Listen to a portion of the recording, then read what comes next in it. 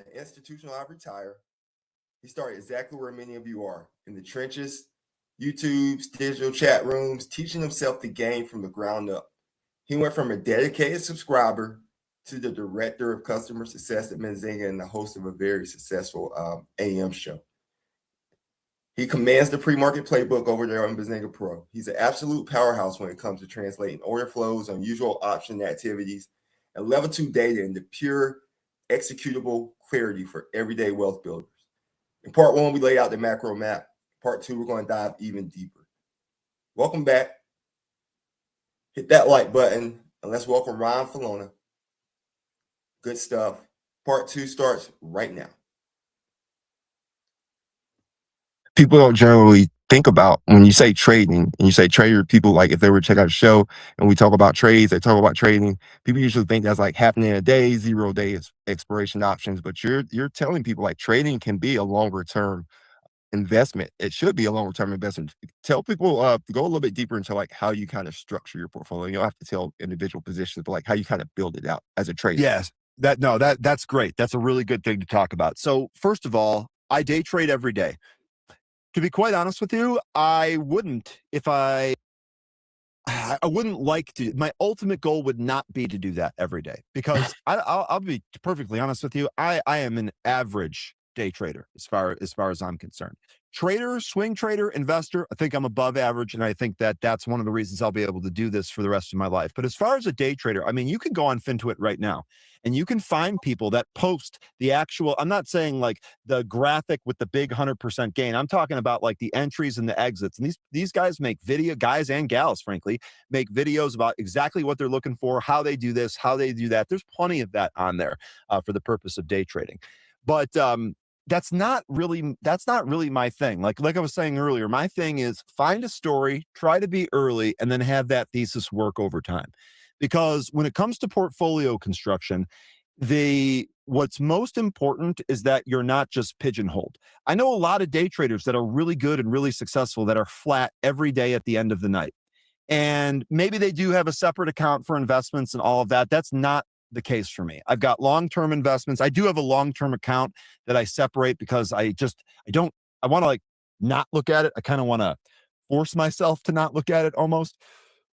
But in my regular account, I have a mixture of stuff. I got stuff that pays me dividends. So I know on certain days when I wake up, my account's going to have more money in it. I don't have to do anything. And I know I'm going to get it. So I have dividend stocks in my account. I have long-term stuff in my account. I have speculative stuff in my account. I do trade options occasionally, although I highly recommend against doing that for newer traders, at least until you feel comfortable. Stick with the stock, stick with stuff that you know.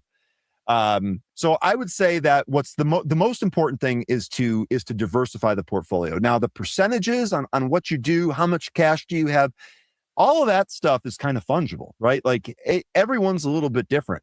So I don't necessarily think that there's a right or a wrong answer there, but you have to have trades of different time horizons. You have to have trades with different thesis, and you have to have just different kinds of stock in a well-balanced portfolio. When in a day where tech is getting absolutely murdered, if you have a tech-heavy portfolio, that's going to weigh on you. And it's like you want to have something else to balance that off. Well, how do you not have 1,000 positions, Ryan, for the people listening? Yeah, so that's another good question. How do you not have 1,000 positions? Well, the first thing is that you learn real quick that you can definitely overtrade. Like overtrading is a thing. And I see this all the time because of the position that I'm at here at Benzinga. I'm often talking to newer traders. And one of the things that I notice is that a lot of them want to be active all the time, every single day. And they want to buy and sell. There's news every day. We want to do this every single day. And it's like, okay, if you can do that, if you're practiced at that, that's one thing. But that's not necessarily better. More doesn't equal better. In a lot of cases, less is actually more, right? In a lot of periods, the less trading I do, the more profit I make because I focus on just the quality positions and I keep those. So you ask me, how do I not have 1,000 positions? I really keep myself disciplined. If I'm looking for short-term stuff, I'm looking at maybe just a handful of different things that I'm willing to hold overnight. If I'm willing to hold a bunch of stuff overnight, they have to be long-term investable, things like Apple or Goldman Sachs or something like that, Tesla, or even SpaceX now. So it's discipline, and obviously you're also limited by funds, right? Like, if you start in this business and you have a $5,000 account, you're not going to have a whole lot of options. If you're fortunate enough to work that $5,000 account up to a $50,000 account, you have a lot more options, but probably you've kind of learned things along the way and you've really kind of focused on things that have worked for you. So I'm a big proponent in being able to know what I own, know why I own it, and then be able to keep track of all of that stuff. More is not always better. And I had to learn that lesson early on. Yeah, Warren Buffett and Charlie Munger, rest in peace, would tell you that. Rest in peace, Charlie Munger, not Warren Buffett. He's still kicking. Tell you that, concentration sometimes helps with your returns. And it can, especially if you're inside the proper position, but it can definitely kill you with your losses as well. Let's take a second here. I'm on the Benzinga site. You can see it, correct, Ryan?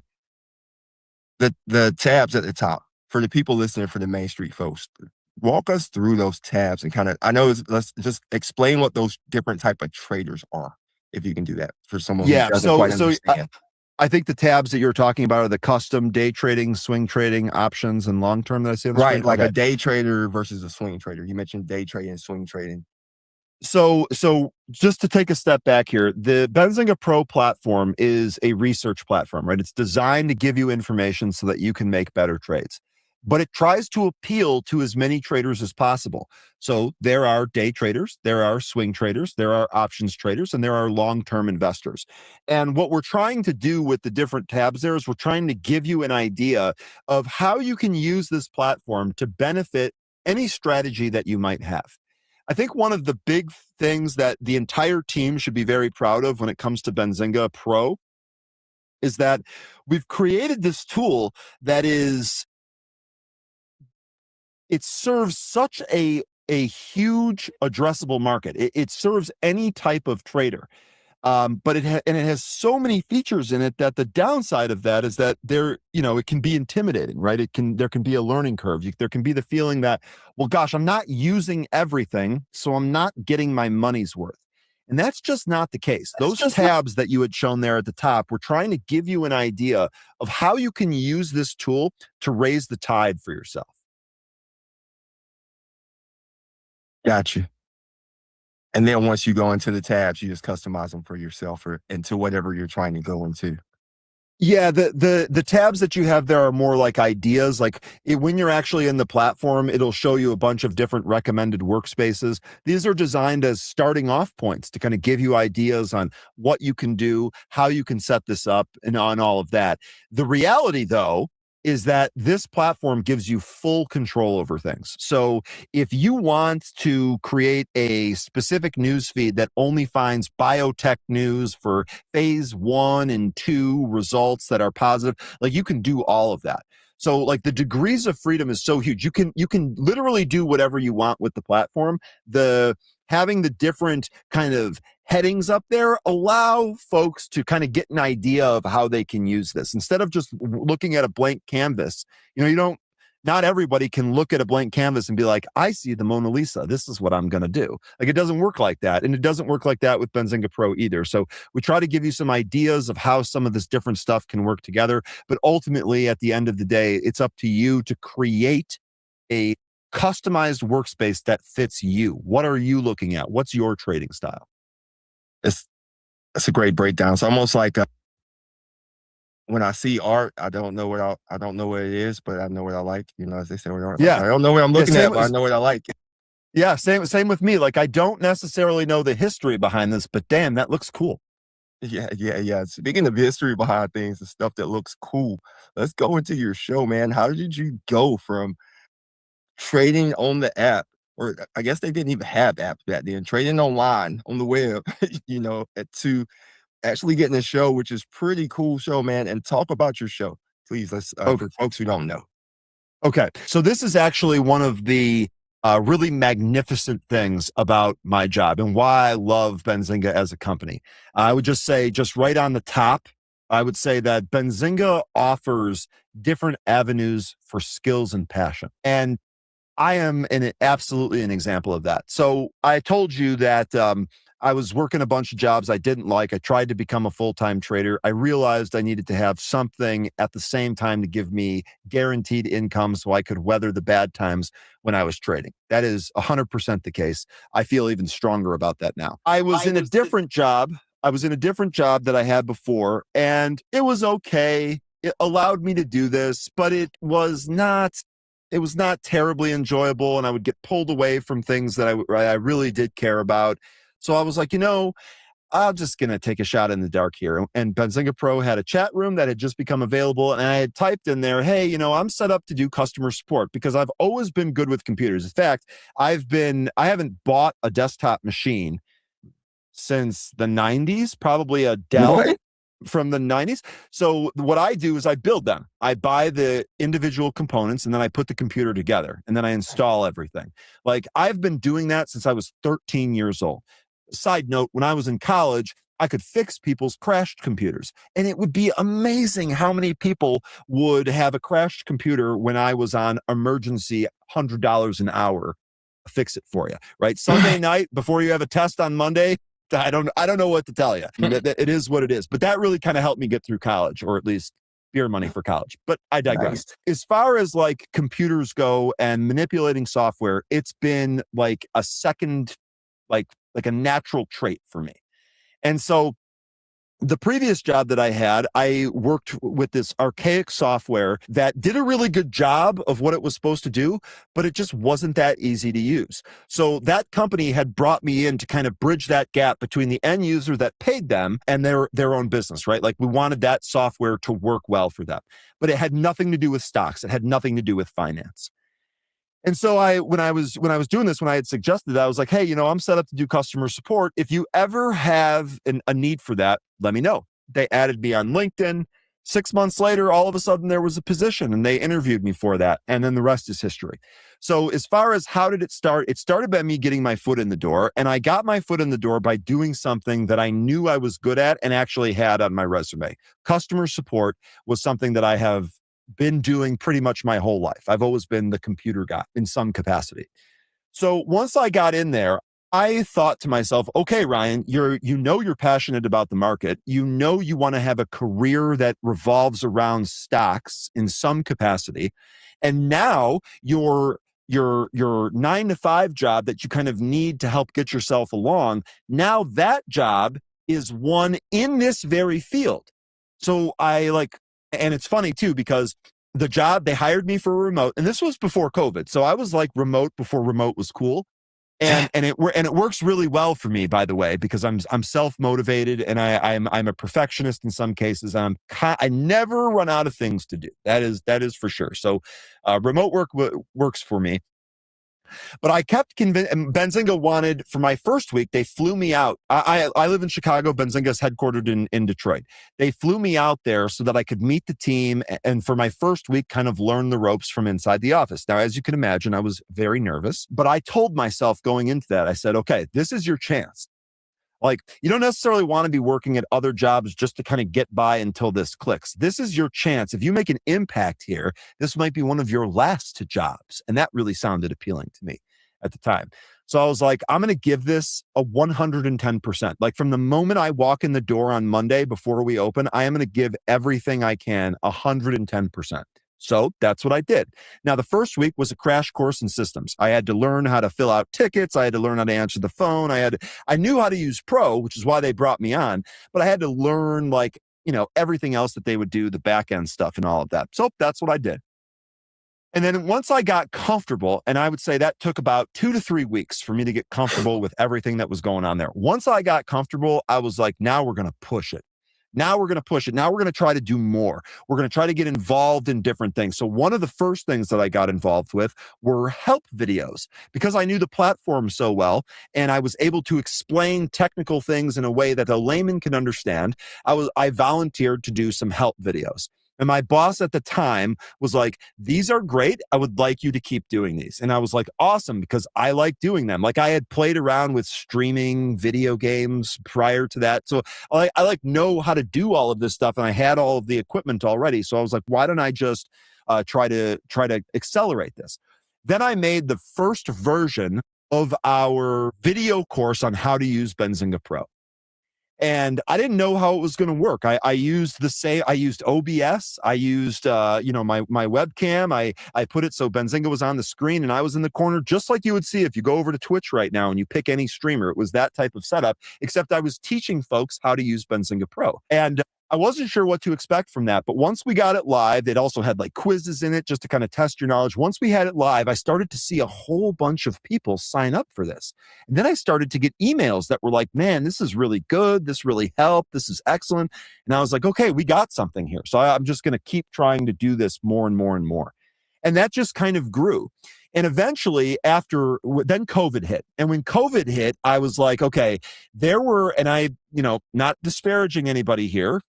Okay. But there were people that lived around the office that would not go into the office because of COVID. I was like, I'm going to take a different approach. I'm going to say yes to everything and I'm going to go and I'm going to make myself valuable. And sure enough, that's exactly what happened. And once we said, hey, we're going to have an on-site, it's optional because COVID, I was like, yep, I want to go. Yep. And when's the next one? Because I want to go to that one too. And so I kept doing more and more, and I kept kind of evolving every day. And that's the one thing that I will say about Benzinga. They allow you to find your stride, especially back in those days.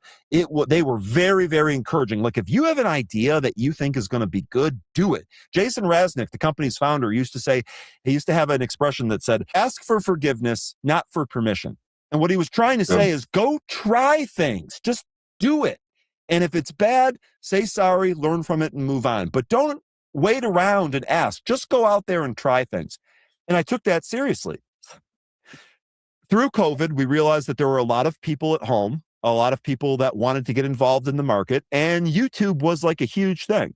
So they actually hired people to do like a YouTube stream and all of that. And I just joined on one day. And as soon as I joined, I was like, okay, well, this is it. This is where I want to be. My co-host at the time was Mitch. I love that guy. I still think he's a great guy. We had a lot of fun. And then it just kind of evolved a little bit more. And I was like, you know what I really need to do is I need to focus on creating a community that's a little bit unique. So to your point about talking about the show, I wanted something that nobody else had. I didn't want to have an alert service. I didn't want to be looked at as a guru. I want our show and our community to feel like it felt for me. Like when I joined Benzinga Pro, I felt that I was joining a team of traders that I was constantly learning from. Learning good things and learning bad things, frankly. But I felt like that feedback loop, like being involved with other people that were doing this was going to make me better. And I stand by that to this day, not just within Benzinga Pro, but in general. And so I wanted to create that on the show. And so I started to think, okay, well, one of the things we're going to tell people is that there's no dumb questions. Like if you get on there and you say, what's an option? I'll answer that. I don't think that's a dumb question. I won't answer it 6 times a show, but I'll answer it because I want there's a perception from folks that are not involved in the market that it's very Wall Street and it's very elitist and all of that. And I've known people that are just regular Joes that make it in the market and then it changes their life going forward. So I wanted to have this feeling that, look, you don't have to be a Wall Street baby. You don't have to be connected to someone at a hedge fund. You can be a regular guy. It doesn't matter what you do or what you're interested in. If you work hard and you pay attention to what's going on in the market, you can make this work for you. And I was like, that's what I want the main core of the show to be. And you know what I'll do in order to do that? I'll share Benzinga Pro because this is the tool that helped me get to that spot. I'm an expert with the tool. And so what we'll do is I'll just kind of show that and we'll show how we can trade. And then I realized that people were having fun. And I also knew that this job, like the days that are good, Marcus, the days that are good are so good. You literally feel like nobody can touch you, like you're invincible. But on the flip side, the days that are bad, you're like rethinking your life. Like, is this really what I want to do? And I realized there had to be like a middle ground in there. And you have to be able to control your emotions. Because if you're like emotionally not right, trading is exponentially more difficult. At least it is for me. I don't know if it's like that for everybody. But if you don't feel good, if your emotions are bad, probably not a good day to trade, especially with any type of size. So I wanted to create this environment where people had fun and people are entertained, but at the same time, they're learning for themselves. So this is why you've joined the show a lot. So this is why I will often, like, we'll be talking about a stock. Someone will say, give me levels for stock XYZ. We'll do it. And then I'll turn around and ask the group, what do you think about it? What do you think about those? What levels do you see? What do you think about this news? Do you like a different peer? Do you have a different viewpoint? And I want to create this community where we can all help one another. And I'm very fortunate because during COVID, 13, my co-host on the morning show that you're asking about, he's just a customer of Benzinga. And he started, like me, at a ground floor. And very, very quickly, I was like, this guy is sharp. This guy is really good at looking at charts. He's really sharp. And when he gets on a task, he like does A+ quality research. I was like, this is a guy in our community from what we're trying to do, from our customer pool that we should try to promote. This is another example of a regular guy. You can do it. You can do it if you put the work in. He's a great example of that. Eventually, I was able to bring him on, and that's kind of where we're at now. So the show I love it because it's basically a reflection of what I'm doing all of the time, but I've amplified it by bringing a whole bunch of other people in it. And now we're at the point where I will get trading ideas from the audience just because we've got so many people looking at so many different things. Yeah, show's great, man. 1 to the 3, 13's good. You bring on guests and show interviews. People need to check out your show for those who have not checked it out. I mean, definitely. We have a great community. Yeah, I don't even want to glean on. Yeah, you defended the community the other day. I think someone got you a little agitated when what were they commenting on? Why are we talking about certain stocks or something? You were like, dude, oh yeah, give it more than a day. Yeah, I mean, well, here's the thing. Like that's the other thing. Like I realized that not everybody is going to trade the same thing, and so I try to keep the show segmented in a way where we're going to be able to cover some of that stuff. I will say I'm a little bit biased against penny stocks. Just going to say that. I totally admit it. But for the most part, like if this is a Chinese $2 micro cap pump, if you think there's a trade there, let's talk about that. And I think what you're referencing is that there are a number of folks that join that are like, why are we wasting time with this piece of junk China name when we could be talking about Micron or Marvell? And like, there's some truth to that. They're not, these people aren't wrong. Like I get it, but at the same time, we're trying to appeal to a broader audience. And it's just, every day when the same stocks are being brought up or when the same thing is being brought up, like I want to keep that spice, right? Like I want to keep that diversity that we've talked about. I would say that I don't know that I'm actually aggravated. I am so lucky with what I am able to do. I'm lucky with where I live. I'm lucky with my health. So I don't know that I'm actually aggravated. It's more just, how do you effectively deal with random people on the internet that you've never met? Sometimes you got to put your foot down. Trolls are they're definitely something. Sometimes you got to ignore them, but yeah, you definitely got to like. It's part of it. It's part of it. You got to be able to like laugh that off, If you don't have a troll or someone in there trolling, you're probably not doing enough anyway. That's right. That's absolutely right. Yeah. So just talking about the show, where do you see the show in like a year and 5 years from now? I know you think that far. Yeah, that's a good question. First of all, it is hard to see that far ahead. I also, sometimes I will consult my magic 8 ball, and even that doesn't do the greatest job all the time. So this is subject to change. Where I see it, what I would really like to do is I would like to continue to be able to add different guests to it. I want to bring different people on from different areas of the trading and finance world. I want to bring on more CEOs. It turns out, I love interviewing these CEOs. I love interviewing other traders. I love kind of picking your brain about what is it that you see or what is it that you think. And again, that really goes back to the ethos of trying to raise the tide for everybody. And I feel like, why would you read a story that you see in some publication? I won't even name a specific one, just generally. If you can hear directly from the CEO himself or herself, why would you not want that? Sure, that you want to get a second opinion, you want someone more experienced, you want to do that, that's fine. But don't you want to hear from the people themselves? So I try to do that as best I can. I try to bring on as many people as I can, because again, for a viewer in the show, I don't want you to be like, okay, the guys on the screen are hitting buy now, so that's what I should be doing. That's not the goal. The goal is, okay, there's information being presented here. How does that factor into a trade? Is this good for a trade? Is this bad for a trade? Is this something I never thought about? Maybe this is something that I should look into. And I think bringing on CEOs that are talking about their forward vision and what they want for the company is a really good way of doing that. So where do I see the show a year from now? I would like to just do more of that. I'd like to have more people in the community that are actually about helping others, or I shouldn't even say that. I should say participating in what we're trying to build. I'd like to talk to more traders. I'd like to talk to more CEOs. I'd like to talk to more people that are involved in finance. I'd love to get guys on like Dan Ives or Gene Munster who have been doing this for a long time and be like, what is it that you think? Tell me what you think. You know? So that's kind of where I see the show going. Oh, cool. I might can connect you with Dan. Like if you're on LinkedIn. Oh yeah, absolutely. Connect us. I would absolutely love that. We'll see what happens. And I heard he's doing his own thing now. I heard he left Wedbush. He's going to do his own thing. Good for him. Yeah, so we're connected on LinkedIn X. Sent some messages. Not like I'm going to his house or anything like that. Don't get it twisted, of course. But like definitely make some kind of like intro.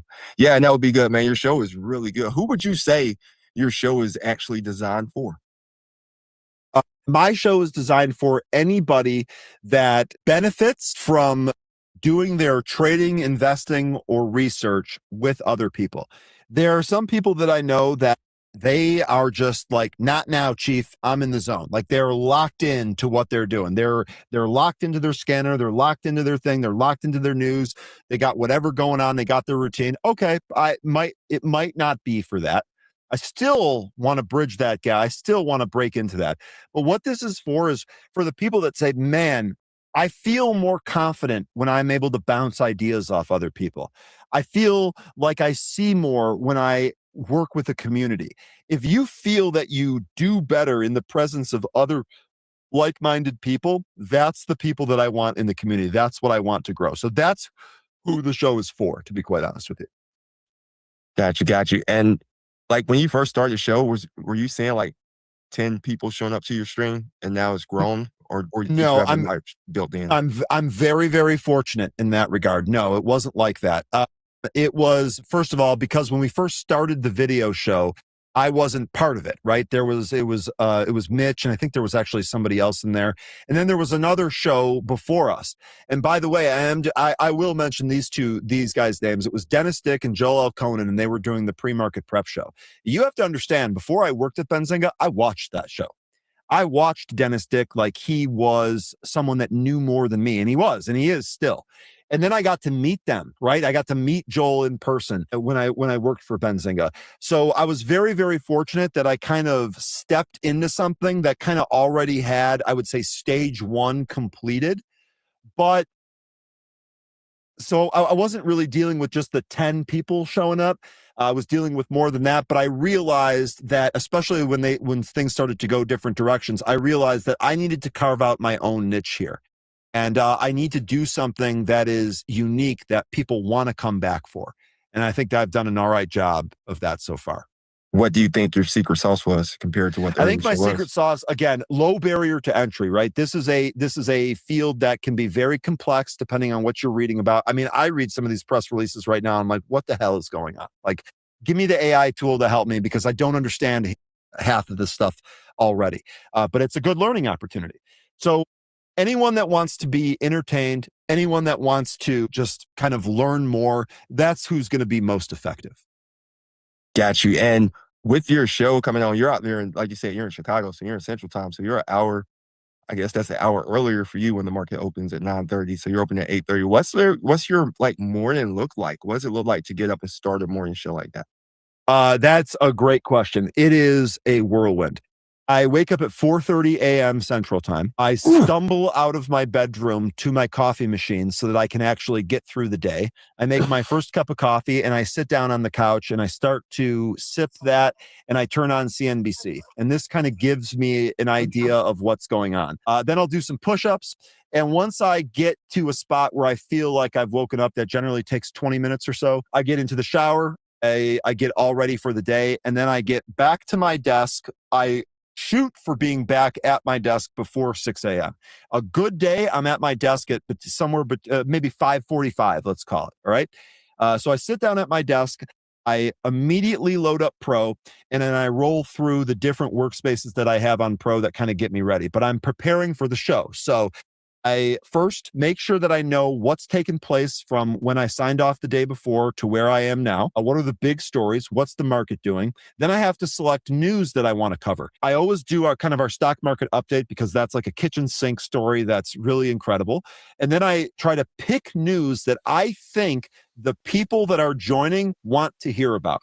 So, for example, things about robo-taxis, things about AI, things about the memory names, these things about drones, these popular things that the audience talks about every single day. When I'm sifting through the news, I'm thinking, the group would like that, the group would like that, the group would like that. And I make sure that I have enough news to get me through the morning, the A block, as we call it. We, as you know, we try to line up different guests for that. So we've got great repeat guests like Tim Melvin, Mark Petrino, Anne Marie Band, these people that have worked with us for a long time that are just absolutely phenomenal, both phenomenal people in the market and phenomenal human beings on top of that. And it's just about kind of getting ready. So when it comes to Benzinga, I take a look at why stocks are moving. I take a look at what the broader market is doing. Then I look for the list of gappers. I say, okay, what stocks are gapping here? Do I see any trends in here? Do I recognize any of these stocks? And then what stocks are new issues, if you will, or have a new piece of news, or I don't really know what's going on. And I kind of separate those. Then I prepare the news for the show. Then I think about my little opener that I try to get a smile with every single day. Then I make sure all of the audio and video is ready. Then I speak with my producer to make sure that we have a understanding of what the rundown is for the show that day. Then we go live. Boom. And then you're only like 3 hours. Yeah, we go live at 7 a.m. Central, and we sign off at either 9:30 or 10 Central. So it's 2.5 or 3 hours every day. And then when you finish that, what do you do? After that, I am at that point. I'm up. I've been 100, and I've been sitting for 3 hours. So the very first thing I do is I get up and I go take a walk. I get outside, I go touch grass, I breathe in fresh air, and I don't want to hear, I live in Chicago, so I don't want to hear any of this, it's cold. No. It could be minus 10 degrees. I am outside getting fresh air and moving around. The human body needs that. We cannot sit at a computer terminal for 12 hours a day, every day. It is not good for your mental health. It's not good for your physical health. So every single day, I do some type of exercise, some type of movement after my 3-hour session, or actually with the prep hour, it's actually 4 hours right away. And then as soon as I get back from that, I dive into what I need to do at work. I answer emails. I answer support tickets. I work with the team here, both on the content team, the video team, the B2C team, which is business to customer, which is our subscriptions. I go over whatever we need to do for the product itself. So we'll have meetings about what we're planning for the next installment of the product. We have team meetings and all of that. So I do all of that work stuff pretty much the rest of the day. And then every Monday through Thursday, we have the happy hour show. The happy hour show is a Zoom call. It's only for pro customers. We want really to keep that exclusive. It is a Zoom call. And this thing, remember I was telling you about Jason Raznick saying, ask for forgiveness, not for permission. This was one of those things. This was born out of that. It was during COVID. Everyone's at home. We realized all people wanted to do was talk about the market. So I figured I got an idea. Why don't I create we'll call it a happy hour, right? And actually at the early days of that, I was encouraging people to bring their own booze to that, because I was like, the work day is over. Let's have some fun. Let's lighten the mood here. So we created this show called Happy Hour, where we basically just shot the shit about what happened. We talked about the day, we looked at charts, we looked at setups and all of that. More and more people started to join. And within like literally the first month, I started to realize that I was getting people that were joining that from all these different walks of life. And I was like, man, there's value here. Like one of the guys that's been joining since COVID is a retired 40-year private equity veteran. Imagine the amount of things he knows. Just for a second, imagine that. So what we do, we have this thing, we had a piece of news about stock XYZ. We say, what does this mean? And he'll, a lot of the times he'll say, I've seen stuff like this before. I know this, I've got this trading idea. We kind of blend all of these different people and their very unique backgrounds into one group where we just talk about stock ideas or talk about what happened. Actually, a couple of years ago, we had a gentleman that worked for Google who was of Iranian descent. And one of the days he was just kind of talking about what it was like. And a couple of the folks in the happy hour asked him about what was life like. And that session turned into a 30-minute history lesson on what happened and how a lot of these people fled Iran back in the day and why and all of that. So you never really know what's going to happen there. But again, that was born just out of just try something. We knew people were at home. We knew people wanted to talk about stocks. So we tried something and it's been running ever since. Man, that's extremely cool. And the history of all of it definitely matters. People more than folks realize, especially when you're investing, when you're learning about community, because you're going to have bad days in the market. The people on Wall Street clap every day when the market closes because they make money whether it goes up or goes down. But individual traders, they don't have that same hedge or back funding to be able to do that. I know I don't want to steal all your time. Just a couple more things I want to talk about. Let's talk about in digital crypto, let's just throw in IPOs and SpaceX. What's your take? What's over there? Where are you sitting over there in Benzinga right now? Because I know there was a shift where people were saying is the SpaceX IPO forcing people to leave Bitcoin and crypto? Is that why we're seeing large caps come down, which even continued today, like you mentioned with the market, we saw semis coming down. So what are you seeing over there at Benzinga? What are y'all hearing when it comes to crypto and IPOs and SpaceX? Okay, so first of all, what I can say with crypto, and I have learned this since I started at Benzinga, there is absolutely an appetite for this. There are people that have worked here, and there are also people that still currently work here that are big on crypto, big believers of this. So you asked me, what do I see over at Benzinga about crypto? I see there is a future here, and it might be kind of wintry right now, right? It might be a little bit of a stormy night right now. When Bitcoin was hitting new highs, 120,000, this and that, I mean, it was wild times. There were a lot of folks that had Bitcoin from very, very low prices. My first Bitcoin buy, by the way, was 6,000. So nice. And I felt late at the time, but that's neither here nor there. So as far as Bitcoin goes, we're kind of on pause right now. It's a little bit of a winter, but there's a huge appetite for it, and it is definitely not off the radar. Now, as far as SpaceX goes and the rest of these IPOs, it is all of the rage. I mean, SpaceX, I think this company 10 years from now could be one of the most influential companies in American history, depending on what happens and what we end up doing. They are just into so much. There's an AI angle. There's a leaving the planet angle, which is still difficult to kind of wrap your mind around. Before, that had really only been done by the government and NASA and things like that. And it's like now we have private companies that are like, actually, we want to go to a different planet and we want to mine asteroids and all this crazy stuff. So to me, one of the things that's so exciting about this job is that there is so much cool stuff in the future. And the SpaceX and some of these other IPOs that we're expecting, like OpenAI, Anthropic, and so on and so forth, it is all part of the same story. The future is going to be incredibly exciting. And we feel as if we're kind of at the nexus of that. So a lot of the people that work here are news junkies too, right? So a new piece of news comes out, they want to be the first to read it. They want to understand that. And that attitude is just kind of pervasive around here. So a lot of optimism, I would say, to answer your question. A lot of optimism. You mentioned that you got in Bitcoin at 6,000. What inspired you to buy Bitcoin? Just talking to friends. I was talking to friends. They were trying to explain this to me at first. I was like, I don't really get why you would do this. And then I watched it go from 5,000 to 6,500. And I was like, okay, maybe it's not just like this fad story or something. Maybe there's actually something going on here. And then I would have my friend kind of explain it to me. And I admit I didn't totally understand it. I was like, decentralized what? There's no paper? Well, what are you talking about? But I started to just kind of watch it. I was like, oh, I'll try it. A couple $100 at 6,000. A couple weeks later, it was 18,000. And I'm like, oh my God. And then it would come back to 7,000. I'll buy a little bit more here.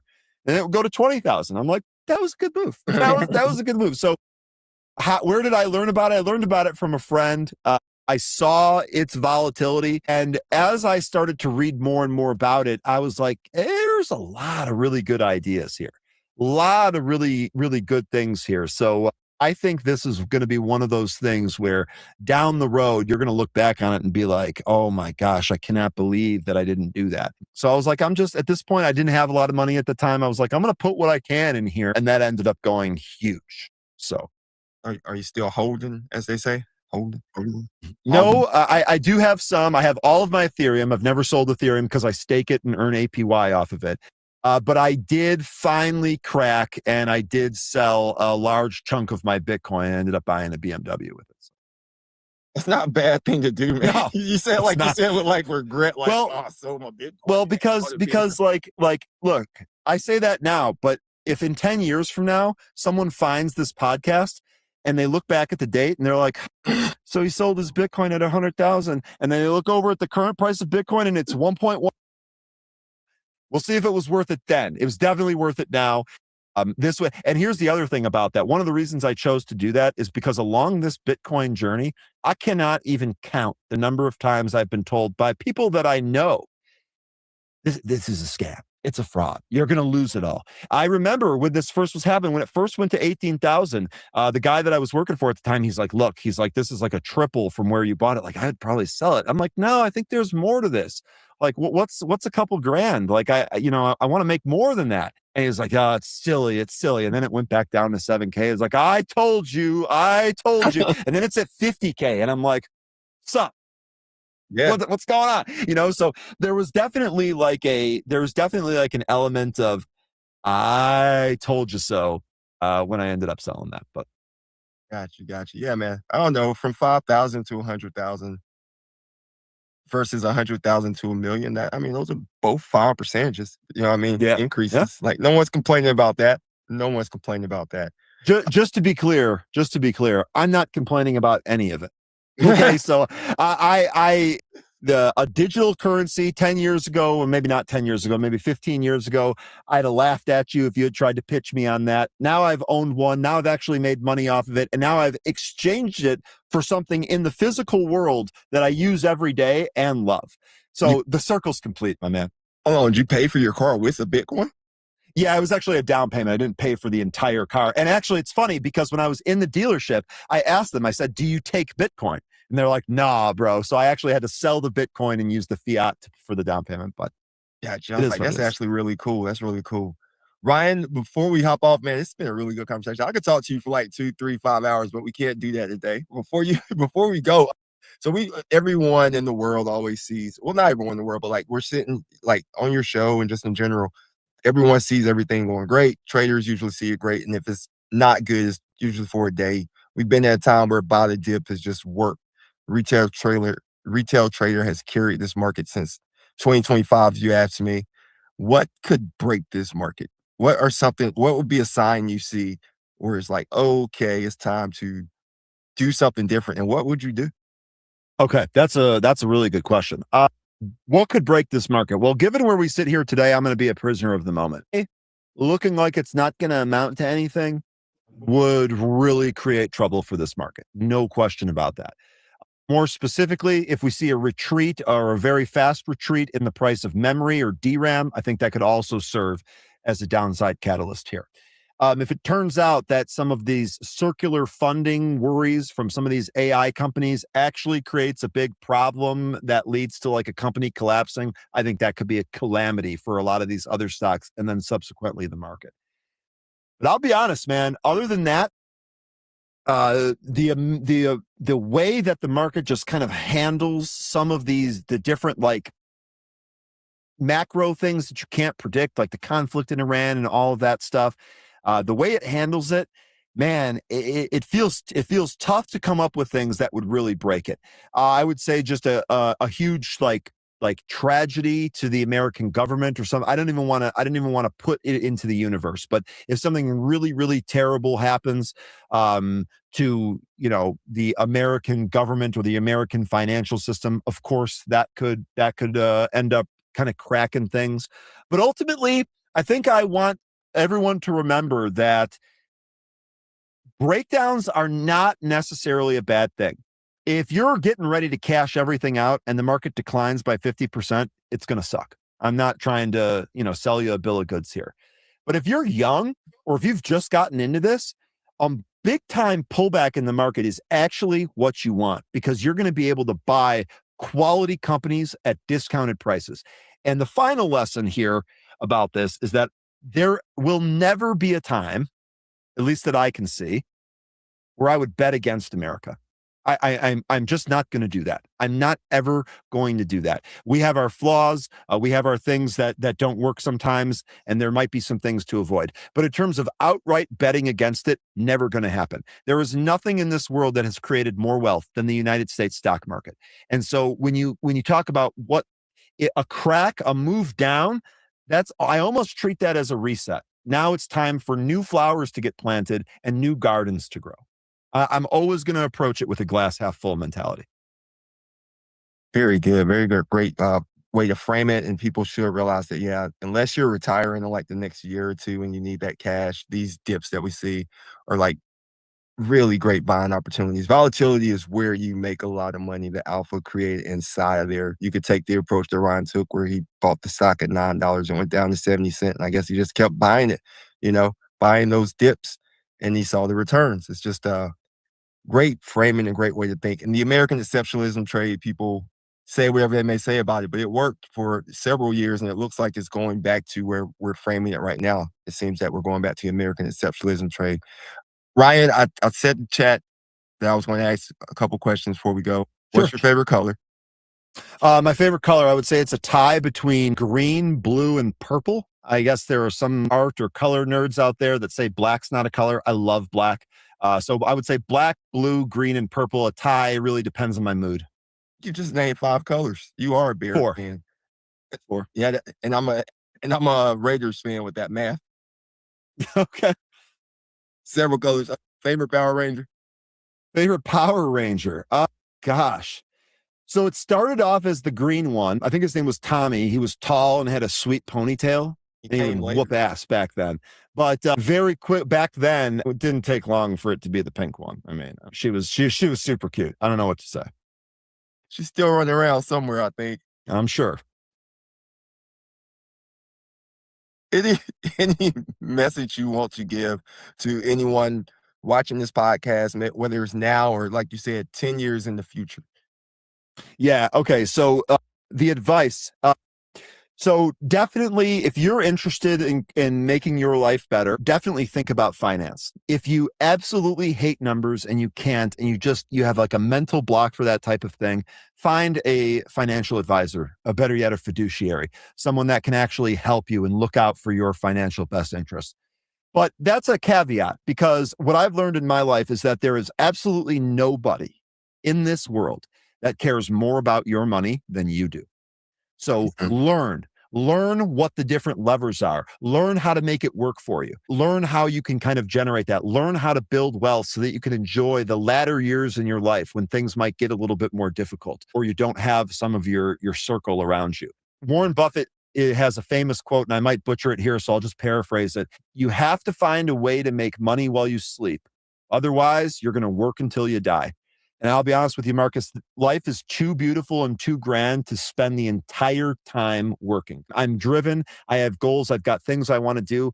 But man, I like enjoying it too. I like enjoying life. I'm given one of these. I want to make the most of it. And so I want to be as active as possible in creating my financial future and giving myself the freedom to do things in my life that are important for me. And I think everybody else should do the same thing.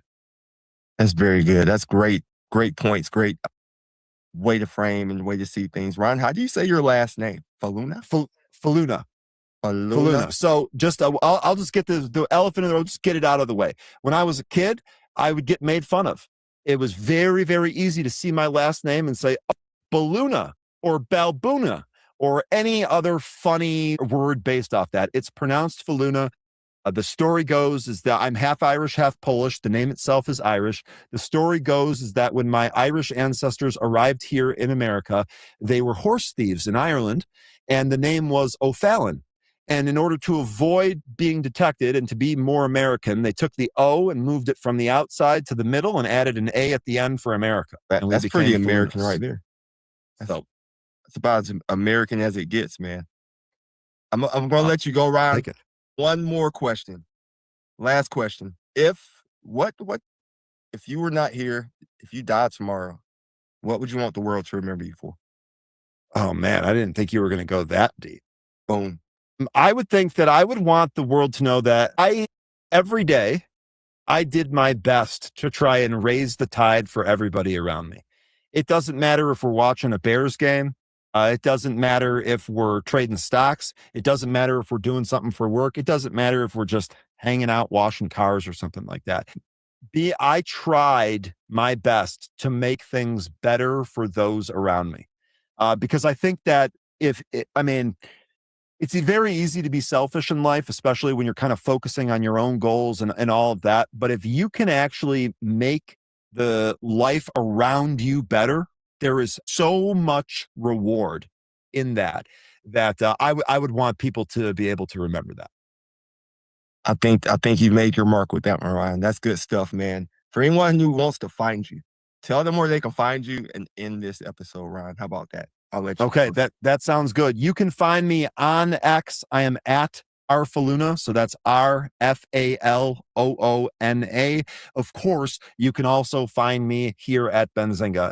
Just type Benzinga into YouTube and you're going to see videos with my face on it. If you join our ecosystem, you will probably see me in some capacity at some point, or you'll be able to talk to me. Or you know what, man? Why don't you just go watch Pre-Market Playbook? www.youtube.com/@Benzinga. You can join our show every single morning. We talk about the market, obviously. We talk about investments, but we have fun. We talk about sports. We talk about pop culture. We talk about life. Come hang out. Come say hi. Main Street Heart meets Wall Street Smarts. Thanks, Ron, for joining us. That's great. My pleasure, Marcus. Thank you. What another great session with Ryan Falona. We just took you inside the engine room, stripped away the media noise, and showed you exactly how institutional order flows, block trades, and unusual option sweeps dictate momentum before it ever hits mainstream headlines. This is how you bridge the gap between Main Street and Wall Street. Now, we didn't drop this level of raw, actionable data just for you to sit on it. It's time to execute. I need you to take action right now to solidify your edge. Hit the like button and subscribe. If today's deep dive gave you a clear view of the market, hit that like button, subscribe to the channel, and turn on the notification bell so you never miss an instant premiere live strategy session. Also, share this broadcast. Don't let your circle trade blindly on old headlines. Share this video right now with at least one investor or trader or family member who needs to stop guessing and start leveraging real-time market mechanics. Please drop your comments below. We want to hear from the community. What specific scanning tools or data indicators that Ryan broke into today or you implement into your game plan first? Drop it in the live chat or comment section below. Ryan and I'll be checking in. Then if you're over on LinkedIn, check out the Wall Street South Journal. It's a great place to get some of my market insights. And then if you're looking to upgrade your financial tools, you can give a trial or check out Benzinga Pro. There'll be a description in the link. Also, Monarch Money for budgeting and budgeting tools to help you clean up your budget and track your net worth automatically. See how your portfolio grows. These are affiliate links in this one, so if you do use them, I may be compensated at no extra charge to you. But Ryan, thank you again for bringing that fire to the show and the community with real execution looks like. Family, the data is in front of you. The tools are in the description. Stop reacting, start strategizing. Remember, you got to make informed decisions. I'm Marcus Sturman Sr., founder of the ABC Squared financial planning firm, host of the Main Street Meets Wall Street podcast. Let's keep building. Let's keep executing. We'll see you next live stream. Remember, Main Street Heart meets Wall Street Smarts. So much on this channel right now. Share it with someone. It's an outlet. Thank you, Main Street. Community of viewers and listeners that I have will agree that they want to make money, they want to live well, but they also want to have a positive impact on this world. So because of that, I've had episodes about, giving money, giving back, having nonprofit, you know, people who run nonprofits that are really interesting and why they do what they do. And, I think it inspires us to look at, hey, I don't just want to make enough money for me and my family. I also want to give back to my community, or I want to give back to causes that matter to me, because that's fulfilling, that's purposeful. And when you stop working because your job is often so closely tied to your identity, there are a lot of people who retire and suddenly find that, there's something missing. There's an emptiness there, or they don't know what to do with their day because they're not going to work. They don't have the respect that maybe they had while they were in their job. And you go through an identity crisis. Inspired Money, we're kind of exploring those things. It's like, why is it important to take the time to identify what is purposeful to you? What fulfills you? I think that those things do matter. And then the live more part, that got really interesting because suddenly I had episodes talking to classic card collectors, to wine aficionados, to watch collectors. Like, these are things that the show had never ventured out to. But it is a lot of fun when you get like sommeliers and chefs together talking about food and wine. I don't really drink alcohol. I'm not much of a wine drinker, but I have to tell you, when you go have dinner with chefs and sommeliers, everything tastes better. These people are so passionate about food. You can't help but to sort of get sucked into that, and it elevates your life. I think that's what Inspired Money is all about. So it's like what your money is inspired by, or what you're inspired by your money. It's just a lot of great things all inside of that. Yeah, I mean, I think it comes down to, if I can sum it up into one thing, like, money is a tool. Like, we talk about money a lot. People want to make more money. We all think about, well, I would love to do this thing, but, I want to give back. I want to donate, but I can do it when I make more money. I think the fact is, start now. Even if it's just a little bit, even if you just donate $1 towards a cause that matters to you, donate that $1, because forever you're going to say, the goal is a moving target. And we're always going to say tomorrow, tomorrow, tomorrow. I think it's important to start today because we don't know how much time we have on this earth. It's important to try to do the best with our money as possible. And that comes down to, what are those basic things that we talked about earlier in the show? How do I make sure that I'm spending less than what I make? What matters to me? How do I make a positive impact? How do I give? How do I help people that matter to me? Because wealth isn't just about money. Money is a tool. You have to figure out what you want to do with your money, and what is the money serving? Like, what's it for? Because if you're just accumulating for the sake of accumulating, it's not going to give you happiness. And I think life is too short to live without happiness. You got to figure out what matters to you. If it's your family, then you got to figure out, how do you spend more time with your family? We talk a lot about it's better to spend on experiences than on material things. And I think that aligns with that as well. It's like, go travel, go see the world, whether you're doing that now while you're younger or while you're in retirement. But those are the things you need to think about, because it's like, how do you want to enrich your life, and what's the money for? Right.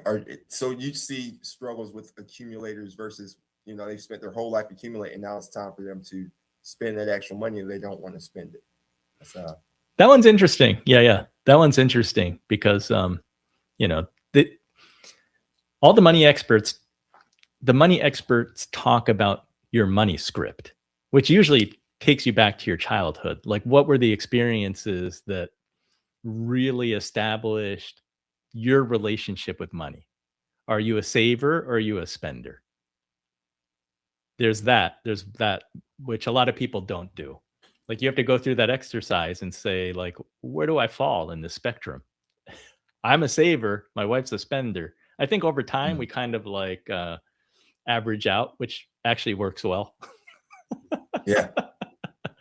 So it's good that we're different. But yeah, I think it's important to know like who you are, why you are that way, and then try to figure out like maybe you don't want to be so extreme. Like me penny pitching to the extreme is not the best thing. So I have to learn how to spend money sometimes too. And you know, my wife, she was like the other way. She's like, she realized that she was like spending for emotional reasons. Now she's like, I really don't need those things. So she's not spending anymore. And then I think that what's interesting is that the transition from working to retirement is huge. I mean, just mindset wise, you're going from getting a paycheck every month, you know, they call that accumulation phase, to stopping working, and then your decumulation, you're spending your nest egg. And that's a big shift mentally. That can be very hard for people. Anyways, so many money topics, and yeah, I think that we can't solve it all in one episode. Got that right. And we're not even going to try. But you have like I said, plenty and plenty years of it. I want to take a couple minutes and address some of these questions that were asked. I want to share it with my screen, but my bandwidth apparently decided that's not going to happen. Or maybe it's because it's streaming through that live event. I don't know. But there were some comments, some of the questions. I want to see if I can pull them up and maybe ask you a couple of them real quick, Andy. I don't know if you've had a chance to see them. You know, I tried to take a look earlier, and now I can't. No, I can't find it. Okay, so I'll just read some of the comments. Addressing the gap in financial literacy is crucial. However, actionable steps need accessibility beyond just the live show. So that's what I was talking about. Another one that I thought was, they're all good, but it said, how do you plan to measure the impact of bridging this financial literacy gap during the broadcast? We're going to measure it by seeing if our viewer or listener today can just do one thing this week. Just pick one thing. And I'll assign one thing. Marcus, maybe you can give an idea. But okay, I think go back to what I was saying about, you know, tracking where your money is going every month. You know, just this weekend, today's Friday, whenever you're listening to this, like over the weekend, sit down and just take like 10 minutes. You can look at your credit card bill as like a good exercise and just see where's your money going. You know, see how much is going towards food, how much is going towards housing, see how much is going towards transportation, and, you know, try to get a baseline. Just start tracking. Okay, that's a good one. I like that. One of the 4 things to track. I do have one. I'll give you one. And this was from Ashley Kwame, who I actually saw on your show. See, right? So it all comes back. The money date. Go out and have a money date with your spouse or significant other. And it doesn't have to be like a full-fledged money date where you're going deep into the financials. If you've never had a money date before, just go out and start having those conversations about what you actually see, what you want. Or is one a spender? Is one a saver? Are we retiring in the mountains? Are we retiring at the beach? Like, these are things that people really don't even think about sometimes, and they'll retire. So I'm going to offer the money date to people. Yeah, I got one more, since I actually have to do this right now, and I really don't like doing it. One of my guests suggested to me that once a year, you should take a look at your cable bill, your auto insurance, because if you don't get quotes, the price just keeps going up every year. So I don't remember which guest, but she told me she usually does this at the beginning of the year, like in January, she'll go look at some of those recurring bills and, call the cable TV company and say, hey, can you give me some, like, any promotions to reduce my bill? She just asks, and usually they say, oh yeah, we can give you this $20 off. We can give you this like $10. So we'll give you $30 off. Easy, right? Like one phone call. And she reduced her monthly bill by $30 just by asking. I mean, if you really want to do more work, you could go look at the competitor and see, because usually they have the best. All the companies have the best promotions for the new customer, not for the loyal customer, which is unfortunate, but that's the truth. So if you really want to do the work, you could go look at the competitor and say, what promotions do you have? And usually those are pretty good. You might end up switching, which can be a pain, but you can save money. The thing that I don't like to do right now, I need to, I have an auto renewal coming up. So I'm trying to get quotes. This is a headache, but it's necessary. I think the potential to save money and get better coverage is real. And it's something that I need to do. I have not done that annually, but to do it annually is a great tip. And when you go through tracking your bills, you might find subscriptions that you're just not using anymore, right? Whether that's like magazine, that's like old school, but maybe you don't need 5 streaming services. Like, go turn one of them off because you haven't watched it like in 6 months. So anyways, that's why it matters just to track and see like where your money's going. But I love your suggestion about having the money date, because I think, if you have a spouse, this money thing is a team sport. It's not just you. Like, you need to be aligned with your spouse. And I mean, relationships, it's all about communication. So money is a big one. I mean, we know that the data says that a lot of relationships have conflict, and it boils down to money. So have those money conversations before the problem grows too big.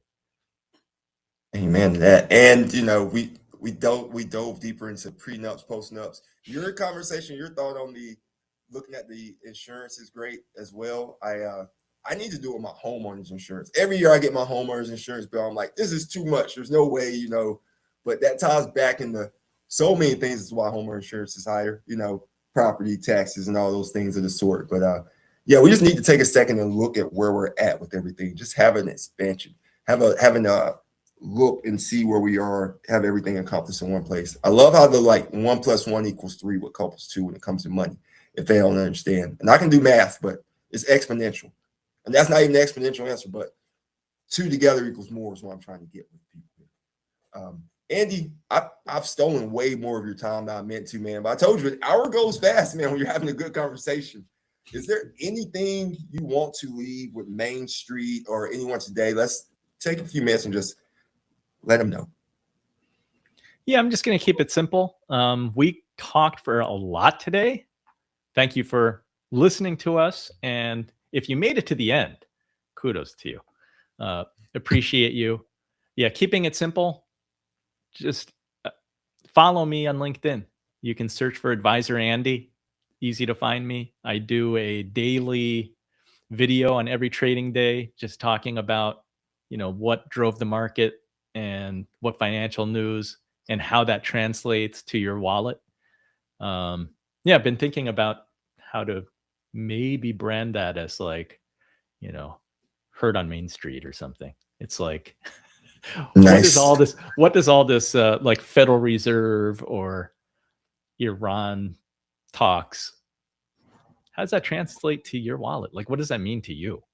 And yeah, I try to just do like a summary in 90 seconds or less. So follow me on LinkedIn or find me on social media, and would love to have your follows and comments. I think that it's really interesting to have engagement, because the conversations can continue in the comments. Absolutely. Hope people leave comments and suggestions for this one as well. Man, such a great conversation, such just rich topics, and you gave such great answers. Hopefully people gain something from this conversation. Go check out Andy over on LinkedIn. Check out the YouTube. What's the YouTube? Where can they find you on YouTube? Inspired Money. Yeah, it's YouTube/@Inspired Money. So just search for Inspired Money. You'll find me. We've got lots of, you can get the shorts there. You can get our live stream there. Gosh, the shorts are like 90 seconds. The live streams are like 90 minutes. But that's where you get like a panel of 3 experts plus a one-on-one with an author. We've been covering a lot of cool stuff. So, and I don't know why I have all these side projects. That's my daughter's joke. She's like, "What are you doing now?" And if someone wants to come work with you, what if they love what they heard today and they're like, I want to work with Andy? Yeah, go to runnymede.com. My firm is Runnymede Capital Management, fee-only financial advisors. We help with retirement planning, help with investing. Just gonna try to help people with their money and make sure that they're reaching their goals and objectives over time. Very good, very good. Well, I just want to thank Andy Wang for coming on. It's been a really great conversation. Hopefully we can do this again sometime so we can all just sit down and talk again. Maybe come over on your show or something. It doesn't matter. But thank you, Andy. Thank you, everyone who tuned in. Like, share, subscribe. Check out my channel, Andy's channel. Remember, we're doing this to share it with the masses. We also have businesses. Mine's the ABC Squared. That's my financial planning firm. His is Runnymede. So check us out. Main Street Heart meets Wall Street Smarts. We'll see Thank you, Marcus. Yeah, subscribe to this show because Marcus does a lot of prep, and it's not easy running a show consistently. But Marcus, great job.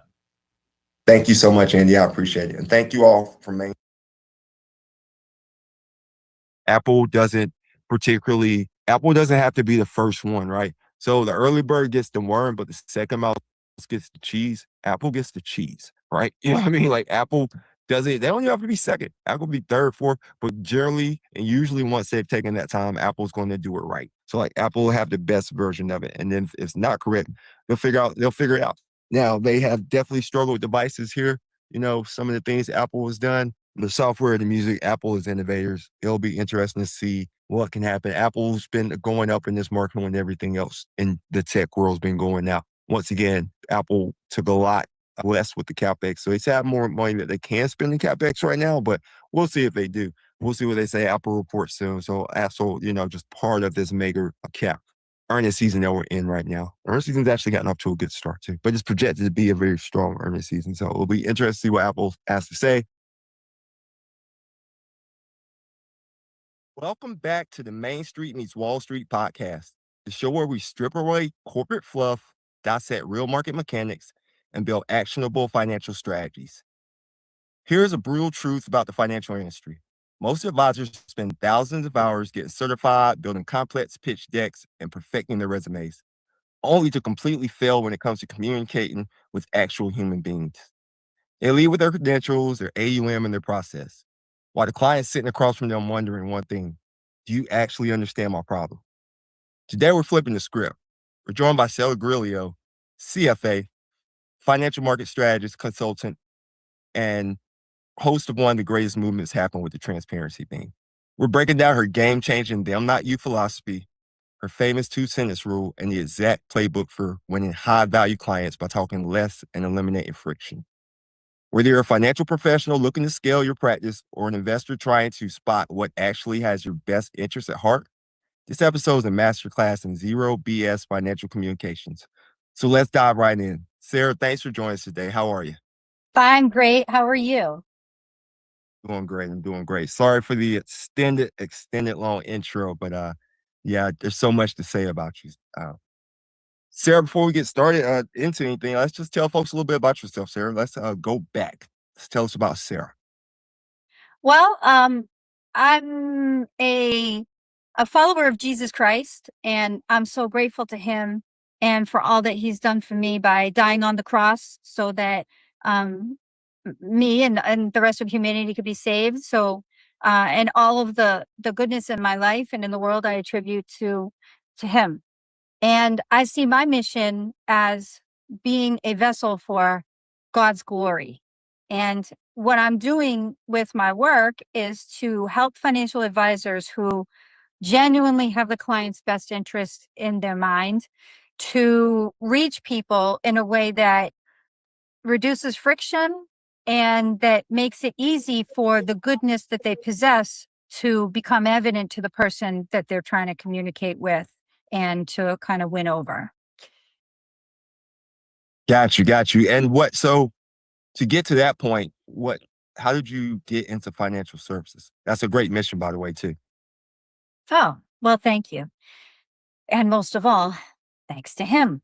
So when I was in college, I had this horrible job, which was very humbling, but it was horrible. I had to be a waitress and wear one of those like horrible tuxedo uniforms with a bow tie. And I was coming home from work once and I saw, it was in downtown Boston, and I saw that there was a building with glass walls, and there was a ticker tape, video of a ticker tape, the stock exchange. And I was fascinated. I stood there staring at it. And that was formerly the Dreyfus building in Boston, which Dreyfus got, Dreyfus mutual funds. Back then there were mutual funds where mutual funds were the big thing. And I just had to know everything about it. I was really curious. So I started reading the newspaper, the Boston Globe.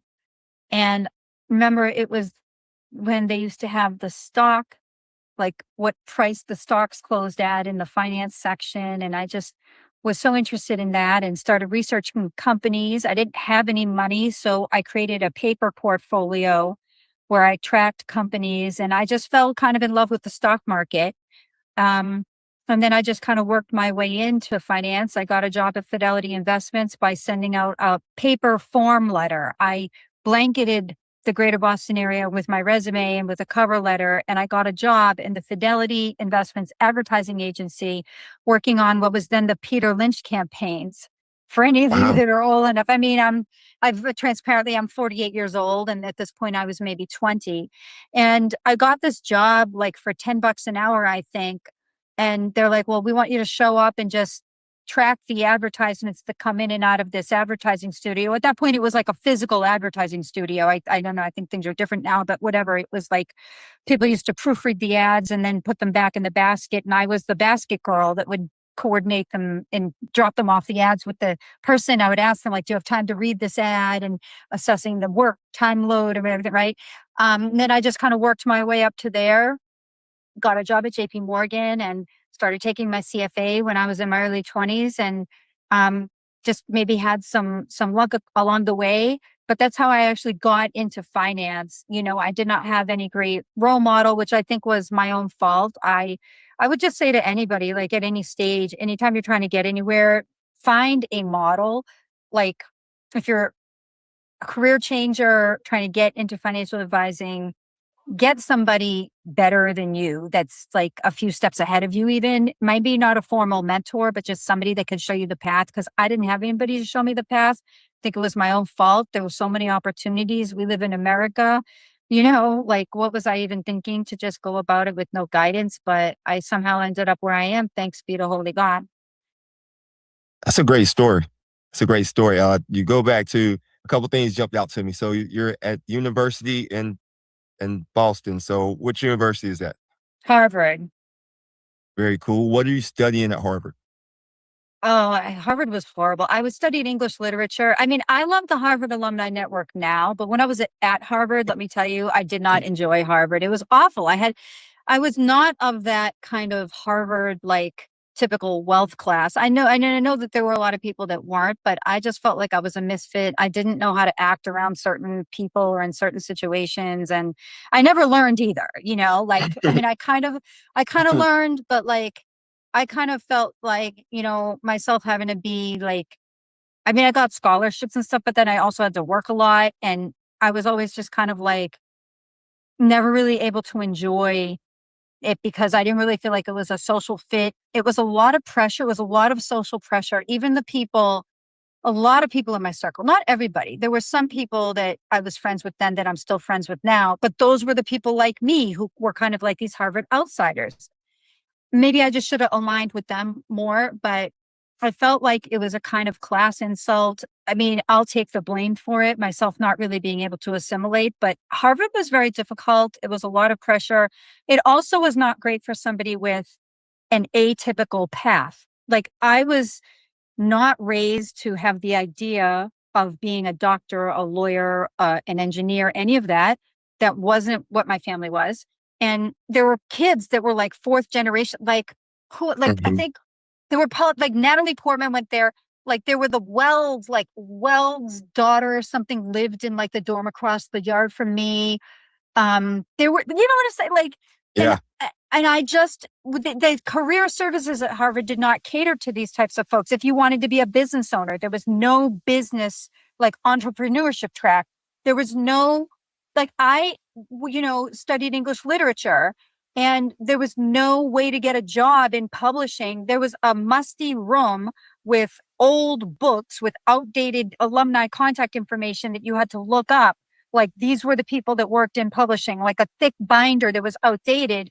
And they had no like phone numbers for a lot of these people. And you just had to kind of make your own way. And it was like, there were so many obstacles. It was like swimming as a fish upstream in a muddy stream, whereas like if you wanted to be a banker, if you wanted to go into management consulting, they definitely were funneling people in that direction because there were recruiting programs. There were like career coaches that could guide you if you wanted to do that. They just made it very clear, like, if you want to go in this direction, going to medical school, law school, management consulting, or investment banking, not even investment management, by the way. Like, Fidelity came to interview for like one job, or hedge fund if you were at that level.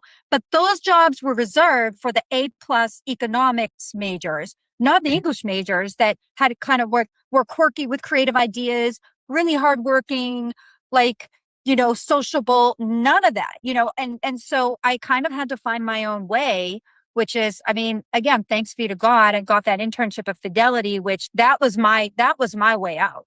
I mean, I knew people that didn't even get that and wound up like, I don't know, having to go back to graduate school or just were kind of directionless after they graduated. But that was one thing. And I've spoken with the Harvard Office of Career Services. They are of no avail here. They are under the impression that everything is fine and that everybody gets a job. Like, I remember I had like an interview with somebody from Harvard, and they were like, well, we don't ever see a large gap in employment between the economics and the medical school kids and the like just normal kind of Joe Schmoes like me, right? Like, we don't see any of those. We don't see that. That's, everybody does fine. And the average income when they graduate is this or that. And like, it was just completely no avail there. So, well, if I had to go back in life, I think I would have rather gone into the military or done nothing. And it probably would have been better off than going to Harvard. And that's not an opinion you hear very often. I'm not trying to be negative. I'm just saying, like, this is me, real talk here. But it taught me a lot about substance, and it taught me a lot about being real, and it taught me a lot about, in a way, entrepreneurship, because that was the first time I ever had to be an entrepreneur. You would think, oh, well, you go to Harvard, graduated from Harvard, like it was all laid out for you. But the fact of the matter is, it was actually a lot harder going to Harvard than I think if I had gone to like, maybe a state school where it was assumed that not 30% of the class was going to be going to Harvard Medical School. And it was a little bit more down to earth in terms of, here's what the average student is going to face when graduating. But I don't know. I didn't go there, so I don't know what the opportunities would have been. Wow, that's a great breakdown. That's definitely juxtaposed to what most people would think when you hear someone with the Harvard. People usually think that's all great, But like you said, the connections on the backside, you feel like you've used the foundation better now, later in life. And you said you would change it, but like you said, his way is the path that you're on, so you wouldn't change it. Maybe you would, but you wouldn't be where you are right now. So, and we're exactly where we're supposed to be. Correct. Another thing, speaking back to the earlier days in Boston, I noticed you're a CFA. I seem to connect with a lot of CFAs, right? Chartered Financial Analysts, right? Yeah. I seem to connect with a lot of y'all, and we do a lot of conversation. I love the analytical part of it, but you're a writer. So are you an analytic as well? Like, how did you decide to go into the CFA? Let's dig into that a little bit. Yeah, I know I'm weird. I had this job at JP Morgan writing RFPs, writing responses to RFPs. And I was just doing networking. And because I actually had this good boss that I am still in touch with to this day. He was a nice boss. He hired me right from when I was in Harvard. We had a phone call, and because I applied for the job over the internet, over the Monster board, monster.com. Remember what a relic of the past that was? And he interviewed me I was like, there was like a drinking party or something going on the next room. I'm like, everybody shut up. I'm on the phone with a job. And I had this job interview. And years later, I would laugh hilariously with him about this. I was like, do you realize what was happening the first time we ever spoke on the phone? Anyways, so he was actually a wonderful man. And he said to me, look, you got yourself into JP Morgan. Now, I don't want to see you here on lunch break. He gave me lunch break. He was such a blessing. He's like, I want you to go on lunch break and talk to everybody that you possibly can at JP Morgan, because those are seeds that you're planting for later in life. Thank you. This was a godsend, right? And he even introduced me to some people. What a beautiful blessing that was. Nice man. Anyways, so I was always eating lunch with people from all over they called it the bank, because it was Chase Bank I originally got hired into. Right after I got hired into Chase, someone from JP Morgan, they merged with JP Morgan, Jamie Dimon took over. Okay. So It's a crisis. I was just networking like crazy, and that definitely paid off, because I met with this one guy from the performance analytics team, and he was taking the CFA, and he's like, you should take something. You should take this. Like, are you interested in portfolio management? And I was like, heck yeah. Cause I had always, remember I loved stocks, and I was like, okay. And I remember I took the CFA. There was another person in my group at that point that was interested in the CFA as well. And we kind of took it to, kind of studied together and took it. And I think I passed barely. But I think a lot of people pass level 1 barely, but I just almost didn't even make it because my scores were like so on the border. I passed the ethics section. The ethics is the decisive section. If you are borderline and you fail ethics, you fail. But if you're borderline and you pass, then you pass the CFA exam. And so I passed it.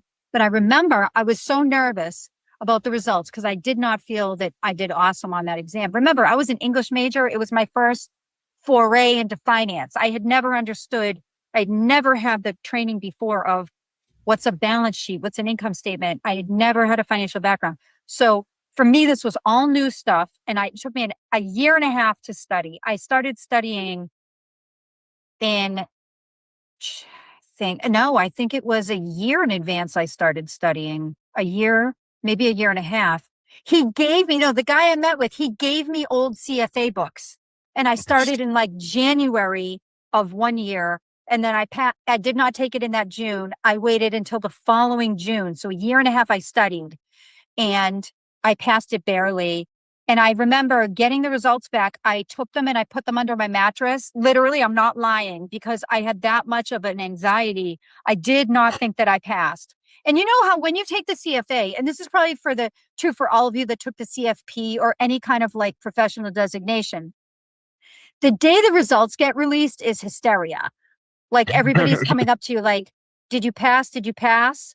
And I just had no answer on that because I was like, I don't know. I put my results under the bed. I refused to check them until everybody was like not asking me anymore, until the hype was over. And then like, I think it was somebody said, like, you could say, I'm a candidate for the CFA exam as long as you had paid the fees and were intending on taking the exam. But after the exam was over, you could not say that anymore. And so somebody said to me, like, look, you can't say that you're a candidate for the CFA exam anymore, Sarah. You have to either say I passed level 1 or say nothing, but you can't still have this, like, you can't keep telling people this. And so I was like, okay, I guess I need to check. It was like a month later. And I remember I checked it and I was like, I couldn't even believe it. And like the person I took it with, he was kind of competitive with me and like really maybe like not the nicest person in the world, to be honest with you. But he was like, well, are you sure that these results are right? Because he's like, to be honest with you, he even said, he's like, I don't really even believe that you passed it either, Sarah. Maybe you should call them. And so I called them up and I'm like, are you sure these results are right? And they're like, what's wrong with you? Of course, we don't make mistakes like that. Like, we don't tell people they passed the exam. Are you nuts? And I mean, it just, I guess what I learned from that is like, sometimes, you can be your own worst enemy, but if you are your own worst enemy, expect the people around you to be your enemy too. That's what I learned, especially the ones that are closest to you, or the ones that like just, and this is even a fact. I think I haven't learned this lesson well enough, but like the ones that are closest to you, be careful, because those are the ones that when they get closest, they can not just backstab you, but they can front stab you when you let them close. Yeah. Yeah. That's very interesting perspective. Yeah. And you're the result of like your 5 or 10 closest friends in your circle. You eventually either go up or go down based on them. That's a very interesting take on friends and circles. I love it. I love that stuff. The CFA, obviously, just for learning. So you were learning with the CFA. How did you evolve from the CFA, and you were at JP Morgan, you said, to uh, what a lot of people don't realize now, the them, not you, like, playbook, that's a Totally. big thing for you. Yeah. I mean, I would just say that Harvard again, and maybe even the CFA, was probably like the worst training I ever could have had to be successful in business, not just as an entrepreneur, but in my job, in any context, or even socially. And I didn't really realize this until I had children. I have now 4 children under 5 years. Well, I had 4 children in 5 years.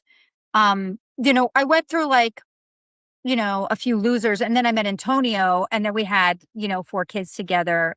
I mean, because people would consider later in life, like at age 36, I had my first child. But one of my children is gifted with ADHD. And I say it that way because I believe although society would label this as like he's dysfunctional, it's a disability, I don't use those words. I think I did actually believe that at one point, but what I've come to understand is that this is a gift given to him by God. And I always tell him all the time, I said, you were made a little different, but God made you that way because he has a very special and different mission for you. And raising him, though, it's been an exercise in them, not you, because it's taught me, my child is also on the autism spectrum, my second child, my son, and did not speak for 2 years. The first 2 years of his life. And everybody nonverbal. And that was what taught me them, not you, because I couldn't just say something and leave it up to him. I had to look at life like how he would look at it. So when he got a little older, he got to be 4. He was 4, and he was in school. And this was before we got him into special ed, because he hadn't really been diagnosed until 3 or 4. And he was playing one day. He was stacking up all these pennies. He was always fascinated by pennies. And then we get into school, and I'd say to the teachers, how's my son progressing? They said, well, Sarah, we really can't teach him until he gets straightened out with his attention span. It's useless. We can't do it, Sarah. They said, he doesn't even know the difference between a penny and a dime. We asked him, is this a penny? And he said, no. And I said, well, but that's interesting, because he was placed with pennies at home. So we're at home, and I said to him, Ziggy, that's his nickname. I said, Ziggy, how come you told the teachers that those 2 pennies that one penny was not the same as the other penny? They're both pennies. And he said, no, Mom. He pointed to the serial number on the penny. And he said, different. And now I understood, you see, that because they weren't, those 2 pennies were not the same. They have different, if you notice on a coin, there's a serial number. Yeah, goodness. Who's looking at that? Yeah. Nobody, right? Like an autistic kid with ADHD. And so it taught me, like, I really have to see the world, stop talking. I have to stop talking, and I have to observe him, and I have to see the world like he sees it. And I am so, like, woefully short of what I need to be as a parent to my child. I will admit that. I will never be a perfect parent, or even a good parent, probably. But I would say that has been very instructional for me in how we relate to each other as human beings. Because, and again, I would never say that I have mastered this skill at all, But the ability to detach from, first of all, your own agenda is a godsend. It's a blessing to the people that you interact with. The ability to surrender your agenda, to surrender your cognition, and to say, I'm going to try to look at it as the world sees it, not as I see it, is the cardinal skill of marketing. If you can do that, you will be a better marketer. And I don't care if you have the best website, you think you have the best marketing materials, you think you have every credential in the world. The person that succeeds in business, and I wish Harvard had taught me this, I wish CFA had taught me this. The person who succeeds is the person who gets it done. And the person who gets it done is quite simply the person who sees it from the point of view of the recipient of the action. And that's what having an autistic child taught me. And that's what a lesson I think I learned way too late. So when I talk about them, not you, I talk about everything, and especially in financial services marketing, not being designed correctly and having to be reconfigured. So for example, on the website, you see themes like if you look at the banner of homepage of anybody's website, what's your retirement dream? Or painting your ideal life using financial methods, right? Like this is, or get the life, we help you get the life that you want. With right? the lighthouse All in of the these, background. the lighthouse or the couple sipping champagne on the yacht, right? I guess these are supposed like high class, upper class kinds of motifs here. But I think we're missing the mark because, I mean, does anybody know, or feel like we are a family office? Does anybody listening to this podcast know what a family office actually is? That term, it's like personal CFO. I'm the quarterback. We help you realize your retirement dream. What does this mean? Marcus, what does family office mean? How would you define it? Family office, it could depend on if you're managing other people's money, then you decide just to manage all your people's money, like inside your family office. But people really abuse all those terms, like you said. So, and that's great, like breakdown. One thing I do want to mention, your son, you said it was your son, right? Ziggy's your son? Ziggy. Correct. Your son taught you how to ask the proper question. That's like what people miss. Like you have to learn how to ask the proper question. So with what you just said, all those incorrect phrases, how can we help business owners and Main Street people? What should they say instead?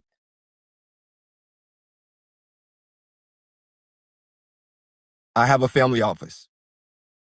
Okay, so let's say you are a family office. We'll role play. Yeah, we'll role play. And so you come to me and I'm going to help you with Marcus. Okay.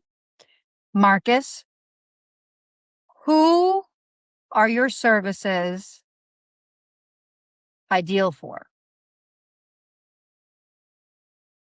Anyone that can fog up a mirror, people who are retiring, people who are gaining money, anyone 20 to 65 with, 100 to $1 million in assets. Right. So that's the first thing is that, right? Is that these, if we're in the business of we'll take anything that we can get, right? Then I think that's something that's confusing for people in the first place. So I don't really see it as very specialized to work with somebody that has $100,000 and then also work with somebody who has $5 million because there could be exceptions, but really this is a different kind of a skill set. So I would tell anybody, focus as much as you can, because that's where you get into really living and breathing what reality is for the people that you want to help. And you can't do that for 8 different subsets of people. Maybe if there are 8 different advisors at your firm, but then there should be 8 different websites. There should be no articulation of like one value proposition for 8 different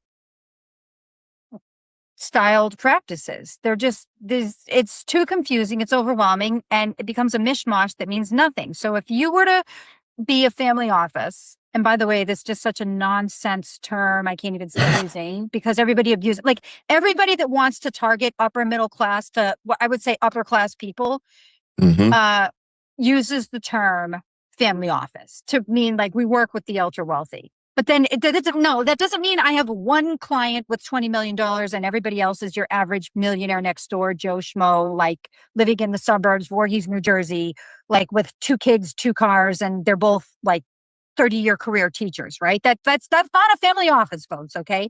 Family office, we have to look at it from the perspective of it normally is qualified on the basis of assets, possibly income or revenue from a business.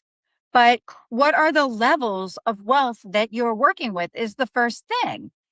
And at that level of wealth, what are the typical problems that you have? So I don't really care for the term family office because first of all, it's not even like family. Anybody with a family could think that applies to them. And then office, what happens in the office? Is it an accounting office? Is it a legal office? Is it a what? Like what is that even? Office, doctor's office? Right. Okay. I would just say, you got to look at what are the biggest challenges that somebody with $20 million has. Like, let's say that was your client, Marcus, like you're a family office. Okay, Marcus. So your biggest client this is what I say to people all the time. And they often financial advisors have no answer to this. What is the true articulation from their mouth, not yours, of what really bugs them or worries them? And most people with $20 million are not going to say, it's the fact that I haven't stress tested my portfolio. Nobody, who says that? Nobody says, it's the fact that I have not set up an ILIT, a life insurance trust for my heirs. Nobody says that, but this is what people with $20 million will probably say. I'm worried that my children are going to inherit my money and not have the same values that I had, and they're going to fritter it away. I mean, what's that statistic that like within 3 generations, most of the wealth become like first make it, second take it type thing? That is a huge fear because a lot of these millionaires and billionaires are self-made. And I think you can understand this too, Marcus, you yourself being an entrepreneur, that it didn't feel too good when you were starting out and you had to take risks and be punching and fighting and kicking. So it's not just even about the business owner that made it and just wants their family to be okay, but it's also about them understanding if my children lose this wealth, they're going to have to fight and punch and kick like I did. And how can I avoid that? Because they might, being wealthy, be the targets for people who are into them for an advantageous marriage. Even people who aren't, okay, I mean, sorry, this is a little bit of an off comment, but like the way that the legal system works, a bad marriage can be worse than like a lifetime of portfolio losses. True. It's like, it could be worse than buying Bitcoin and having it go south on you. A good marriage. I mean, at least then you have the shares of the Bitcoin, right? But with like a marriage, the assets are taken from you.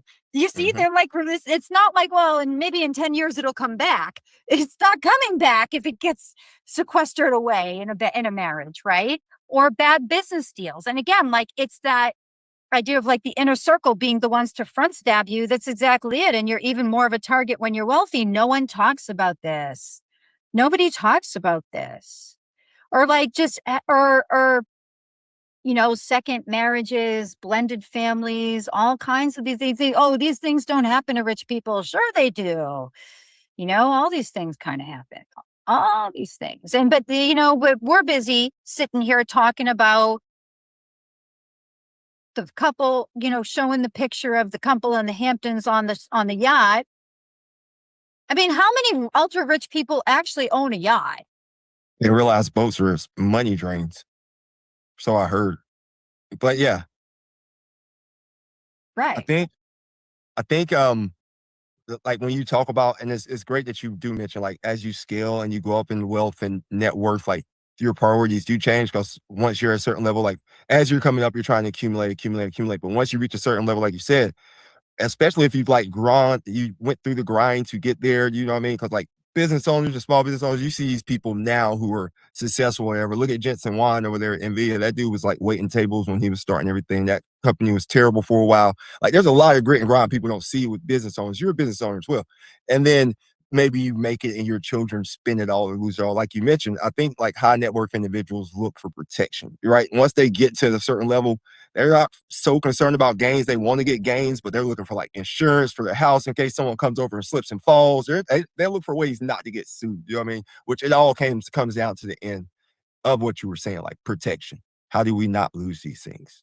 But see, they'd never know it because marketing is typically taught as what you present and what you pitch.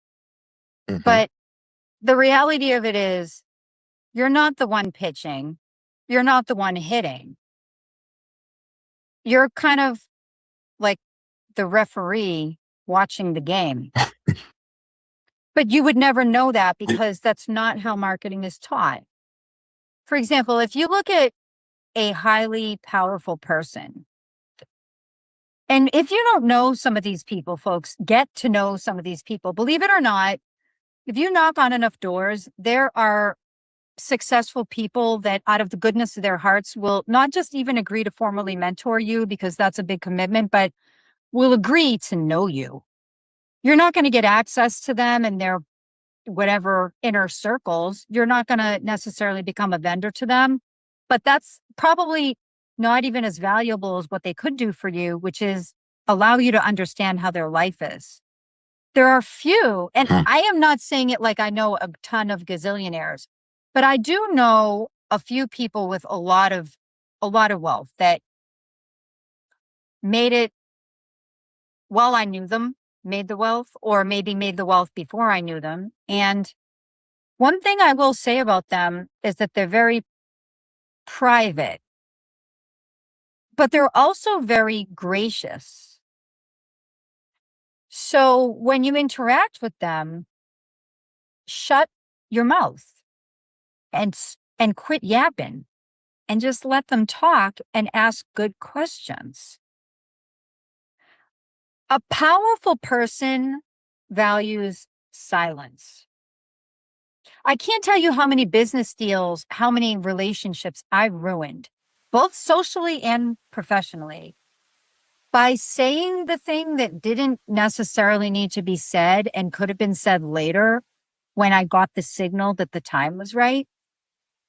So, in a sense, getting to these circles of wealth are not as much about your credentials and your position, but your manners.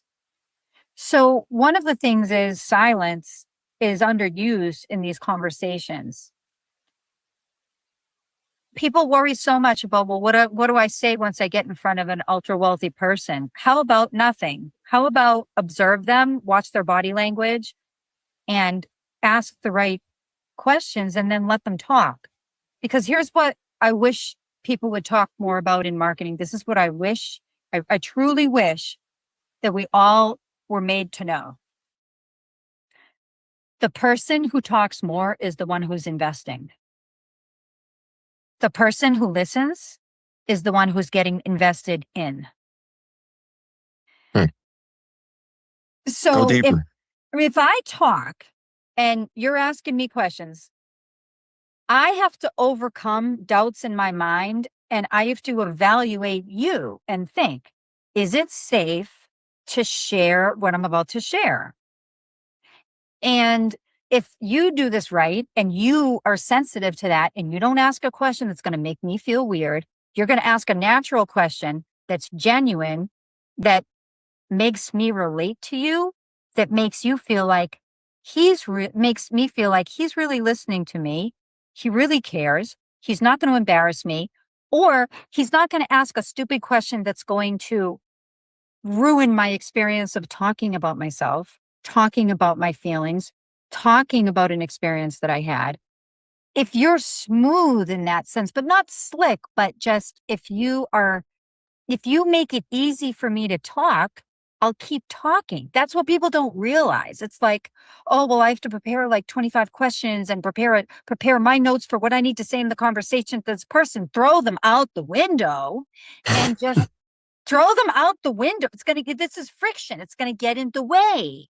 Let the person talk, but then gently steer the conversation. Because anytime somebody talks about their life experiences, that conversation can be steered into them telling you about their wealth or situations that they've had that would have accrued value to them financially.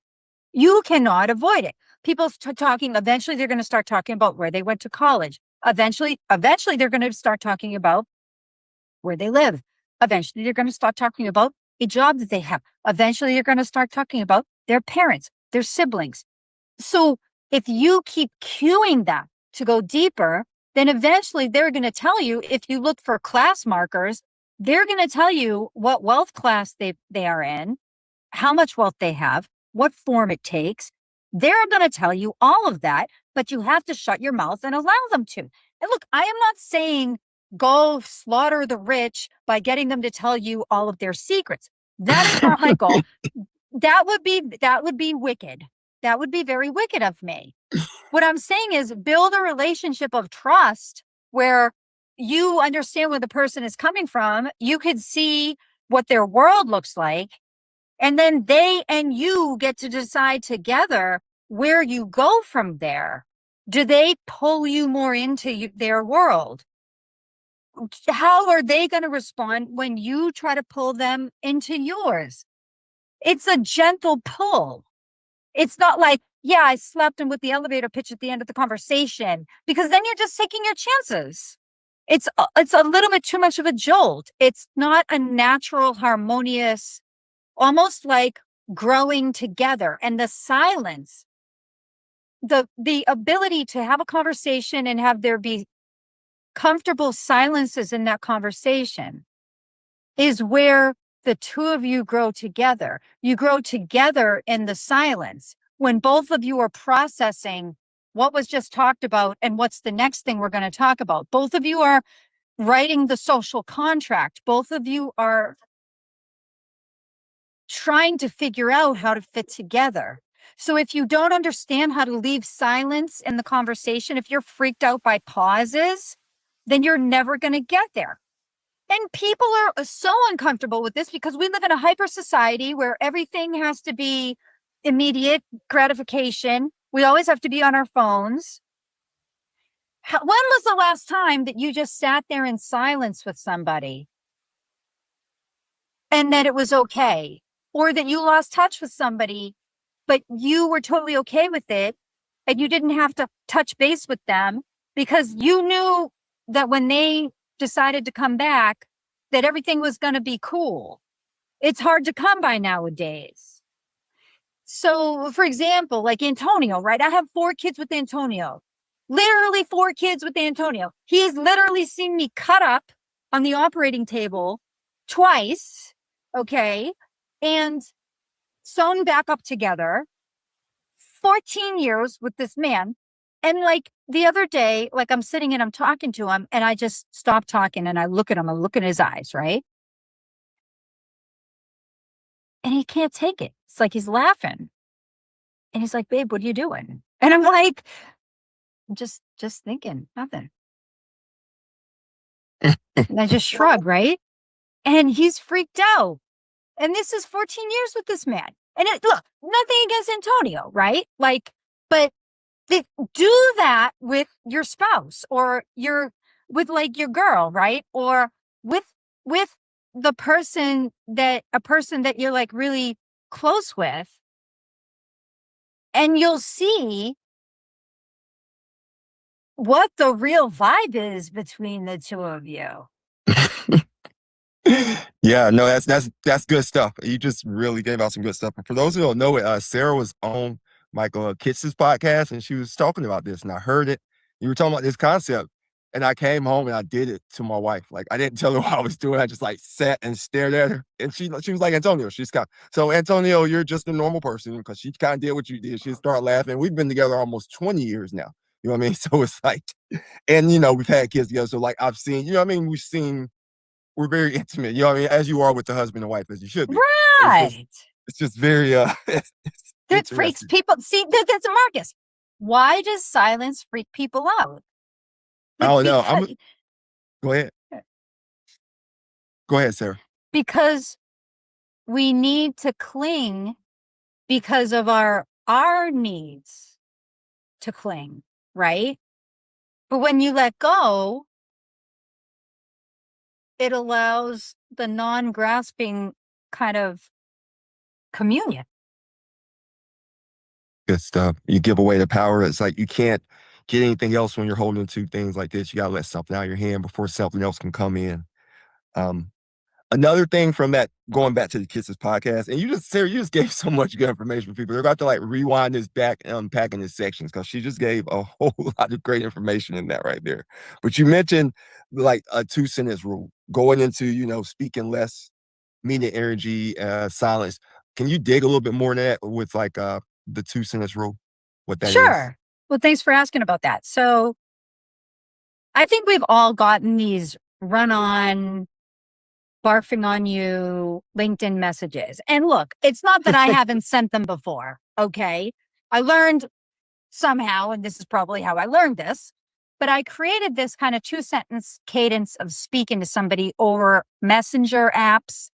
And it's because we've all gotten these long messages that you have to scroll where, I mean, some poor college student is like trying to get a job, and they're going on and on about how they ran the finance club at their school, and you're not even reading it. Or, the financial advisors, a lot of time they get these wholesalers or the people selling accounting software, and they're going on and on about the benefits of the thing, and it just completely falls on deaf ears, and you push them away because it's just overload. And so what I try to do is teach people to communicate in little consumable snippets.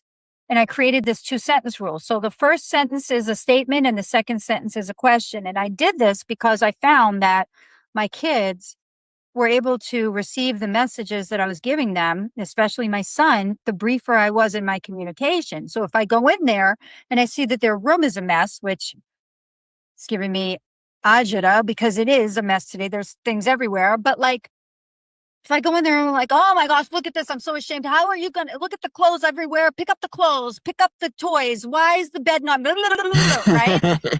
You have kids, Marcus, like, what's going to happen. It's just they're forget it. They're going to tune you out. They are going to tune you out. And so if you're sending out messages, you're getting ignored, it's because you're talking too much, right? So 2 sentences. And then I would just say something to them like, look at that bathrobe on the ground.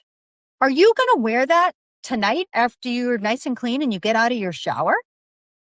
And they could process that. No, this is stupid. Why am I going to get out of going to be nice and clean and put on a dirty robe? No, I'm not, right? And you could do it with LinkedIn when you're talking about, trying to get people interested or start a conversation with somebody.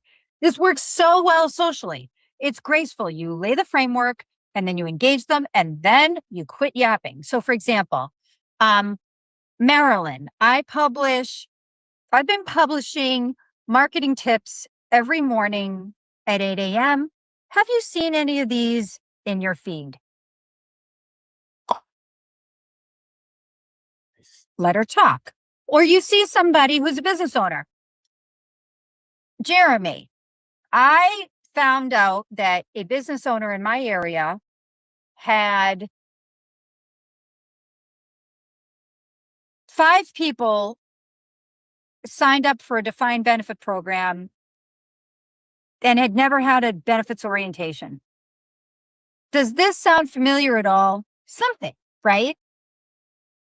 Just get them to talk. Ask a really good question and then quit yapping and let them come back to you. Right. Yeah, no, it's good stuff. So there you go. Anyone trying to hit people on LinkedIn or marketing, stop saying so much. Just hit them with a couple quick, you know, a statement and then a question, right? That's what you want to Right. do. Right. Get them to talk. Or Yeah. you know the thing you could do?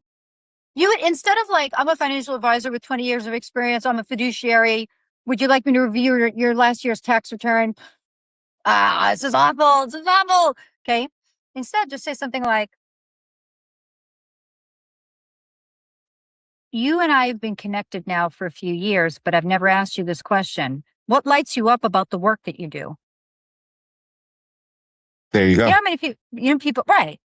Just get them talking. Like no one ever does that. Or like I was going over this summer, just reconnecting with like NYU alums or Harvard alums that I knew. And I just was like, it's been a few years.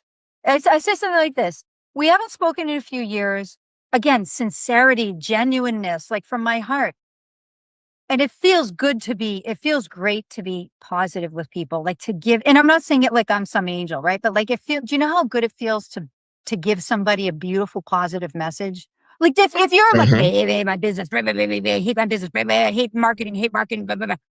Get on the internet and then just go to LinkedIn and just say 5 beautiful, positive things first thing in the morning. It's such a beautiful thing, really. It's grace. And I said to these people, I say, Alan, you and I were in touch 5 years ago through NYU networking, and I always will remember the dignity and the ambition that you had. I would love to reconnect if you have a moment. I'm not like, hey, Alan, you're an investment banker at Goldman Sachs. I'd really love to connect with some of your wealthy counterparts so that I can refer them off to the financial advisors that I do marketing for. Could we talk? They're fiduciaries with 20 years of experience, and they're having a accounting seminar at Morton's Steakhouse in downtown Manhattan.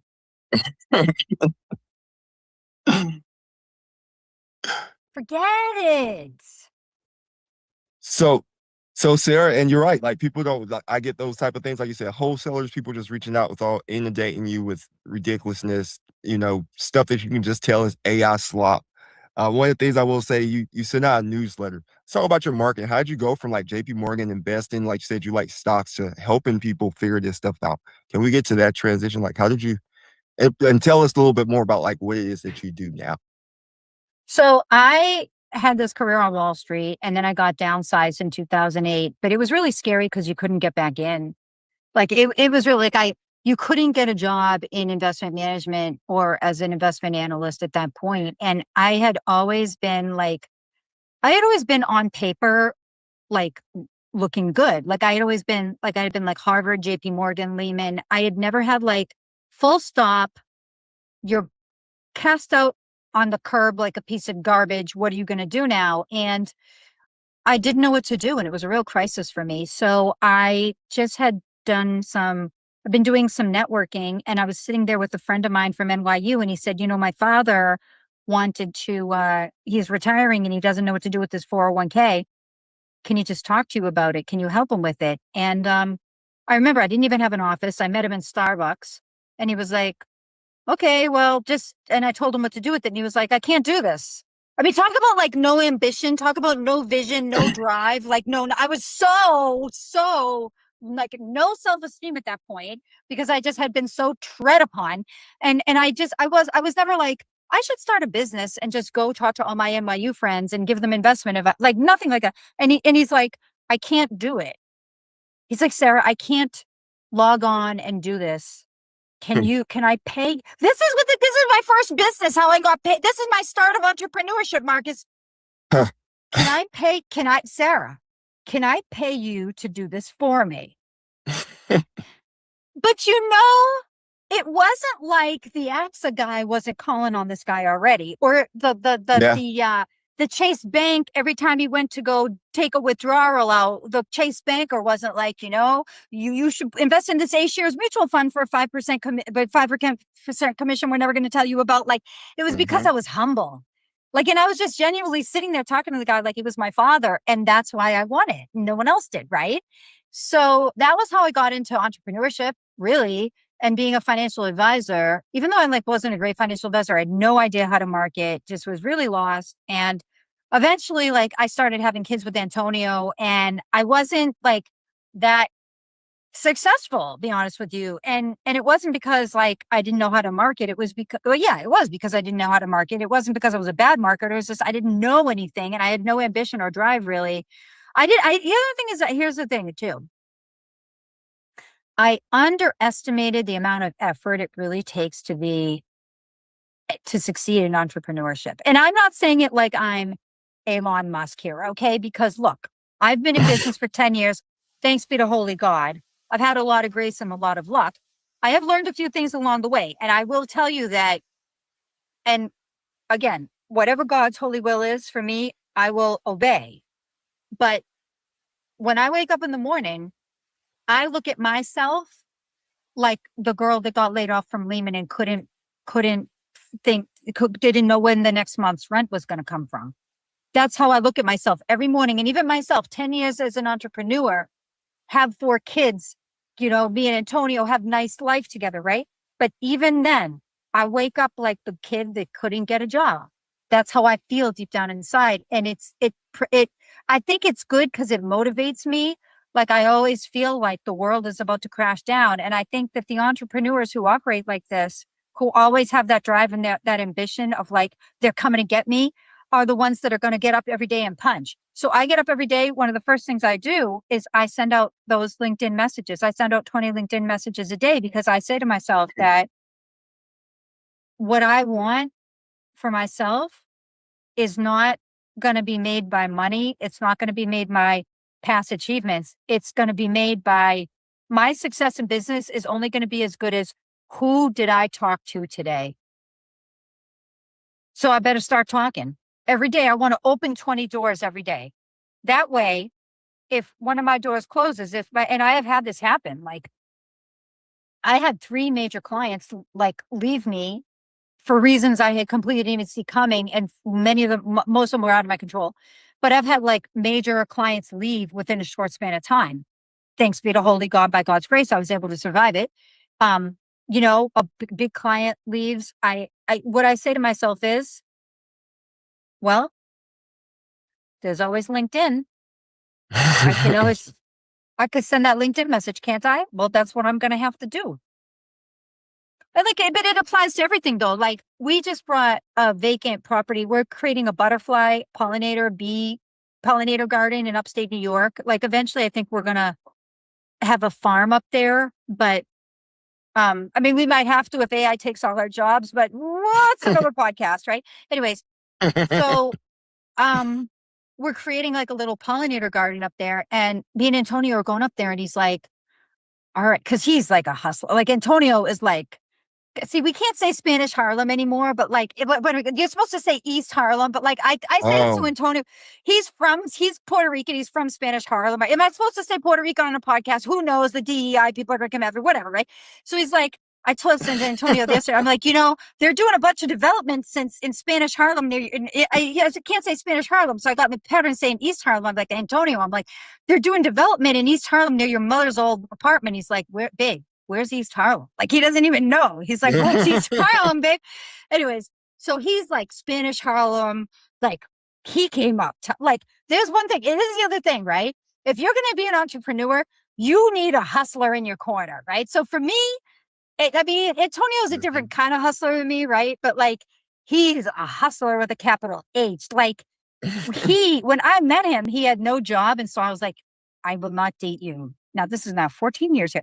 The first time I was like completely a jerk. I'm like, I will not date you if you have no job. And so he calls me and he's like, I got a job. You can come see me at my job. And he got a job. It was just the most menial sales job you could get. But he got a job for me, everybody. I tested him. Nice. Anyways, so he's holding up a sign that says bus tour, bus tour. He sold those like Empire State Building tours. Nice. Because he had no job. And it was the recession. I met him in the recession. He couldn't get a job. And he's like, I'm making $100 a day, but this is just a starting point. Will you go out on a date with me? And I said, yes. I came to see him. He was in front of the Empire State Building. He's like, come see me in front of the Empire State Building, babe. I got a job. He's like, and I'm taking you on a date. He's like, just it can't cost more than $100 because that's what I did. But you know what, though? You know what, though? It showed me his heart. And to this day, Marcus, to this day, if I lose, like, I mean, we had 2 kids.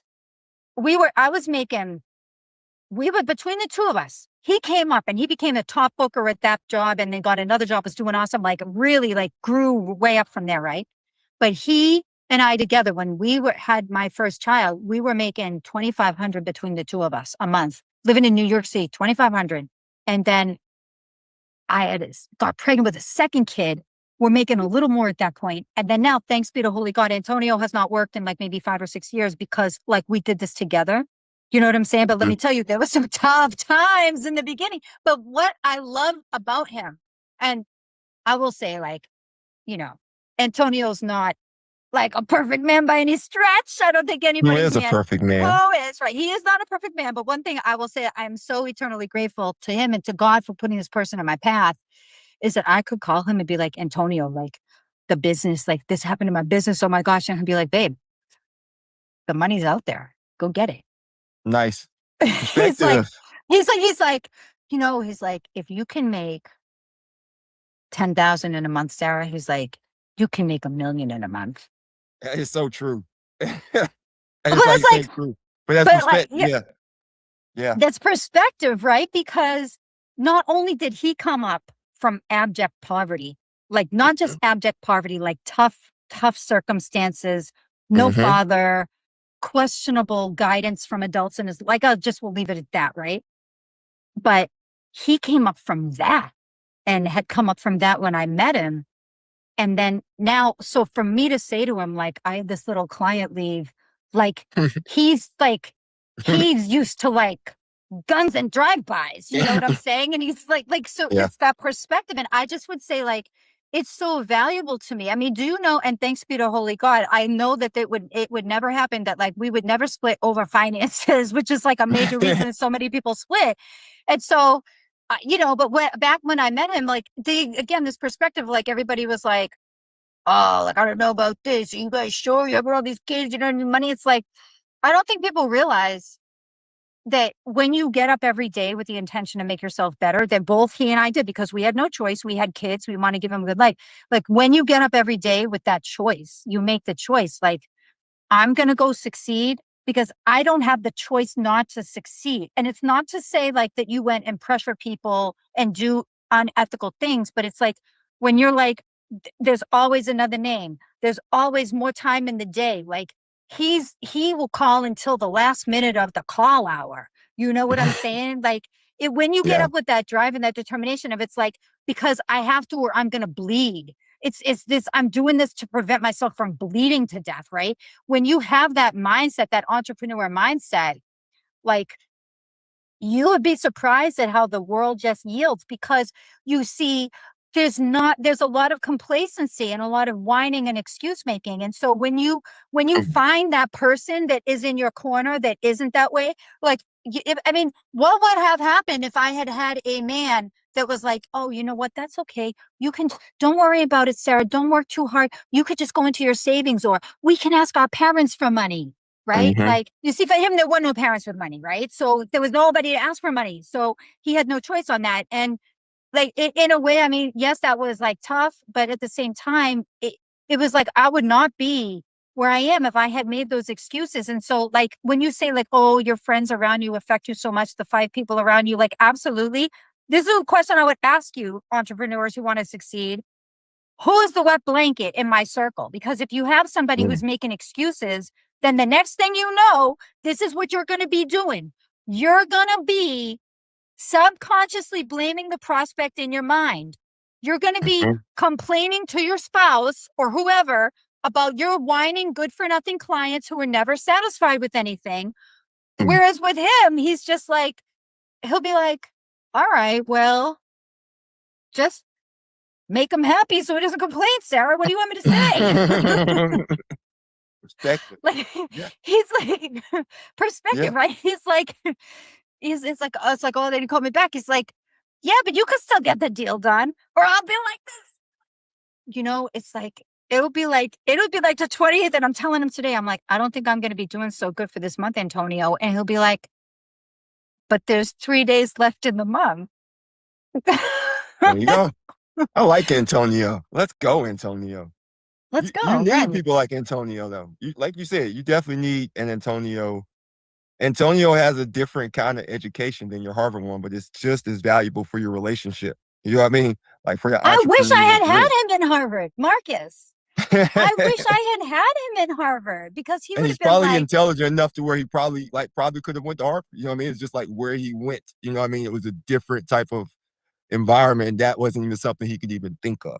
You know, I don't know Antonio, for anyone listening. Like I've never right. met Antonio, but I've met Antonios in my life. You know what I mean? Like people with grit and grind, and it's a beautiful thing to see two people come together in that way as well. Sarah, But those people, we get talked down. Hold on, can I just say one more thing? oh no, you I'm say so all you sorry want. for Go radio. ahead. You're That good. we get talked down in society, though, Marcus. People like that get talked down. They say like, oh, they're so greedy. Oh, they're so aggressive. Oh, they're so high. This is what they say.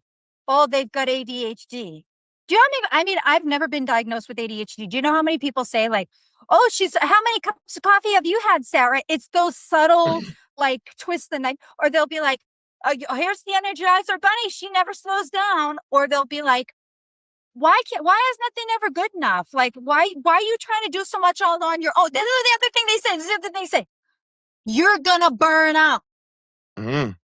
That's the You other got a thing they different kind of say. fuel, though. They don't understand where your But cup's that's getting what. poured from. But that's how like entrepreneurs are like butchered and killed in today's society. And like my son, to bring it back, right? My son has ADHD, right? And everyone that, oh, this is such a tragedy. Let me tell you something. My son will walk around Manhattan and do deals with people. Like he picks electronics out of the garbage on the Upper East Side, fixes the phones, because like autistic, this is like a stereotype, but my son does have this trait that like he can understand mechanical things very easily. And he watches DIY videos on YouTube and figures out how to fix the phone. And then he goes sells them to thrift stores. Nice. And this is the kid, this kid, right? That the teachers are like, every single time we have a teacher meeting, it's like wringing the hands, like, oh, we're so worried about him. Oh, he's not performing. Oh, he couldn't do the times table. Oh, like all this and that, right? And I'm like, but out of one of my, given the way that AI is, it's like if I had to put my money on like one person that will have a job out of all of my kids, it's him because he can fix phones. Because they put too much pressure and grace or whatever on this so-called traditional education, traditional type of intelligence. You're not everyone has something that they're good at. Like you just have to figure out what it is. Like for sure. No, that's good stuff. How are they gonna make money off their knowledge of the French Revolution? They're going to Google it, right? And it's going to come back with some bad information like George Washington started it and Abraham Lincoln finished it and Marie Antoinette did not get her neck chopped off. Something like that. That's what AI will give you. I'm just saying. We haven't even had a chance here to talk about like your fees, like not your fees, but like flat fees versus AUM. I know you have a time limit, so we'll have to come back and visit that again.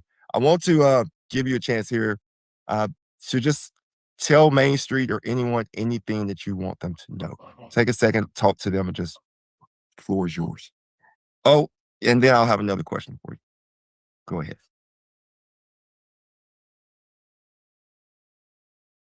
Be humble. And then things take care of themselves. Have self-respect and know your value, but more humility because it's rare, but it also makes things a lot easier. Cool.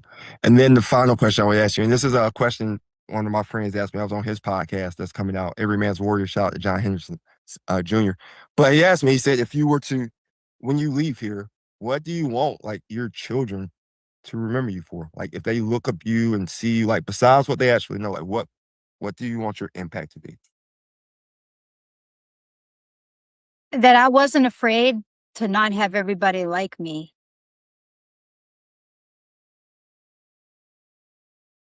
Oh. All right.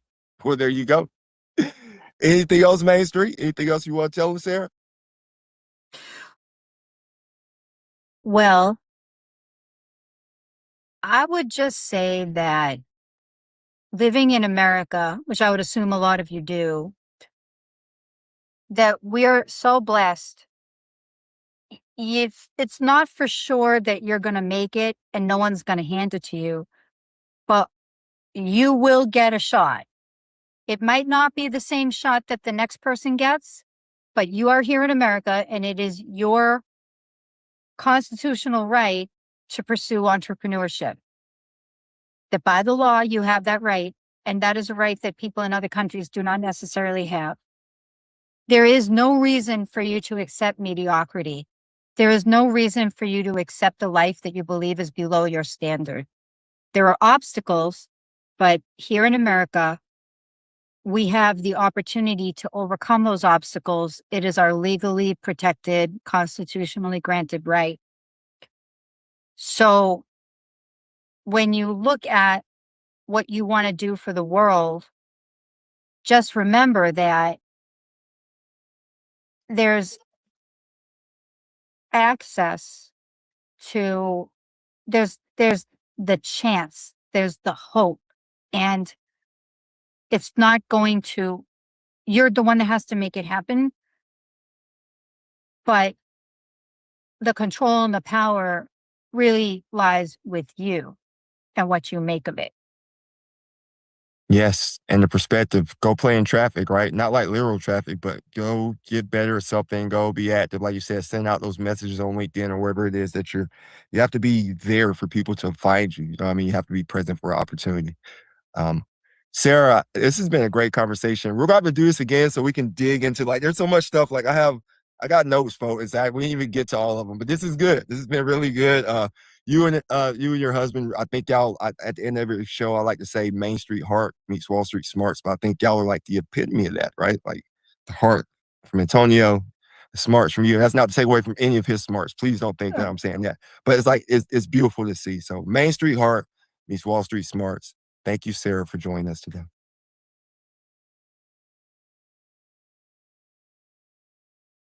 It's up to you just to take this very short snip. I just like to be very direct with people. And the more direct you are, most people beat around the bush. They say words that don't mean anything. You have to burn brain cells to figure it out. When you go direct, it typically leads to dollars and opportunities. Direct leads to dollars. You have a lot of good sayings, man. I like. Thank you, man.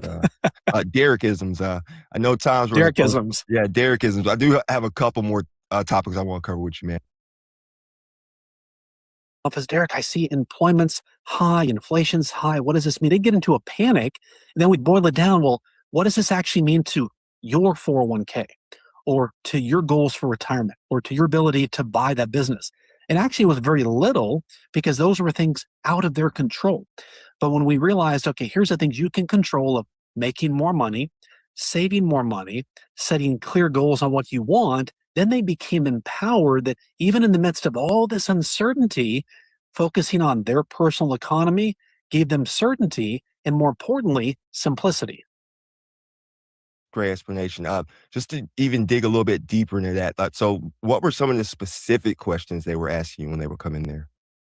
Well, first of all, Derek, what does inflation mean? What do the unemployment numbers mean? What does it mean when our country is at war with somebody else and gas prices go up? How does all this work? Because people want to know, how does it affect my money? There's one radio station that everybody listens to, and it's WIIFM, which stands for What's in It for Me. Ultimately, it's our favorite station. We listen to it 24/7. And so what I would tell people is, listen, if you're complaining about gas prices, what about if you were pumping gas and you owned some of the companies that invested in gas? Well, now you might be cussing the gas price, but you're cheering the stock price. So there's a way to counteract that. And so I would tell people, and they're like, oh my gosh, I hadn't even thought about that. And so what we look at is, You can choose to burn brain cells and complain about things you can't control, or you can say, based on these economic trends and how they affect my personal economy, how can I benefit from them? There's always a way to make money when other people are worried about possibly losing money. And so that's what I would tell people is, look, if we know the market's going to be volatile, then let's shift our strategy over here. That way, even in the midst of all the worry and all the uncertainty, people feel like they have a plan. And that's what I would say the key word is. There's a lot of four-letter words out there, Marcus, but the best one is PLAN. When people feel like they have a plan, even in the midst of all the uncertainty, it reduces their worry. It dramatically reduces their anxiety and makes them feel like they're making progress, even in areas that they can't control. Yeah, that's a great explanation. I think what folks don't realize is that radio station you're talking about, WIFM, that's larger than what people consume the most now, YouTube and Disney. That's right. That's the largest channel in the world. It's not just on radio. It's serious. It's everything, right? That's really where people do have to think, like your personal balance sheet. And I love how you mentioned the fact that if you're at the gas pump and you're like, I'm at this, and all right, so everyone already knows we're not making any stock recommendations. We're just talking because you have to get into a personal relationship with someone to make a stock recommendation. But the gas station down the street from me has Exxon. So if I'm pumping Exxon gas, man, do I own some Exxon? Do I own Exxon stock? I get Amazon Prime delivered to my house so often. Even if you don't understand stocks or valuations, if you're getting a bunch of Amazon, maybe you should look at buying some Amazon stock, like owning what you're investing in. We're going to get back to that deep stuff a little bit more. I love do you want to expand a little bit more on that? Well, it's funny. As you said that, I was just thinking about a stock. I always, when I work with my clients, I always like to tell a story about their investments. For most people like you and I, we love managing money. We love investing money, making money. But a lot of people, shockingly, don't care. And so what I would do is I would tell people a story about their investments to make them more interested in the process. And so I'm not recommending this, but this was a great example. It paid a really good dividend. There was a preferred stock back in the day called Grant Metropolitan. Back then, it paid like a 9% dividend. I'm not recommending it, but I'm just saying back in the day, it worked really well. But what was cool was what it invested in. So it invested in Haagen-Dazs ice cream and Smirnoff vodka among two of its holdings. And I would tell people, this is the classic investment where on days where the stock market's going down, you're going to like that Smirnoff vodka. On days when it's going up, you're going to love that Haagen-Dazs ice cream to celebrate. And it made it personal. People like, oh, Derek, how's that Haagen-Dazs Smirnoff vodka investment doing? And so when people can name the investment with something fun about it, now you brought them into something that they care about. But the key is so many advisors bury their head in the sand when there's bad news going on. And what I find is when you can predict the bad news, doesn't mean you're going to say exactly the date, but you just want to have a conversation around, let's be proactive. And if the time comes where the U.S. is at war with somebody or we see higher inflation, a lot of volatility, here is the game plan of what we will do. So when people know that and hear you say that, you become viewed as this proactive, empathetic, highly caring financial advisor that has the four-letter word PLAN, plan, that people want. You don't have to know when they're going to happen or if it's going to happen, but just the fact that you're talking about, here's what worries me right now. Here's what I'm concerned about. When you're happy about everything, people don't always have the urgency to keep working with you. I tell advisors every visit that you have with a client, whether it's on Zoom or in person, you want to say the words, now, there's something else I'm worried about on your behalf right now. You see, you become the paid worrier that they want to keep paying because you care for them and are walking alongside them, helping them avoid the costly mistakes and save money that they don't want to have happen to them. Man, I'm glad you did expand upon that. Like you said, a lot of people, especially like financial advisors, don't even want to bring up worry. They're just trying to get out of that meeting with that client. Right. You know what I mean? But you are supposed to bring up that kind of stuff, right? Like what can I do better for you? However you want to frame it, right? How can I improve my service for you? What are you looking for? But that comes with the expectations at the beginning too, as well, when you set up these relationships. speaking to clients, I know you don't have clients anymore per se because you sold your business for like an 8-figure ethic, I think. But that's this is. Let's go back to the beginning. Let's take folks back and just walk back through to. I imagine you had the 110, 3, 1, dials back in the day. Or did you dial and smile? Is that how you got into the business? Let's take it back. Just take it back through Derek Kinney's memory lane. Take it back. Wow. Yeah. So I had a problem when I became a financial advisor. I was 26. I looked like I was 13. I had no natural market. I had no gray hair. I had no wrinkles. But what I had, Marcus, was a passion for supporting local education. And so I had this crazy idea. I went back to my alma mater high school, Sam Houston High School here in Arlington, where I still live today. And I brought a $50 Amazon gift card for the teacher and a $25 Amazon gift card for the student. And I began to do a Teacher and Student of the Month award at my local high school. And I would give to the teacher a certificate and the gift card and let them know how much we appreciated them, and give the gift card and a certificate to the student, letting them know that they've got a big, bright future ahead. And we get a picture taken with the student, the teacher, the principal, and myself. And back in the day, we put this in the newspaper, kind of cutting edge technology back then. And I began to get phone calls about 6 months later. And what one woman said to me shocked me. And it completely changed how I thought about my business. She said, Derek, we know you're new, we know you're young, but we want you to be our financial advisor. And what she said next just changed the entire business philosophy I have. She said, Derek, we want to work with you because you care about what we care about. You care about what we care about. And it was in that moment I realized I didn't have to be the smartest or the best looking or the most well-connected. I just had to care about what my ideal clients cared about. And it was like this weight lifted off my shoulders. And what I realized was I then began to do this at all the local high schools, even some of the junior highs and elementary schools. And it was on the cheap. But what I found was people that have money want to work with people who are giving back to the local community. And what happens is it gives them elevated status.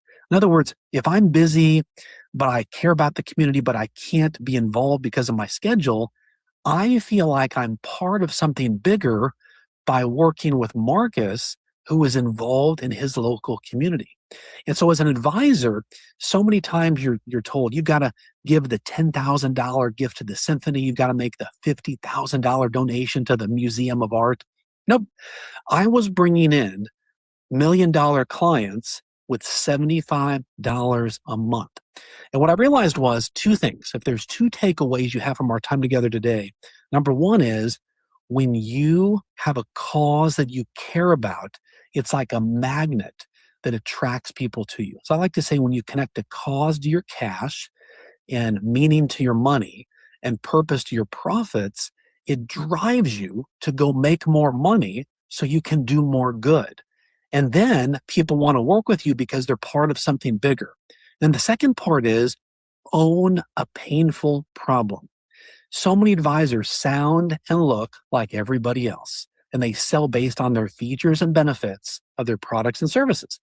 And what I tell people is when you own a problem, you own your success.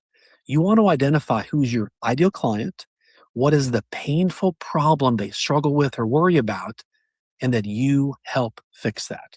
When you do that, you have a cause you care about and a problem that you own, you become virtually irresistible to high net worth people because they feel understood by you. They're like, finally, somebody gets me. Somebody understands what I've been thinking about and worrying about, and they're involved in the community. And by the way, everybody loves supporting education and helping kids. It's a no-lose proposition. Yeah, that's great stuff, man. Especially like you said, those last few points, like what people, can you say that the three statements you said, and then the 2 points? Yeah. Can you reiterate them one more time? Sure. When you connect meaning to your money and purpose to your profits and a cause to your cash, now would motivate you to do more good and go make more money so you can do more good with it. You see, one of the biggest issues that advisors have is oftentimes, and I was guilty of this, so I'm speaking with all vulnerability here. I wanted a bulging bank account. I wanted to build a multi-million-dollar business. And I began to do that. And I looked around and realized nobody's here with me. I'm saying no to everybody else, even myself, to pursue this goal. And that led to me feeling burned out.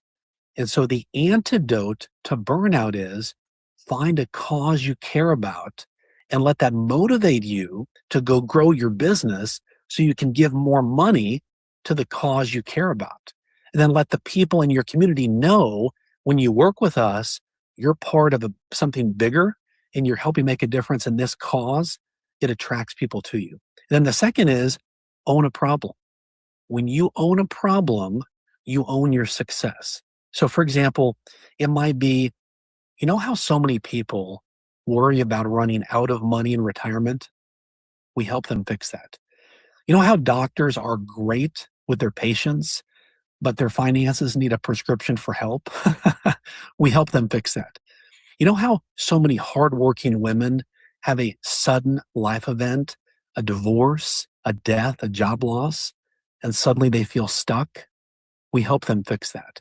You see, when you own a problem that your ideal client instantly understands and says, yes, that's exactly what I'm worried about, and you say it in words that a third grader can understand, now people say to themselves, that's the person I've been looking for. That's the person that gets my pain. Pain points. Yeah. People with pain points and your money, like people aren't even thinking about these things. And then you're just brushing the surface. So you suggest like finding one thing maybe for your whole niche, like that's your pain point. This is your ideal client. People don't. So there's a lot of conversations in niche, like how deep down a person should go into their niche, or just how people can tell people what they do, right? So if I was to walk up to you, and I think you kind of were, I think you were beginning to say that. If I was to walk up to you and say, hey, Derek, let's go back, not what you do right now, but what you did when you were a financial advisor, because I know, like, I know if you don't know how to deliver this to people, they just pretty much don't even want to talk to you anymore if you say I'm a financial advisor, right? Even if you're not trying to be like, even if you're not seeking them to work with them, you know, if you just tell them what you do, I'm a financial planner, I'm a financial advisor. But if you can frame it like you said, I help people with. So when did you realize that framing worked? Because that was before you started your own business, right? And how would you frame it if someone asked you? Well, where this happened was I had a big problem as a young financial advisor. Is when I would say to someone, I'm a financial advisor, when they ask me, what do I do? Their eyes would glaze over. They'd start to walk backwards. They'd murmur something under their breath like, I already have enough insurance. You sell mutual funds. I was like, what's happening here? And I used to cringe thinking when people would ask, Derek, what do you do? So I would ask them a lot of questions. But what I realized was until you connect with pain, then you're not going to be memorable. Memorable people make the most money. And most importantly, if you want to make it rain, connect with pain. If you want to make it rain, connect with pain. And so I just got fed up. And so let me give you an example. Marcus, let's say that you are at a social event in your local community. You've got your favorite beverage in your hand and you're mingling around the room at this event. And a man walks up and asks, hey, what do you do? And you reply, well, I'm a financial advisor. He says, oh, okay. And you ask, well, what do you do? And he says, well, you know how busy professionals, they want to get into shape, but we help them do that. Oh, okay. And then you ask a few other questions, have a conversation. And later on in the evening, a woman walks up and says, hey, what do you do for a living? And you reply, well, I'm a financial advisor. She says, oh, okay. And you ask, well, what do you do? She says, you know how busy business owners, they always put others' needs above their own, so their health takes a back seat? We custom tailor workout and eating plans so they can feel good, but most importantly, they can look great. So one day they can be the cool grandparent that has the energy to chase their grandkids across the floor. We specialize in personal training for busy professionals. Now pause. Now let's say that 1 week goes by and you look in the mirror and you say to yourself, I think I need a personal trainer. Which one would you call, Marcus? Would you call the man or would you call the woman? Yeah, I would call the one who told me exactly what they're going to do so I can help my grandchildren, right? Like I want to run with my grandchildren, stay healthier for life. You know, that woman definitely broke it down. Yeah. It's That's so funny that what you just said there, I didn't mean to interrupt you there. you're good. What you said is what people connect with. It's like, I want to be the cool grandparent that has the energy to chase my grandkids across the floor. Now, if we pull back, both trainers are probably equally qualified, equal experience, will probably do an equally good job. But one used better words to connect with the instantly relatable pain points that you have. And so, again, if you want to make it rain, connect with pain. And so the formula that I've created, I call this my you know how framework. So psychologically, when you say to someone, you know how, well, just those words infer to the person that they will know what you're about to tell them. So it opens this mental door of, okay, I'm about to get what you're about to share. Does that make sense, Marcus? Oh yeah. Yeah. Yeah. You're What you triggering, you're anchoring them. That's right. So what you want to think about then is, and this is that there's 3 sentences, but the first sentence is really your express lane to success. And that is, put the words down here. You know how, then insert who your ideal client is, and then the words worries about or struggles with, and then insert the instantly relatable problem, period. We help fix that. So for example, I was working with a coaching client recently, and he said, Derek, my primary audience are corporate professionals who make good money, but they're worried about when they can retire. What should I say? And he came up with like 10 things to say. And when you talk about too many things, you bore people and you lose people's interest. What we know is, if you're asking me to burn any brain cells to figure out what you're saying, you lose.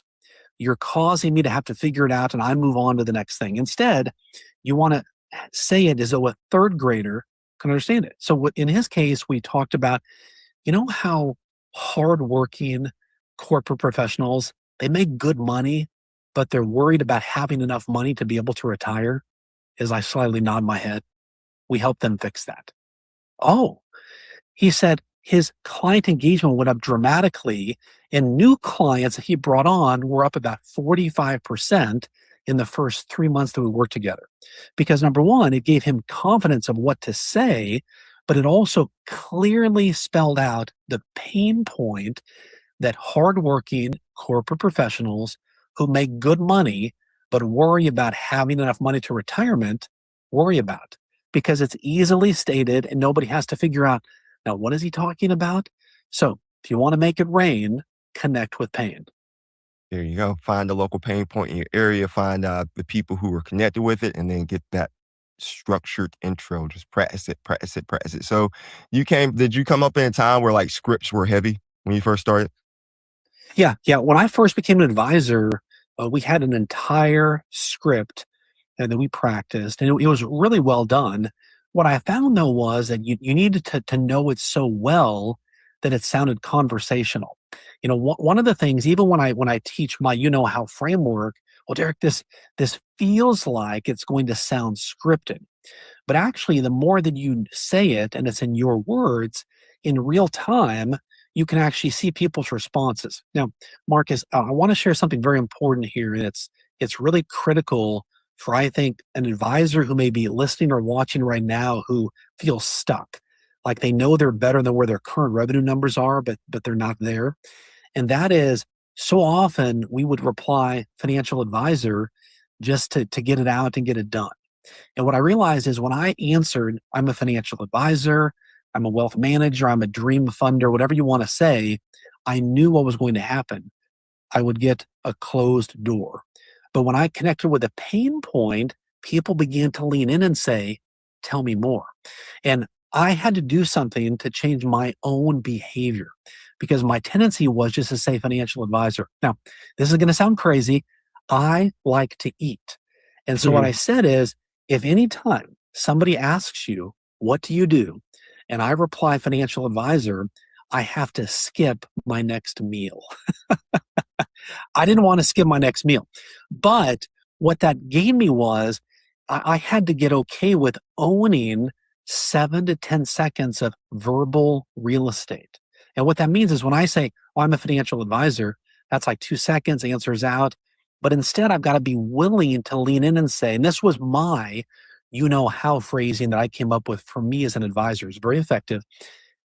Marcus, you know how so many people, they worry about running out of money in retirement? We help them fix that. You see, that took about 8 seconds to say, but I gave myself ownership of these 8 seconds, if said with empathy and a little bit lower and just a little bit slower, it automatically causes people to say, this person really knows what they're talking about. I need to lean in and hear what they're saying. And what often happens then is if those words land well, they say, well, now, so what do you do? And then the second line is describing your process. So the first line is the problem. The second line is your process. And so I would say, we have a 5-step framework where we custom tailor a strategy for each client so they don't run out of money, so that they feel confident. And then, oh, wow. Then I always add the third line, which is the specialty line. We specialize in retirement income planning. You see, you say it as though you're the doctor who literally has the medicine for their financial pain. And there's a point I don't want people to miss, and that is when you're in a critical conversation. Have you ever been asked a question, Marcus, and you're caught by surprise or something was asked you weren't expecting? But what happens is often people's voices go higher and they talk faster. And they instantly sound nervous and anxious and less confident. So instead I say, when someone asks you a question you're not expecting or you're in a high stakes conversation, you want to communicate like you cook a brisket, low and slow. So you want to talk a little bit lower and just a little bit slower, and instantly you sound more authoritative and empathetic and like you know what you're talking about. So for example, if I were to say to you, I'll do it 2 ways. You can close your eyes and see if you pick up on the difference here. You know how so many people worry about running out of money in retirement? We help them fix that. A. B, you know how so many people, they worry about running out of money in retirement? We help them fix that. Now, could you sense a difference between the 2 ways I said the exact same words? I mean, it's almost like when you said the second time, like, I believe that you can help me fix that. And you believe you can help me fix that. As with the first time you said, it's like, oh, I mean, maybe someone there can help fix that, but I don't know if he's the one who can do it. Right. I like how you said that. And so part of this is simply practicing, but ultimately you have to ask yourself one question. And you've got to be honest with yourself. Of all the advisors in your local community, should clients work with anybody besides you? And how you answer that question will then give you the confidence to own 7 to 10 seconds of verbal real estate when you answer the question, so what do you do? Because those 7 to 10 seconds will leave somebody and say, I'm going to close the door, or lean in and say, tell me more. And memorable people make the most money. Yeah, that's very memorable as well. And when people speak and then you slow down the tone and you're forcing people to lean in and listen to you. You were talking earlier about the Sullivan nod you were doing when you're saying stuff to people, you're nodding yourself. Yes. I like to liken it to a coach like some little kids in basketball. And you've seen how little kids miss layups. Big kids do it too. Right. I'll tell them it's like you go fast, you're running fast. If you're dribbling or whatever, till you get that ball. When you get that ball, you're still going fast. But when you get ready to shoot that ball, you got to slow down. That's when you slow down and take the shot. And it'll work out. Another thing I like to tell with basketball is like, when you get the ball, slow down because everybody else is watching you pretty much. Like you're in control when you have the ball, right? So take your time. And that's pretty much what you were saying with the second one. Like you're taking your time. Everyone's watching what you're going to do. Game 7, we've had several Game 7s in playoffs this NBA season. It's interesting to hear it. And the way you said it, like I said, when you close your eyes and listen, the second one's even better. Derek, I want to talk a little bit. So you were an advisor. We got your website up over here. You were an advisor and you stopped being an advisor to clients and you became an advisor to advisors. Can we go? How did you get there? That's right. Good way to put that. Yeah. So to go back a little bit, every year I go on a yearly sabbatical. I take about 5 days completely by myself to think and pray and journal. And I ask myself 3 questions. Number 1, how do I be a better husband? Number 2, how do I be a better father? And number 3, how do I be a better business owner? Okay. Now, the reason I began to do this was about 15 years earlier. I've always had a type A personality. I move really, really fast and I get easily distracted. And what I realized was I can run really, really fast, but if I'm not clear on exactly what I'm running fast toward, I'm running fast in a circle. And that was not getting me the results that I wanted. And what I realized was if I could take 5 days, basically a week, to get clear on what I'm going to run fast toward, now I can run really fast the other 51 weeks out of the year and hit the target and achieve what I want. And so I like to go by the water typically. So I was in Boston at the W Hotel, there on the wharf, and I asked myself those questions in July of 2019. And I'd been feeling this for a while, like, what's next? I call this Derek 2.0.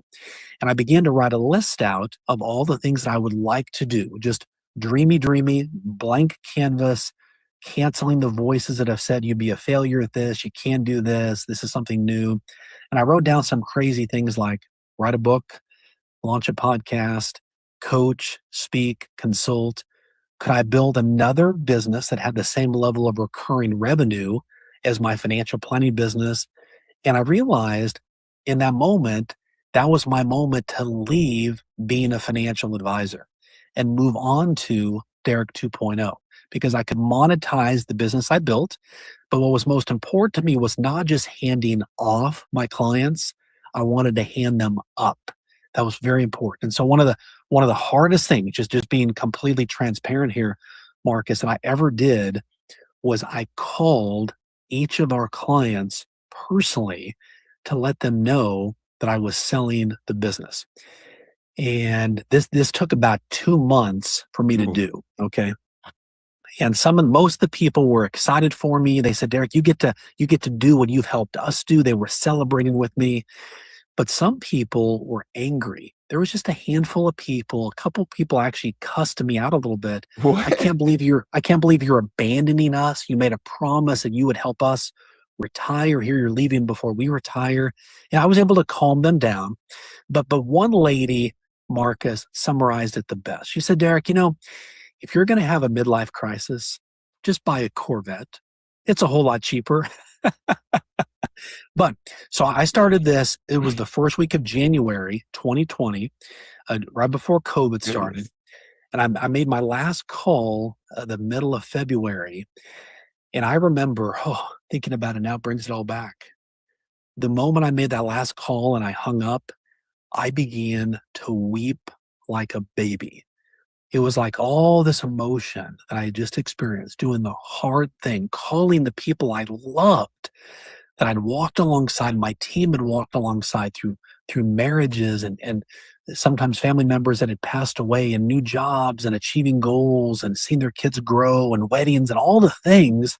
And I was choosing to say goodbye to that to go to what else I wanted was so hard.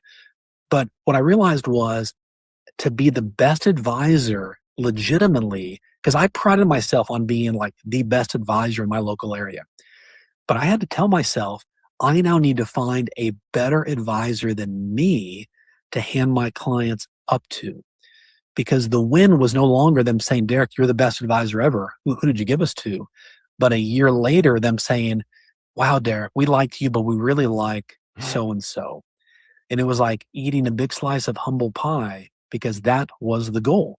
And that actually happened. And that it's been 5 years now, and I'm still in the local community. I still see a lot of these people, but the transition went very, very well. And so for me to sleep at night, it wasn't just a transaction, which financially I did very, very well on, but it was knowing and having the peace of mind that when my head hit the pillow, that I helped these people improve their lives, help them make money, save money, and that was part of my legacy, was giving them a better advisor than I was. Oh man, that's powerful. That's great motivation. Like, just think that you realize that you need to take time to set the agenda before you just go fast. People say if you want to go fast, you go alone. If you want to go far, you go together. That's Type right. of situation, right? So you are you still in 2.0 or are we in 3.0? Which iteration are we in? Yeah, I'm still 2.0. And, there's a lesson I learned, and I've been learning this, is at first I began to create some things that I thought were going to be what worked. And I learned this lesson about a year and a half ago, and that is a lot of the ideas in my mind I thought were perfect because Derek thought of them. Of course, they're going to be great, right? I built a successful business. Everything else will be equally successful. What I learned is what I call the focus group principle. And that is what I now do is I'll take ideas in my mind and I'll say them to other people and see if it resonates, if it connects, and then how they say it back to me is my reality. Because it doesn't matter what I think is true.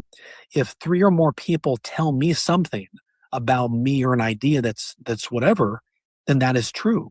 So for example, when our kids were younger, my youngest son would come in our bathroom as he got ready for school and ask, "Hey, do I look good in this?" And my wife and I would say, yeah, you look fine. He said, you always say that. You're my parents. And I said, you know what? Go ask your sisters. Ask your sisters if you look good in that. And so he'd go back and he'd ask his sisters. Yeah, they said it look, but I don't like this color. I said, Dylan, let me give you a simple life and business lesson. When it doesn't matter what color you think you look good in. If other people say you look good in it, then that's the color you want to wear. And especially if the girls say you look good in the color, that's the color you want to wear. Okay. But the point was the focus group principle. In your mind, you may think it should go or sound or look a certain way, but it's how people say it back to you that is reality. And so, for example, when I began to do the work I'm doing, I built this communication framework. How can you simply say the words that cause high net worth people to want to work with you? And a trusted voice I ran this by said, "Oh, Derek, you're like the client conversation guy. You should be at every main event to complement all the technical stuff. You give people the exact soft skills of how to connect with people on the human level." And when he said, "You're the client conversation guy," I just began to adopt that. I hadn't heard that before, but in his words, it made sense. So that's the lesson, is take your idea, but let other people tell you how to implement your idea. It saves you a lot of time and a lot of money. Man, it's very cool. That's good stuff. And it's I love how your purpose is and how you listen. That's what people aren't doing enough of, in my opinion. Like, we have 2 ears, 1 mouth for a reason. It seems like you listen That's to what right. people say and then you actually apply it. Like you were telling your son what looks good. It's clearly by you wear, for those who don't know, you wear some loud stuff, man. You're like, what was my Craig Sager? You remember Craig Sager, how he wore loud stuff on the sidelines? Right. Yeah, you bring that to the financial advisory community. It's great, man. I love it. That was, for those who don't know, Thanks, I was doing an episode with Kevin Thompson, former New York Yankee. He now has an RIA down in Texas as well. And we were talking about introducing, how you introduce people. And he was like, I can't remember his name. I'm thinking of his name. He wears the loud stuff. I was like, oh, I know exactly what you're talking about. I said, he doesn't wear pants. No. Derek probably has those shorts sitting over here now. Like, but I say this because he shares his stuff. I am wearing pants today, so you're good. yeah. I say this because he shares his stuff. Derek's really, I like to say prolific on LinkedIn. I don't know how he would describe it. Like, Derek says some good stuff. I'm showing his LinkedIn right now. We're talking about business owners and some of the struggles. I saw this post this morning that you made. It's coming up. Sorry, it's a little latency, about following up. Because when you tell your story like this, people probably think that every time you approach someone, your close rate's 100%. And you know what I mean? Like, no one's close rate is 100%. So you can see the post, right? Yes, you can see the post. Yeah, I see it there. Yep. So just break down like how resilient you have to be and how like people should realize that it takes more than one conversation. Like, people probably think that the conversation you had gets you a client. There's more to it than that. Well, yeah. Well, it's interesting. Let me go back 1 second. A trusted friend of mine pulled me aside at Future Proof. We were talking and he said, Derek, on the outside, you make everything look easy, like everything is successful for you. You need to be more open about the mistakes and how hard it actually is. And I had to take a deep breath when he said that. And it prompted me to really change my content to be more relatable. Because ultimately, you like to be able to show, hey, here's the result you want to get. But when you can walk with people like, here's a struggle that I had, and here's what I did, and here's how you can do it and save time that it took me, that's a quality post. And that's where this came from. So, for example, at the very bottom, there's a screenshot of the email that I was referred to a company to speak, and we'd had some dialogues, and then it went cold. And I'm like, well, man, what do I need to do? And so I just tested a new approach, and I just simply replied, have you given up on having me speak? Question mark, send, in reply to the last email 30 days earlier. That was like at 5 something in the afternoon. And then the next morning at 9 a.m. or so, I get a reply back, as you can see, oh no, we absolutely haven't given up on you. It's just this. And so 2 things here. In my mind, they're ghosting me. I can't believe they're doing this. How rude of them. They weren't even thinking about me. It wasn't malicious at all. They just didn't have an opportunity. Therefore, they pressed pause.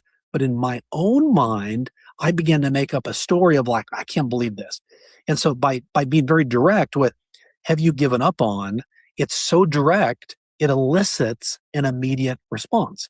And so then the conversation restarted. We're back talking, instead of doing speaking, some more live sales events, webinars for their team. And so it just got the ball rolling. So what I find is, don't always think about malicious intent. Well, this person is really not wanting to visit with me. They must be upset with me. No, they may be busy. Their kids might be having challenges at school. Their parents may be struggling. They've got an issue at the job. All of that stuff is in their minds. But when you just call them out and say, in a nice way, hey, have you given up on? And you want to insert the concern they shared with you, like they were really worried about their stock options and how to handle. Hey, have you given up on an effective stock option strategy? Question mark, your name, send. Typically, you're going to get a response, and it's going to inform you as to what their situation is. Then you can take the next step. Oh, you know what? So I'm so glad. What advisors tell me is like 90% of the time, oh my gosh, I'm so glad you reached out to me. I completely forgot about this. You've been stewing about them for a month, thinking they're out to get you and avoiding you. You weren't even on their mental radar. So it's up to you just to take this very short snip. I just like to be very direct with people. Mm-hmm. And the more direct you are, most people beat around the bush. They say words that don't mean anything. You have to burn brain cells to figure it out. When you go direct, it typically leads to dollars and opportunities. Yeah. Direct leads to dollars. You have a lot of good sayings, man. I like. Thank you, man. Derekisms. I know times where Derekisms. Derekisms. I do have a couple more topics I want to cover with you, man. Just because, like you said, you're pretty industry leading. You do a lot of speaking. You go out to speak at events like Future Proof, your own local and national TV, international TV, I guess. But for someone, a financial advisor, because this is your bread and butter, helping financial advisors, you're someone who's like, I'm doing good work for my clients, but I just feel like I'm being overlooked. Like, what can I do differently? Yeah. Well, this was my personal problem. And that's why it's very personal to me. So, if you're being honest, you might ask yourself, well, why is that person working with that advisor? They're not as smart as me. They're not as good as me. But still, the client is working with someone other than you. What did that person do? And what I've realized is they connected with a pain point that person has, is ultimately what they did. Most advisors make this fatal mistake. I'm going to wow high net worth prospects with the features and benefits of the products and services that I offer. We've got this new high yield savings account. We've got this new insurance policy. We've got this new investment strategy. The reality is all of those are what I like to call commodities. They all sound the same, all look the same. You might have a temporary feature or benefit, but ultimately other companies catch up. And so if that's the game you're playing, you're going to lose. And then the other game people play is, you know what? I need to compete on price.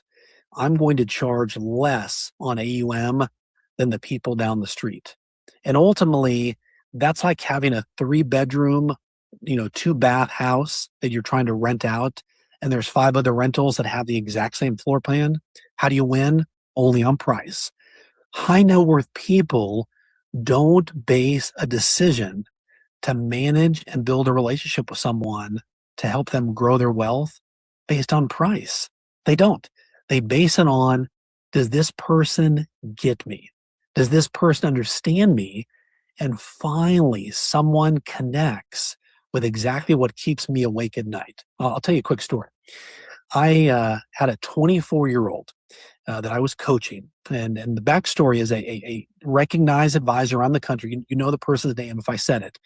Called in a favor. He said, Derek, I've got a 24-year-old advisor who is struggling to attract higher net worth clients and any clients at all. Can you help her? And so I did a couple coaching sessions and I asked her, I said, when someone asks you, what do? What do you say? And she said, well, I say I'm a financial advisor. I'm a CFP. Within our firm, we have over, 500 years of experience, et cetera, et cetera. And she said, when I say those words, it's like the people are judging me. It's like they're thinking to themselves, are you even old enough to invest money? She said it was crushing her confidence. Now, this firm focused on business owners and professionals and entrepreneurs. And so this was on a Thursday, and they had this big event on Saturday night. And so I began to practice with her what to say instead when asked, what do you do for a living? So I get this call from her Monday morning, excited, feels like a different person. She says, Derek, you're not going to believe this. I did exactly what you said to do, and I want to share with you what happened.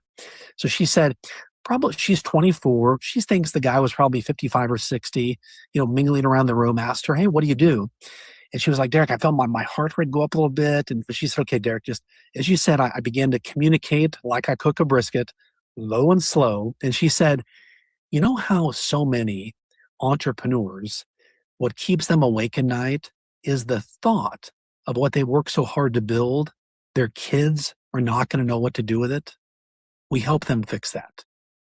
She said, Derek, the guy's eyes got as big as saucers. He was like, that's exactly what I'm worried about. And she said, this is going to sound funny, but I'm 24.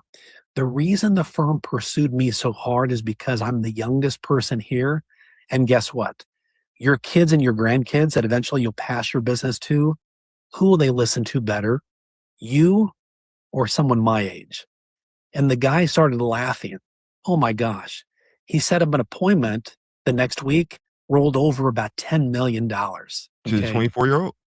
Yeah, to the 24-year-old and the firm to help that 24-year-old walk alongside his kids and grandkids who he wanted to help coach them and prepare them to one day take over their business.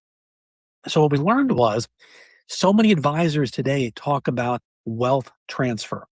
How do we keep the money once the second spouse passes away? And 90% of the time, it goes out the door. When you bring in these young advisors, so many advisors think I've got to train them, take 10 years to learn our system. Instead, let their age be their superpower, not a liability. She before was like hiding behind, I don't want to say I'm 24, I have no experience. We found a way to help make her age her superpower. And so when you bring in these younger advisors, position them as, look, we know that you've built a great business. You have this big inheritance that you may leave down the road. We want to make sure that your kids and grandkids are prepared to manage your money and grow this business. So you've built a legacy. And that concept is what attracted them to work with that firm. Oh man, that's beautiful. How many advisors do you think you've helped so far?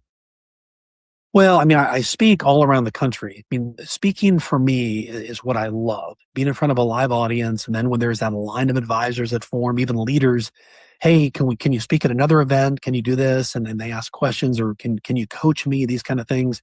I mean, it's thousands. But there's a secret that I have, and this can help other speakers, but also other advisors.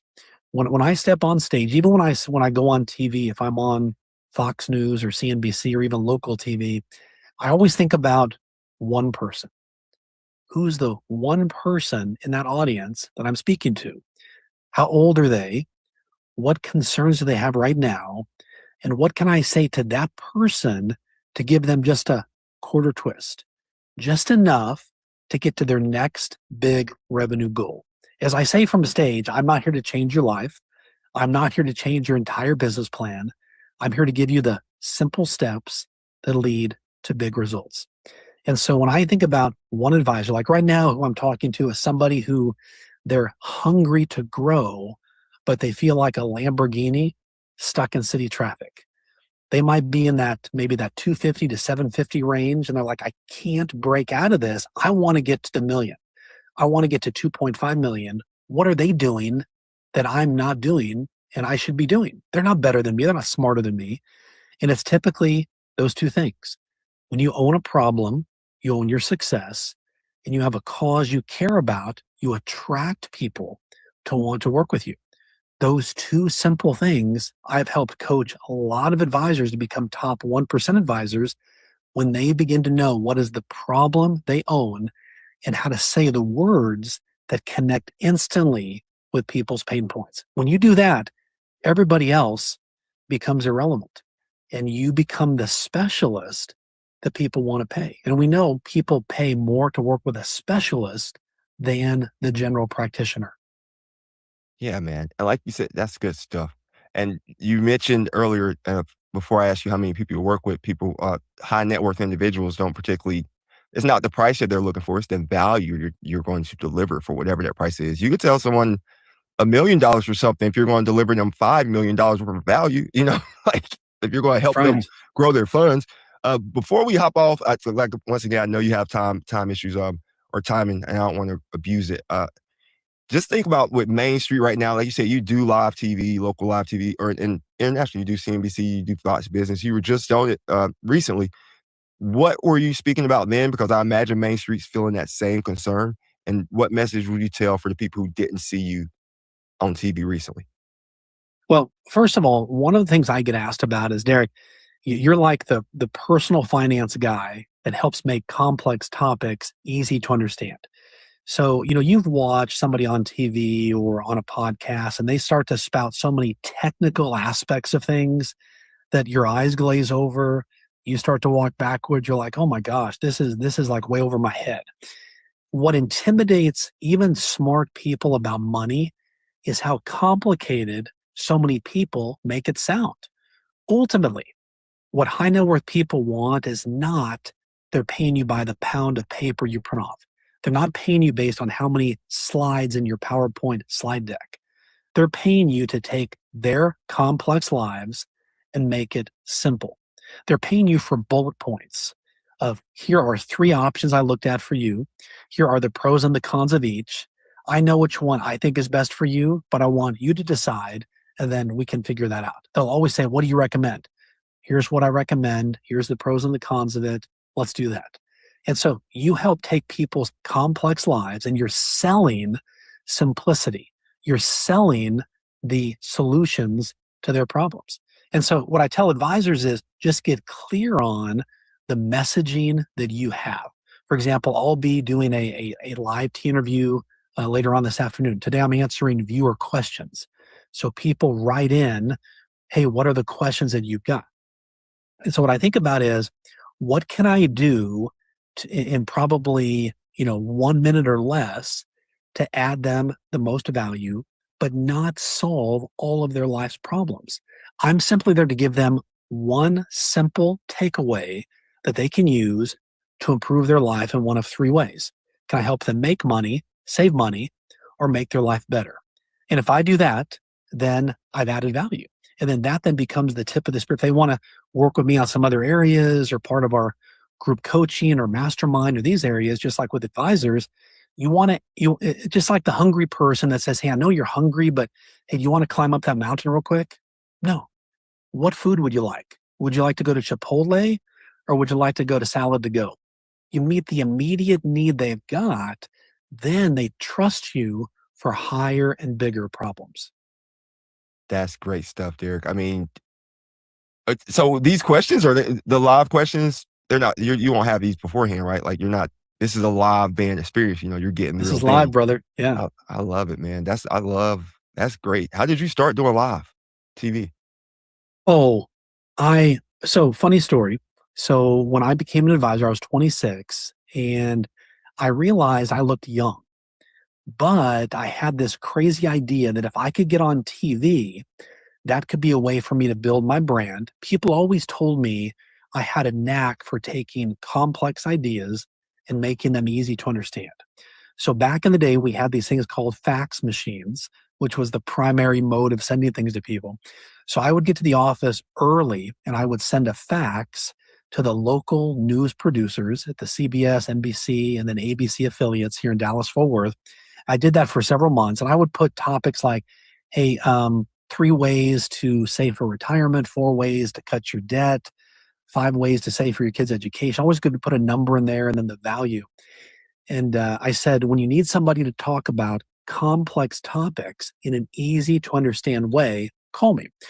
Well, what I learned was I could have practiced and then pitched. What I've learned from me, I pitch, I get the deal, then I figure out how to get ready for the deal. Okay. Better to have that sense of urgency than the other way around.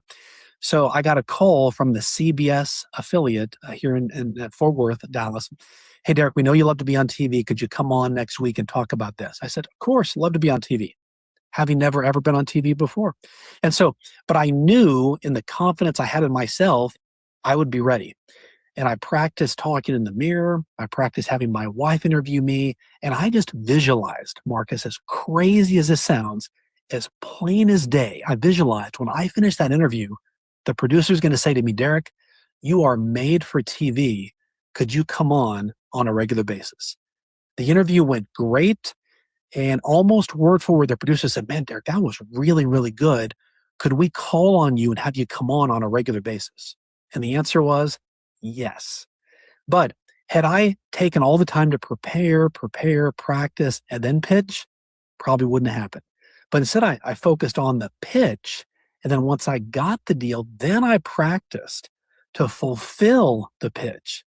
That was the lesson that guided me for the rest of my business as a financial advisor.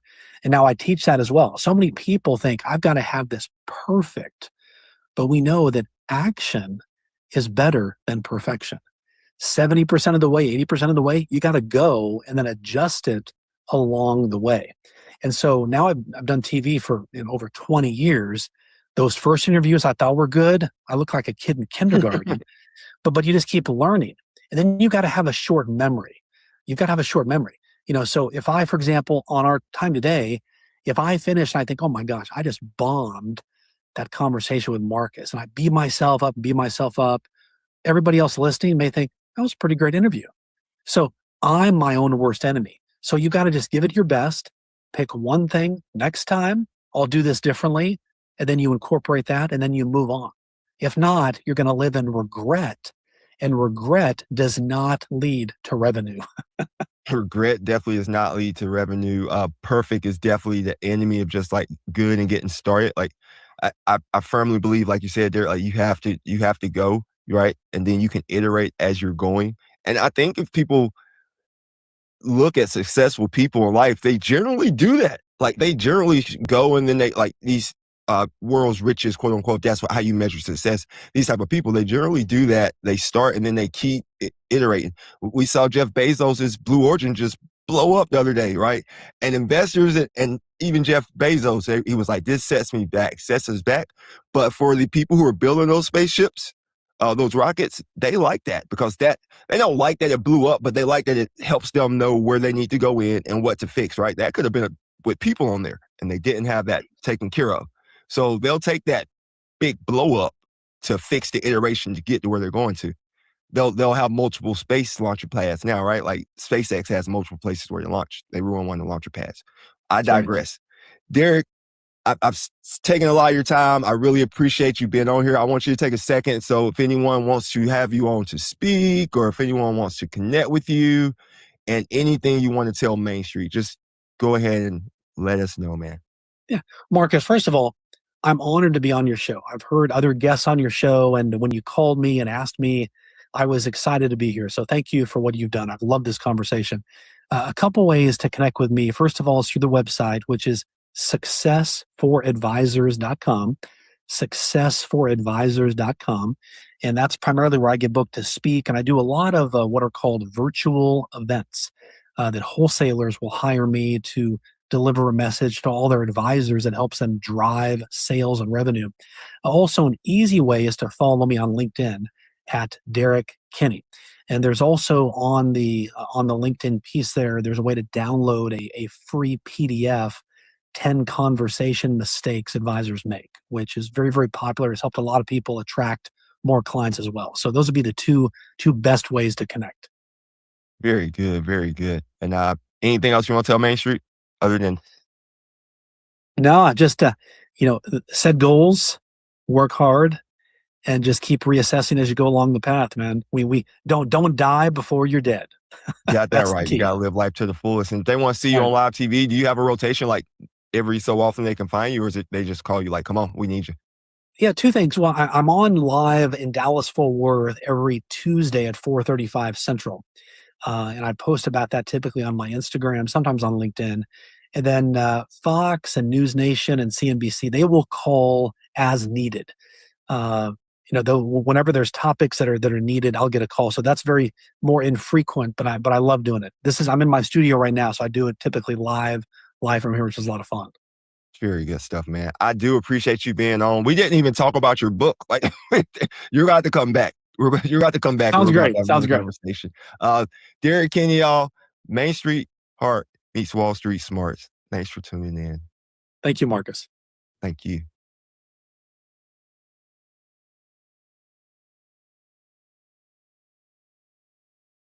$100 to $800 billion. So that's a concern. I don't know, again, I mentioned in my lifetime, the U.S. is the strongest economy.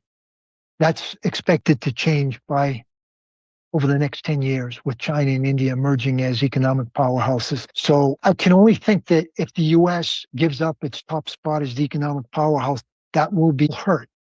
I don't think it will be a good thing, and I don't know if that's selfish, me selfishly speaking, but again, I've never known a time in my life where that's happened, and so I'm assuming that probably won't be the ideal situation. So yeah, I'll just leave it at that. And again, I wish I could give you a deeper level discussion with that, but there are so many other parts and pieces that go into it. But I just think a strong economy is good. We do a lot of global trade. We have a free society. People can come in here and do business. We don't have a ton of restrictions. And I think those are good things. It's not perfect, but it's difficult to do that if you wanted to go to another country. There may be more restrictions. It may be difficult to get your money out or pull it out or repatriate it. So I would just like to see the U.S. currency remain strong, and I would like to see our economy remain strong, and to be a good global citizen and competitor. Exactly. I mean, capitalism is the worst form of economics until you try the rest of them, right? That's not my quote, and I butcher it. But until you look at the other economic philosophies, you'll see. Yeah, you need a strong economy in your country. James, you're giving so much great information, man. Don't worry. I still have a couple more things I want to just ask you about. Whatever. Yeah, that's fine. You take your time. Yeah, no worries. Yeah, it's just so you hear. Because I just want to ask questions that I know I'm hearing people ask. You hear politicians or the government go and they talk about GDP. And they talk about you can see double-digit GDP growth, but they're combining the two numbers. Could you maybe expand on that a little bit more for Main Street when they speak of this? I think it was 8% nominal growth GDP last quarter, something like that. It was something really high. I think it's hard with an economy this size. We've seen China as a great economic engine, and their GDP growth has been in the mid to high single digits. I think for the U.S. to get anything above like 2.5% would be pretty solid. Again, because we're a developed market and we're substantial, and again, the number one economic powerhouse on a global basis. It would be hard to generate that kind of growth. So I don't think that that's possible. I'm constructive that, we can see. Look, if we see like a 3% grant, that would make me pretty happy. Yeah, I'm sorry. I'm, But I'm talking about nominal GDP versus real GDP. So that's probably where the difference is in the numbers that I'm referring to. yeah, nominal GDP considers or factors in inflation. I mean, That's where they're getting the spread and saying it's like yeah, 8. I don't want to see. I would hope that inflation doesn't run that high. We've seen it slow its ramp in recent quarters, and very important to get a handle on that. I would hope not, Marcus. I would think that would be problematic, because then when you have runaway inflation, then it has to be addressed through monetary policy, fiscal. It would be a problem, because now the Fed would have to start thinking about raising rates to slow down that pace of inflation, and higher rates would slow the economy. Now that's a drag, higher cost of doing business, to purchase, etc. I don't, I would hope it's steady as she goes. Is 2% inflation, which is one of the Fed's mandate, appropriate? There are a lot who argue it should actually be raised. I wouldn't be opposed to that.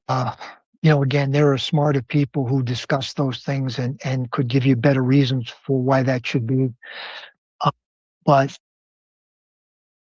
it's real important to cap inflation, not to let it get out of control, and it would be a lot better for consumers and for the states. Again, we can talk about, it makes it easier to deal with debt, but overall, you want to see steady progress, consistent GDP growth, interest rates that are stable but low, to help us going forward as we look out over the next 5 to 10 years in terms of debt servicing, maybe closing those deficits and reducing deficit spending. That's what I would prefer to see.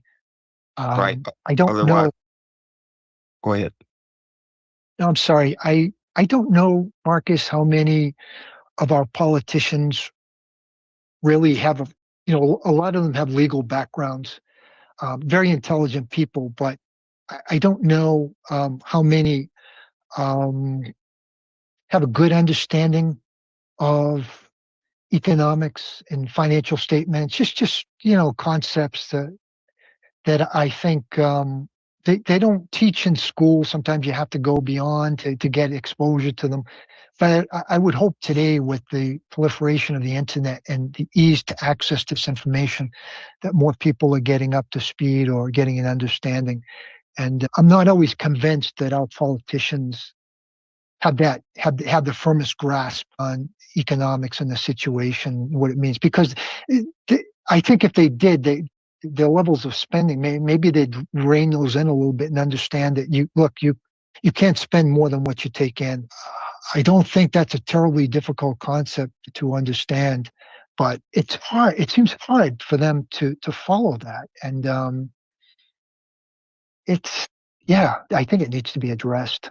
Yeah, well, I mean, like you said, since the 70s, we walked by Bretton Woods and the gold standard, we've been kicking the debt down the road for a while now. And it's interesting that you say a lot of the politicians are lawyers, because I know Jerome Powell isn't a politician, but he was a lawyer, if I remember correctly. He was an attorney, which is very interesting.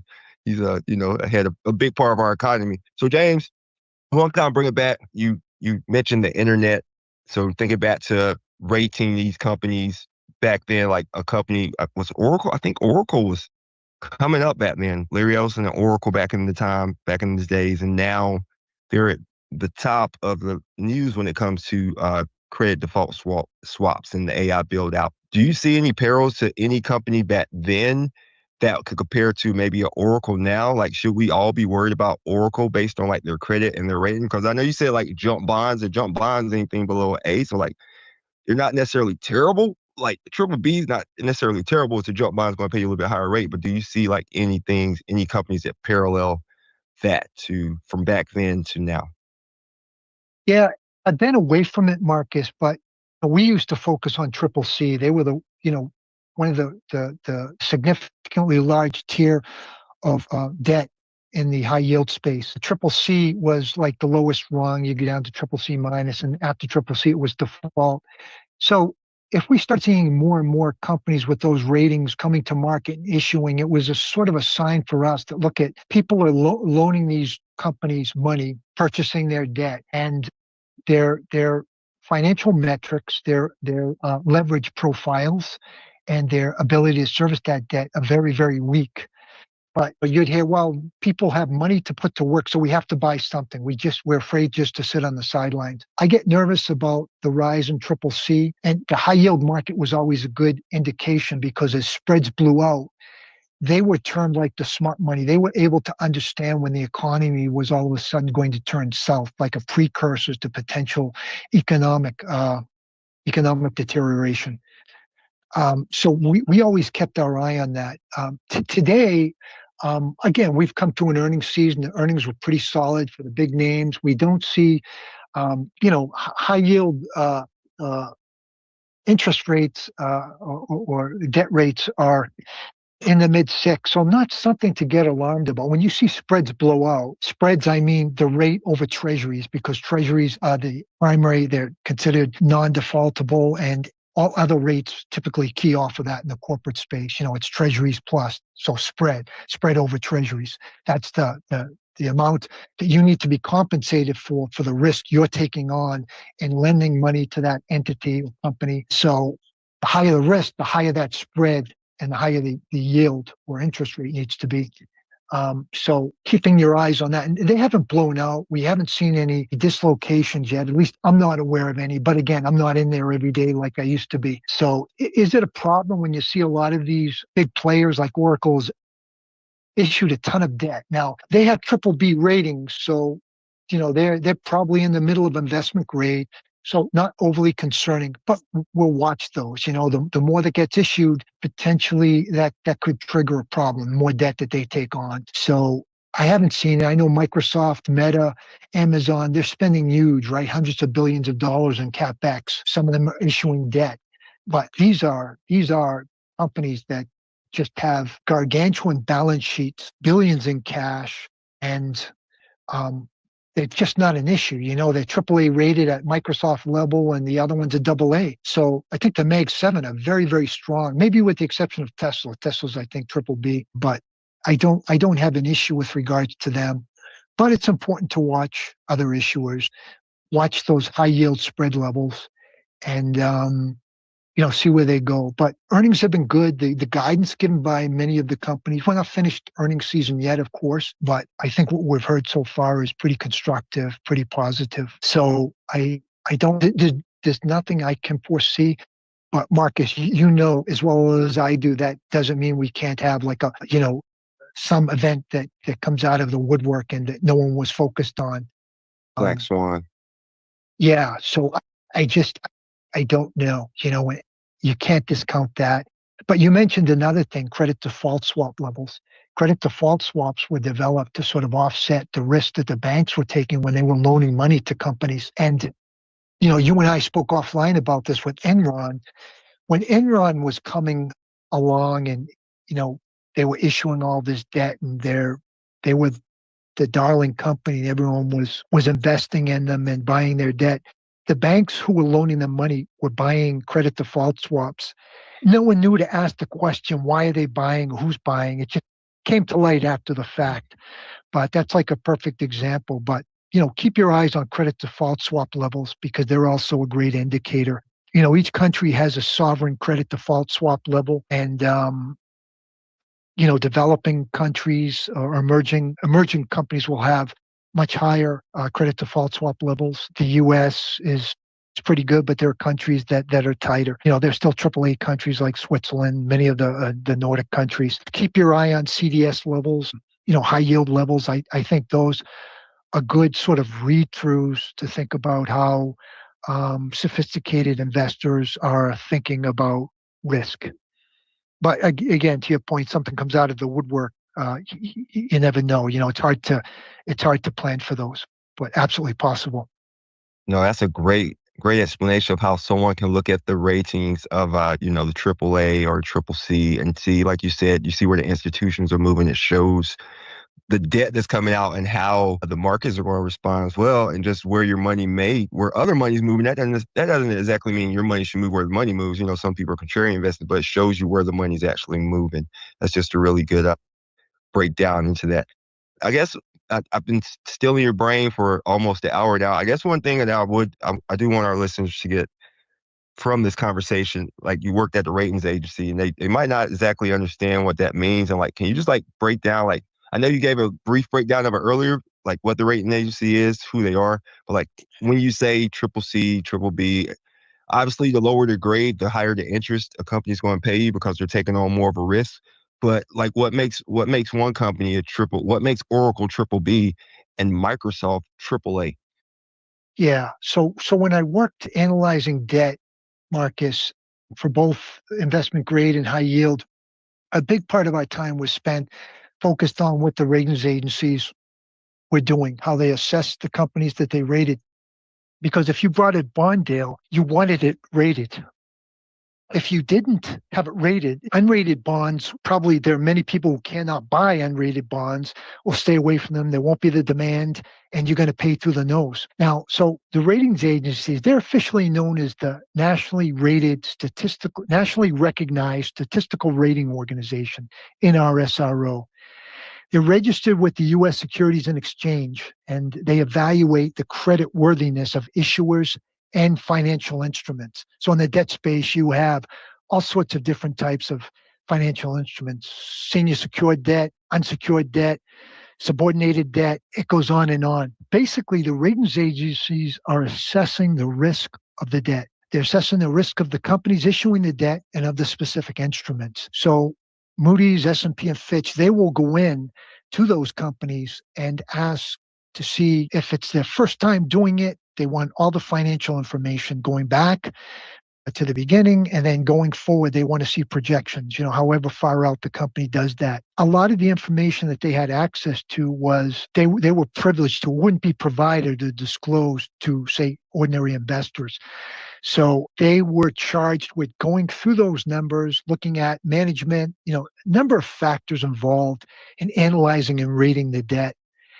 And, they have their proprietary or specific methods for how they did that. There's a lot of overlap, but, just like we would look at an individual or a rating aid, TransUnion or Experian, Equifax would look at an individual ability to service the debt, resources, income, projections, management's ability, covenant packages, protections around specific debt instruments, all of these things. And they would go through and provide a rating. And for those looking to issue debt, the stronger the company, the higher the rating, the lower the cost of that debt. And so it was real important. It speaks to quality. It would speak to demand. There are many funds that can only invest in investment grade rated bonds, so that's really important to them. So if I'm a company and I'm on the cusp, I want to get the lowest triple B because it's going to be cheaper for me and I'm going to have stronger demand. So it's important from an issuer's perspective. And so also by the same reasoning, if I'm an investment grade company and I'm in danger, my numbers are bad and I'm in danger of losing my investment grade ratings and possibly going down to high yield or junk status, that's called a fallen angel. That could be detrimental because now my bonds fall and those people that thought they were invested in investment grade have to sell. They're forced sellers. So the bonds take a hit. And it has a lot of repercussions because if I have to refinance debt or come to the market with another debt issue, now I was once investment grade. Now I'm high yield. Now I have to issue as high yield. I have more stringent covenants or requirements for me to issue. I've got a higher interest cost. It takes more of the profitability, impacts on profitability. So all these things are real important. But basically, the ratings agencies, they're just like Equifax, Experian, TransUnion. They're assessing the credit risk of the organizations, of the corporations, and there are municipalities, everything. They're involved across the board. and also the specific debt instruments, commercial paper, unsecured debt, senior unsecured, subordinated, at the operating company, at the holding company. It gets very complex, and it's very it's significant, right? Because we talked about the size of the debt market versus the equity market. It's far-reaching and really important. And the ratings agencies have to do a good job, because if they don't, it's their reputation at stake, and this is how they earn their money. They're paid to provide the ratings on the bonds and entities, and if they do a lousy job, it'll come back to bite them. We go back to 2008, 2009, when the economy fell off a cliff. A lot of people blame the ratings agencies because they ran behind. They were less focused on the pricing of the bonds versus the analysis of the company's financials, meaning the one part of the puzzle that they didn't factor in was the market price of bonds. Just like when people look at equity prices, if you know nothing else, but you see equity prices dropping, it should raise questions. Wait a minute, something's going on. What am I missing? We got to take another look at this. And they were generally backward looking. And yeah, they were forward looking to the extent that, okay, we'll look at projections and forecasts, but it's not the same when there are so many smart people out there and the market as a whole functions like that, and they're telling you something through price action that something is wrong or potentially problematic. It has to be addressed. It may not show up in your numbers, but there's something there that needs to be explored further. Yeah, the bond market really does like run stuff. I don't think people realize like how powerful the bond market is. That's a great breakdown of the rating agencies as well, how they do it.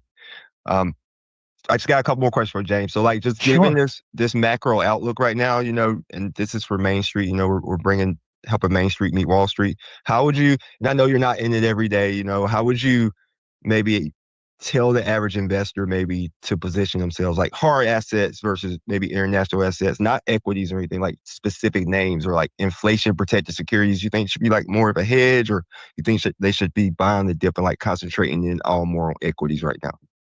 It's all individual and specific, right, Marcus? It's Right. So hard because everyone has different needs. Everyone's a different age.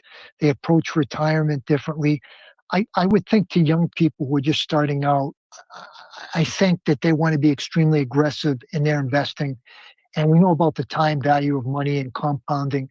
And so they should just be in the market. And, whether that's, again, I'm not going to tell anybody what to do through ETFs, through funds. I think, do some homework, learn.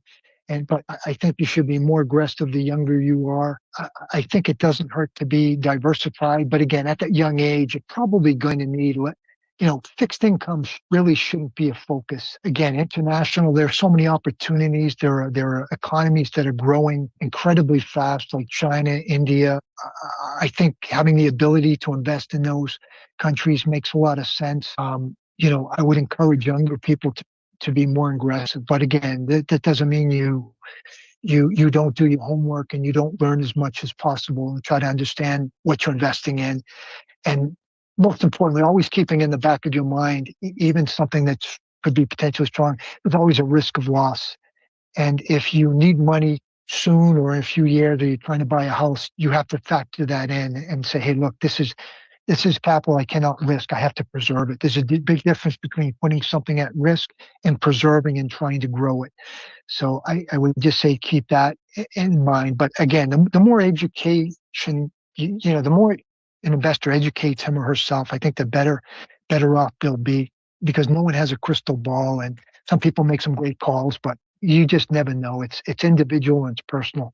Someone older is going to have needs for more income or fixed income. They'll have to address bonds and corporate debt. So I think that's something that ought to be looked at. And again, ETFs, and there are multiple ways to do that. Very low cost. Vanguard is great at that. And maybe someone older feels less comfortable with investing internationally, and that's fine. Higher quality, you want to take minimal or no risk at all. So all those things have to be factored in, and some people may not be comfortable doing it themselves. They should contact and have conversations with people like yourselves and other money managers who can maybe, ask them questions and find out what their needs are, because everyone has different needs, goals, and safety or risk parameters. And so, yeah, I would just leave it at that. But the most important thing, I think, Marcus, is understanding risk and trying to mitigate it, because sometimes it's hidden, it lurks below the surface, and it can hurt you if you're over allocated to a specific area, concentrated. So I think in anything you do, you have to understand the risks and the downside.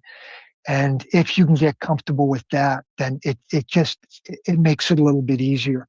But again, even that is no guarantee against seeing your investments decline. Right. That's a great point, that everyone's a lot of great points, but that everyone's different depending on your time horizon. And that this is not personalized financial advice that we're giving people. If you need some personalized financial advice, you should go sit down with a professional. But this is definitely some good information to help you make informed decisions, which is one of the goals of this conversation. One thing I may have missed you or didn't hear you say was gold. That's interesting that you didn't say anything about metals in there for the diversification. Yeah. It's funny, Marcus. I guess because I had a hard time with gold. It's not like a stock or bond. A bond has an interest component. A stock has a dividend or the ability to appreciate, and gold does too. But like in and of itself, I know there's a jewelry component people use, but I don't. For me, it's harder to understand. It's like crypto, and perhaps it's my age. I need to see how something has an intrinsic value. I know a stock represents an ownership, and that ownership can grow and increase through the value of reinvestment or through the payment of a dividend. Bond, I'm going to hopefully, depending upon the quality of the issue, get my money back plus an interest component. And I just, again, there are people who are much smarter than me and understand those things better. So I just have to try to stick to what I know. And again, what we talked about, what I feel comfortable with, how much risk am I willing to take? If I don't think I can understand something, then I'm never going to be able to sleep comfortably at night if I know, Jesus, I don't know what I'm doing here. And people shouldn't feel that way. If we talk about like this fear of missing out, FOMO. The market's there. It's always going to be there. There are new companies coming along all the time. I think you should be comfortable, start small, learn. And, as you get more seasoned, more educated, you increase your rate of investment, but learn about mortgages, your own investment, budgeting your paycheck. How much am I going to spend? I think those things are real important. I think those will help most people, right?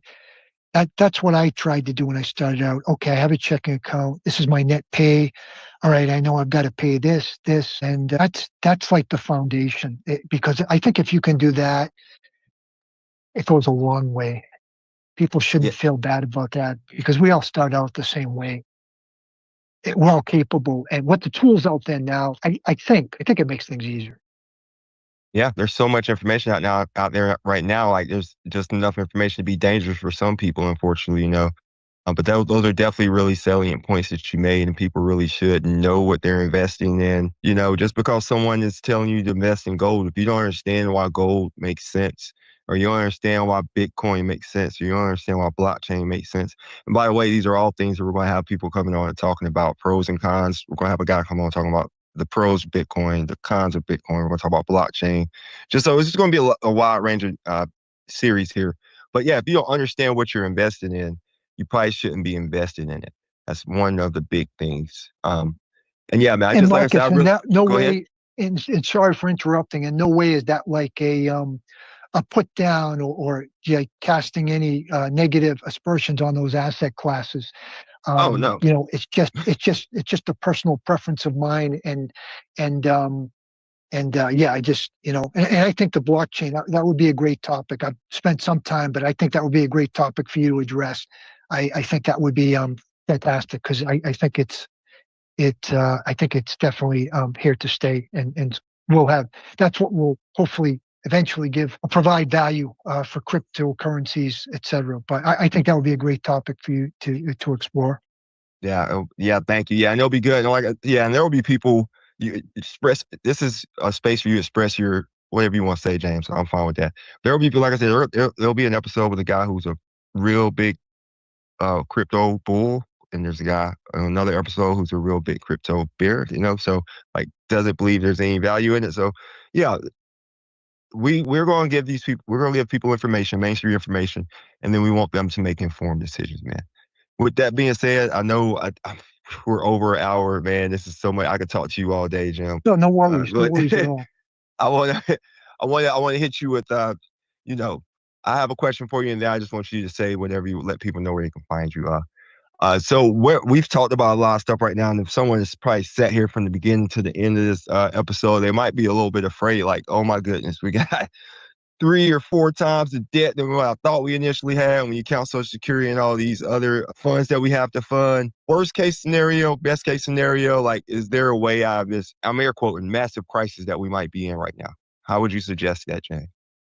Yeah, I just think for most people to understand it, that it could be problematic. I'm not saying that it is now. It is a concern. The U.S., again, we've never defaulted on debt. We have a lot of smart people in this country, and it would be good if both parties could sit down and address it. I think, to me, we do have a spending problem, and I think that's a big driver of it, and I think that has to be addressed. And I definitely think there's a way. There are too many smart people in this country for it not to be addressed. But it is a concern. I think more that people think about it and understand it and apply it maybe at a personal level, I think that's a good thing. And so, yeah, I'm concerned. These are big numbers, but we got a lot of people that are starting to look at this and address it. And hopefully over the next 5 to 10 years, there's some sort of a plan or drawn up as a way to address it.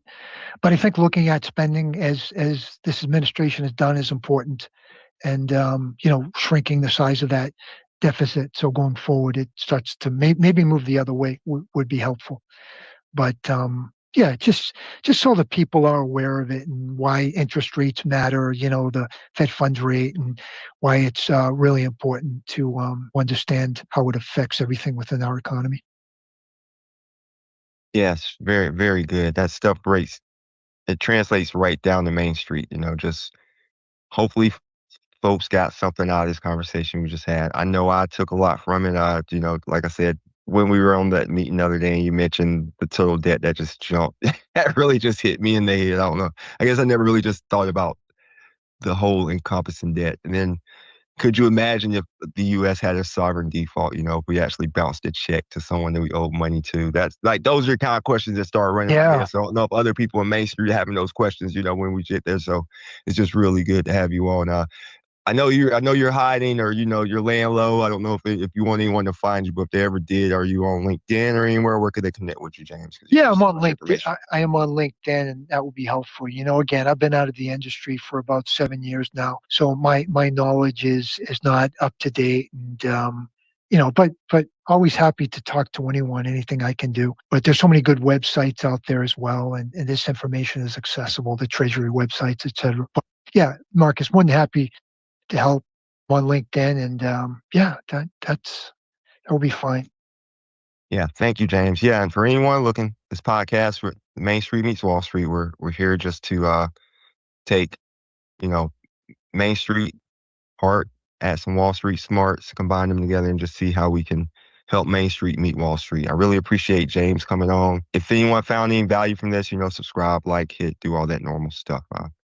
Thanks for coming on, James. Thank you, Marcus. Really appreciate it. You take care. You too. Thank you. Bye.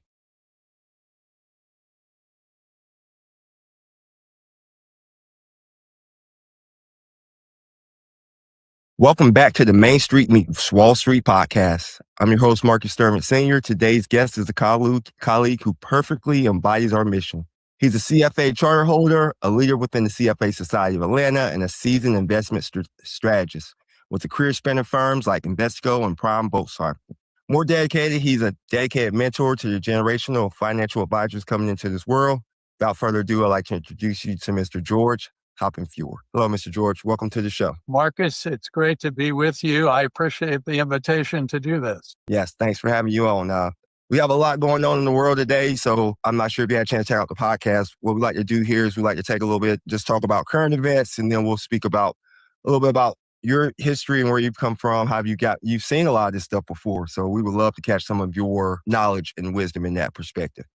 Just look for a wide range conversation. So I guess people always say that history rhymes, but history doesn't repeat itself, or maybe history repeats itself, but history doesn't rhyme. What's your perspective on it, and what does today's environment looks like to you compared to historical times? That's a great question. Certainly, there are things that we should be able to learn from the past, but I think every situation is a little bit different. And today, that war in Iran is a factor that we haven't really seen anything similar in my lifetime, although we have had previous Gulf wars. I think the other thing that's a little bit different today is the fact that we're about to get a new Fed chair, and we don't know exactly, what his point of view will be, with perhaps a bias toward trying to reduce the Fed funds rate, short-term rates, but with inflation still above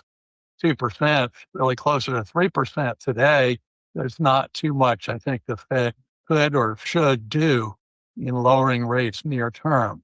So I wouldn't be surprised if the market just treads water for a while now. Earnings seem to be pretty good. That's always a key factor as well. I think one thing that I've hopefully learned in my career is to try to remove the emotion from the investment decision. In the final analysis, corporate stock prices are a function of earnings and earnings growth, and then whatever PE multiple you put on those earnings.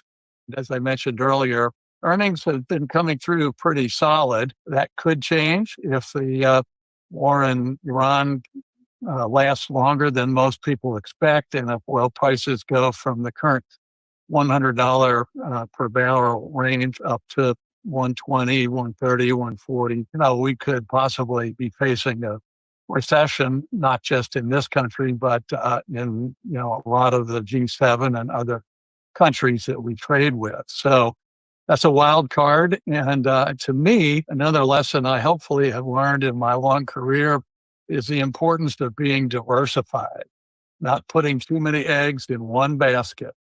And so whether you're talking about stocks, where I think it's important to have a non-U.S. allocation as well as your U.S. allocation, but also within the U.S., have your large cap, your mid cap and small cap, but also have a good style balance between growth and value. And when you see one area of the market significantly outdoing the other, I think a good discipline is to trim back your winners. In this case, mega cap growth names have really dominated the U.S. market for most of the last 5 or 6 years. And so I just think it's prudent to trim and take some of those gains and rebalance into small, mid-cap, value-oriented names. My comments apply more to institutional investors, where you don't have to pay a tax on capital gains.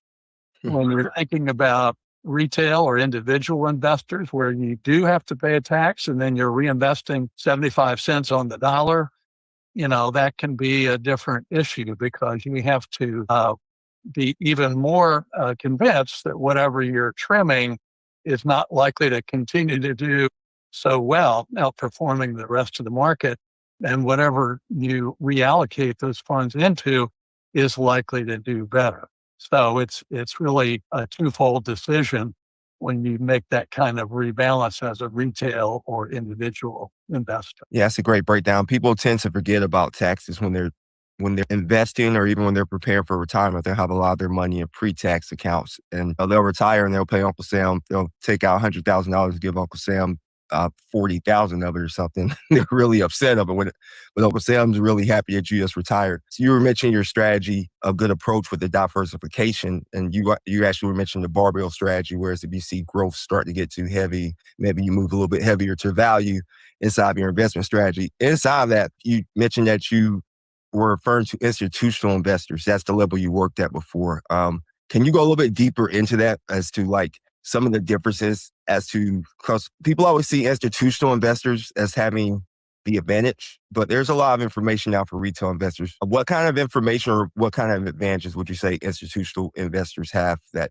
retail investors don't have? Well, number one, institutional investors can access alternative assets like private equity, private real estate, private credit, and hedge funds, direct hedge funds, as well as fund of funds in a way that most retail investors are unable to do, although there is now an increasing number of what we call evergreen funds that have lower minimums that retail investors can go into. The firm that I've just retired from, Prime Buckholz, does not currently recommend any of those, but I know the research department is looking into that as a possible solution.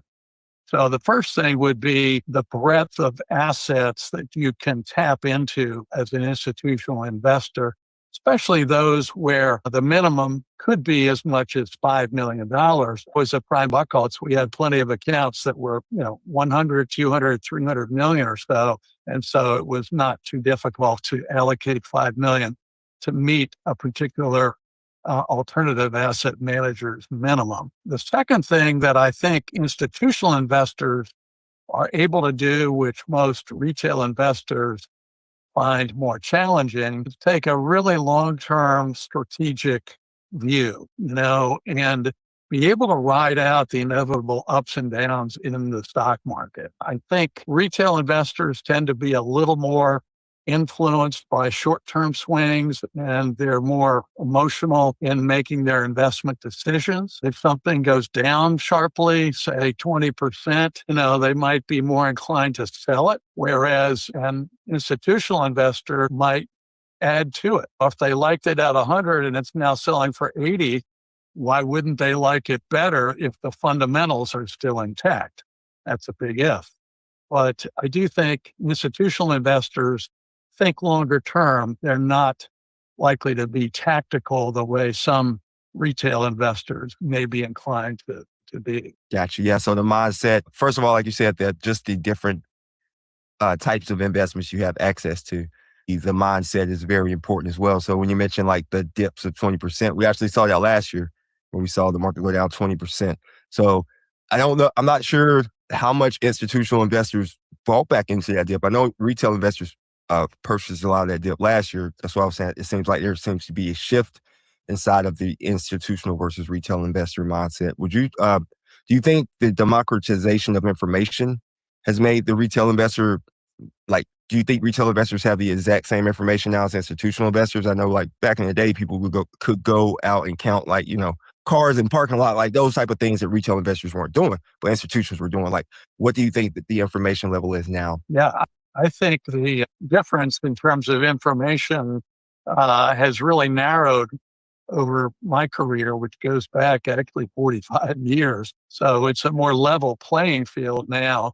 And I think institutional investors, just given the resources that they can bring to the analytical process, still have an advantage. But I think retail investors have narrowed that advantage by what's available, online and through other sources. I will say that there's another important distinction in the investment world that might be worth making, and that is momentum investing versus what I might call contrarian investing.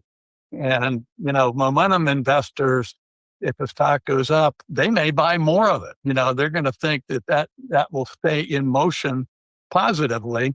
Whereas a contrarian investor, in the example that I gave a couple minutes ago, if the stock goes down and the fundamentals have not changed in any material way, in other words, key personnel at the company and positions in their market, haven't changed, that makes it a more attractive stock. So you have those two schools of thought, and I think it's a challenging balancing act for most investors. So you don't want to be always playing the momentum game or always being a contrarian. You can get burned either way. As a contrarian, for example, and I had this happen to me once or twice when I was at Invesco, and we had a discipline of adding to losers if we thought the fundamentals were still intact. And, a stock that goes down 20, 25% can go lower. It's like trying to catch a falling knife. You can be burned or cut in this analogy by thinking something is likely to rebound and then it doesn't. So it goes back to what I said about being well diversified. When I was at Invesco, our average client portfolio had 50 names in it, and each position was in the neighborhood of 2%. Some might have been 1, some might have been 3, 3.5. But in general, we wouldn't have any position be 6, 7% or so. And I think the average investor today probably doesn't realize that if they own the S&P 500 index, they've got 7% in NVIDIA as one stock, and then they've got a pretty large percentage in Microsoft and Apple and other mega cap stocks. You can buy the equal weighted S&P. I think my old employer Invesco offers that, among others. And that way, if there's a rotation in the smaller and mid cap stocks do better, you'll do better in the equal weighted S&P as compared to the traditional cap weighted S&P. But I think that's enough on that particular tangent for now.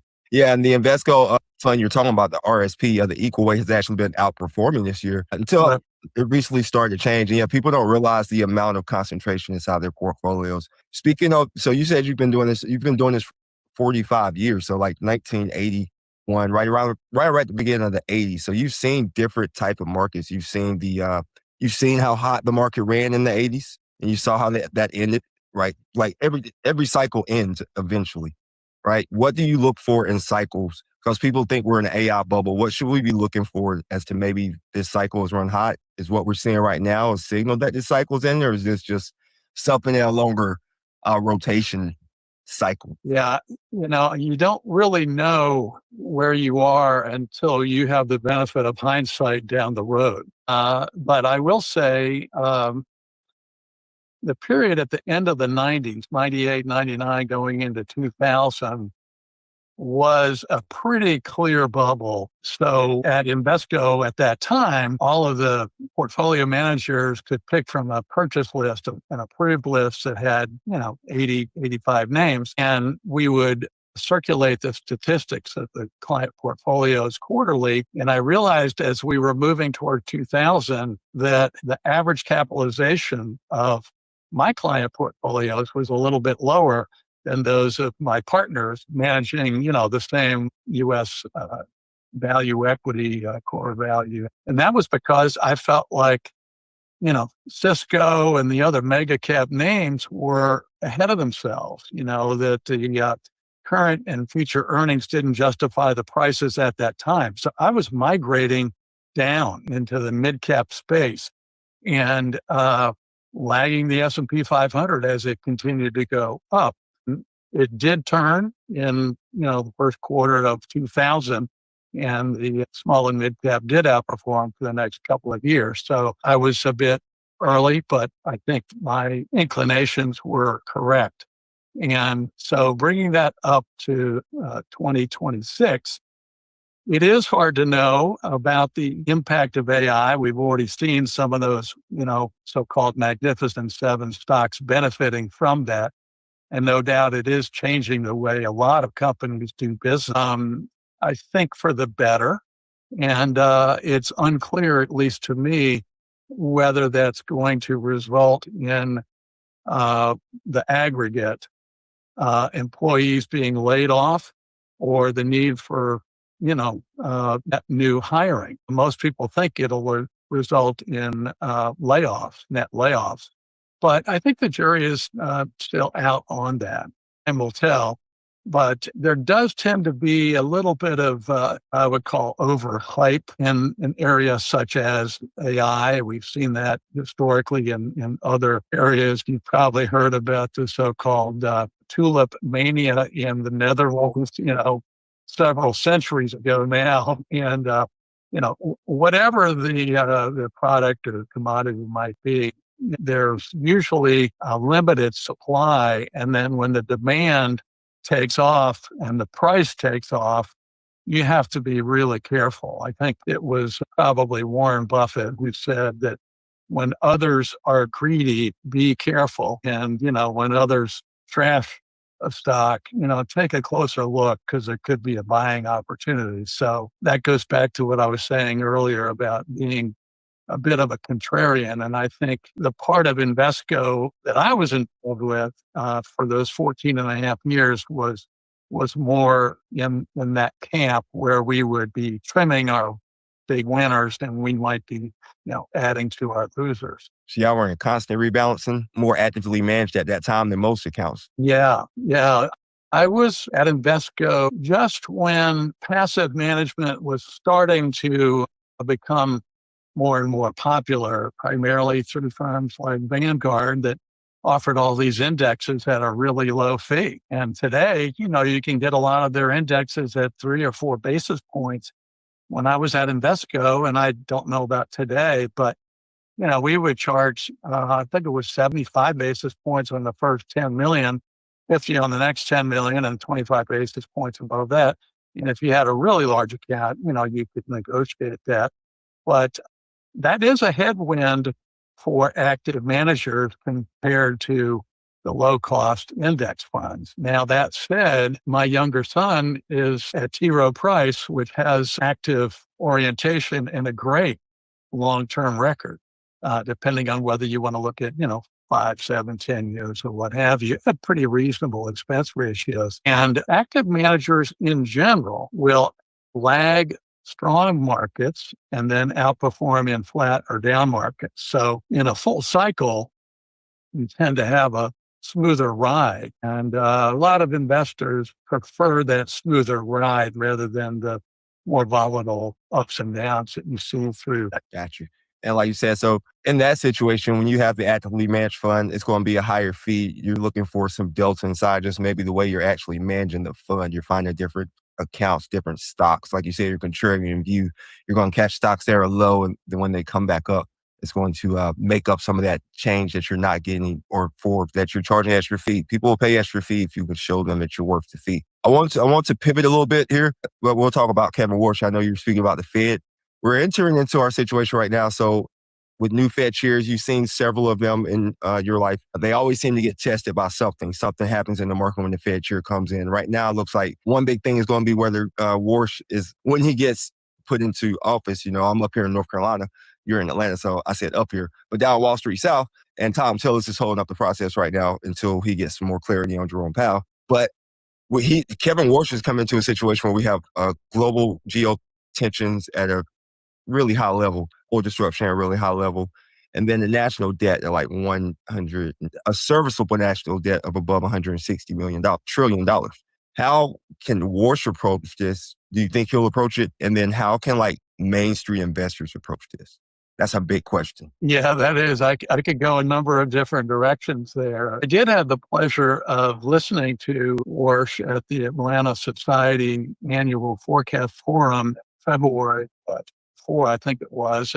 And he did a good job. He's a veteran of the Fed and been around to understand all these cycles. The Fed chair, when he or she meets with the media every 7 weeks or so when they have their 2-day meetings, has essentially a bully pulpit that they can use to lecture in a nice way Congress the way they, spend, beyond our means and have that kind of annual deficit and cumulative deficit that you mentioned, which is now more than 100% of the U.S. GDP. And I do worry about our kids and our grandkids, inheriting that problem, because just servicing the debt is taking a bigger and bigger slice out of the budgetary pie. And so that leaves less for other important areas such as education. I do think Warsh will be approved. I understand Senator Tillis's problem with commentary about, I think it is really surprising that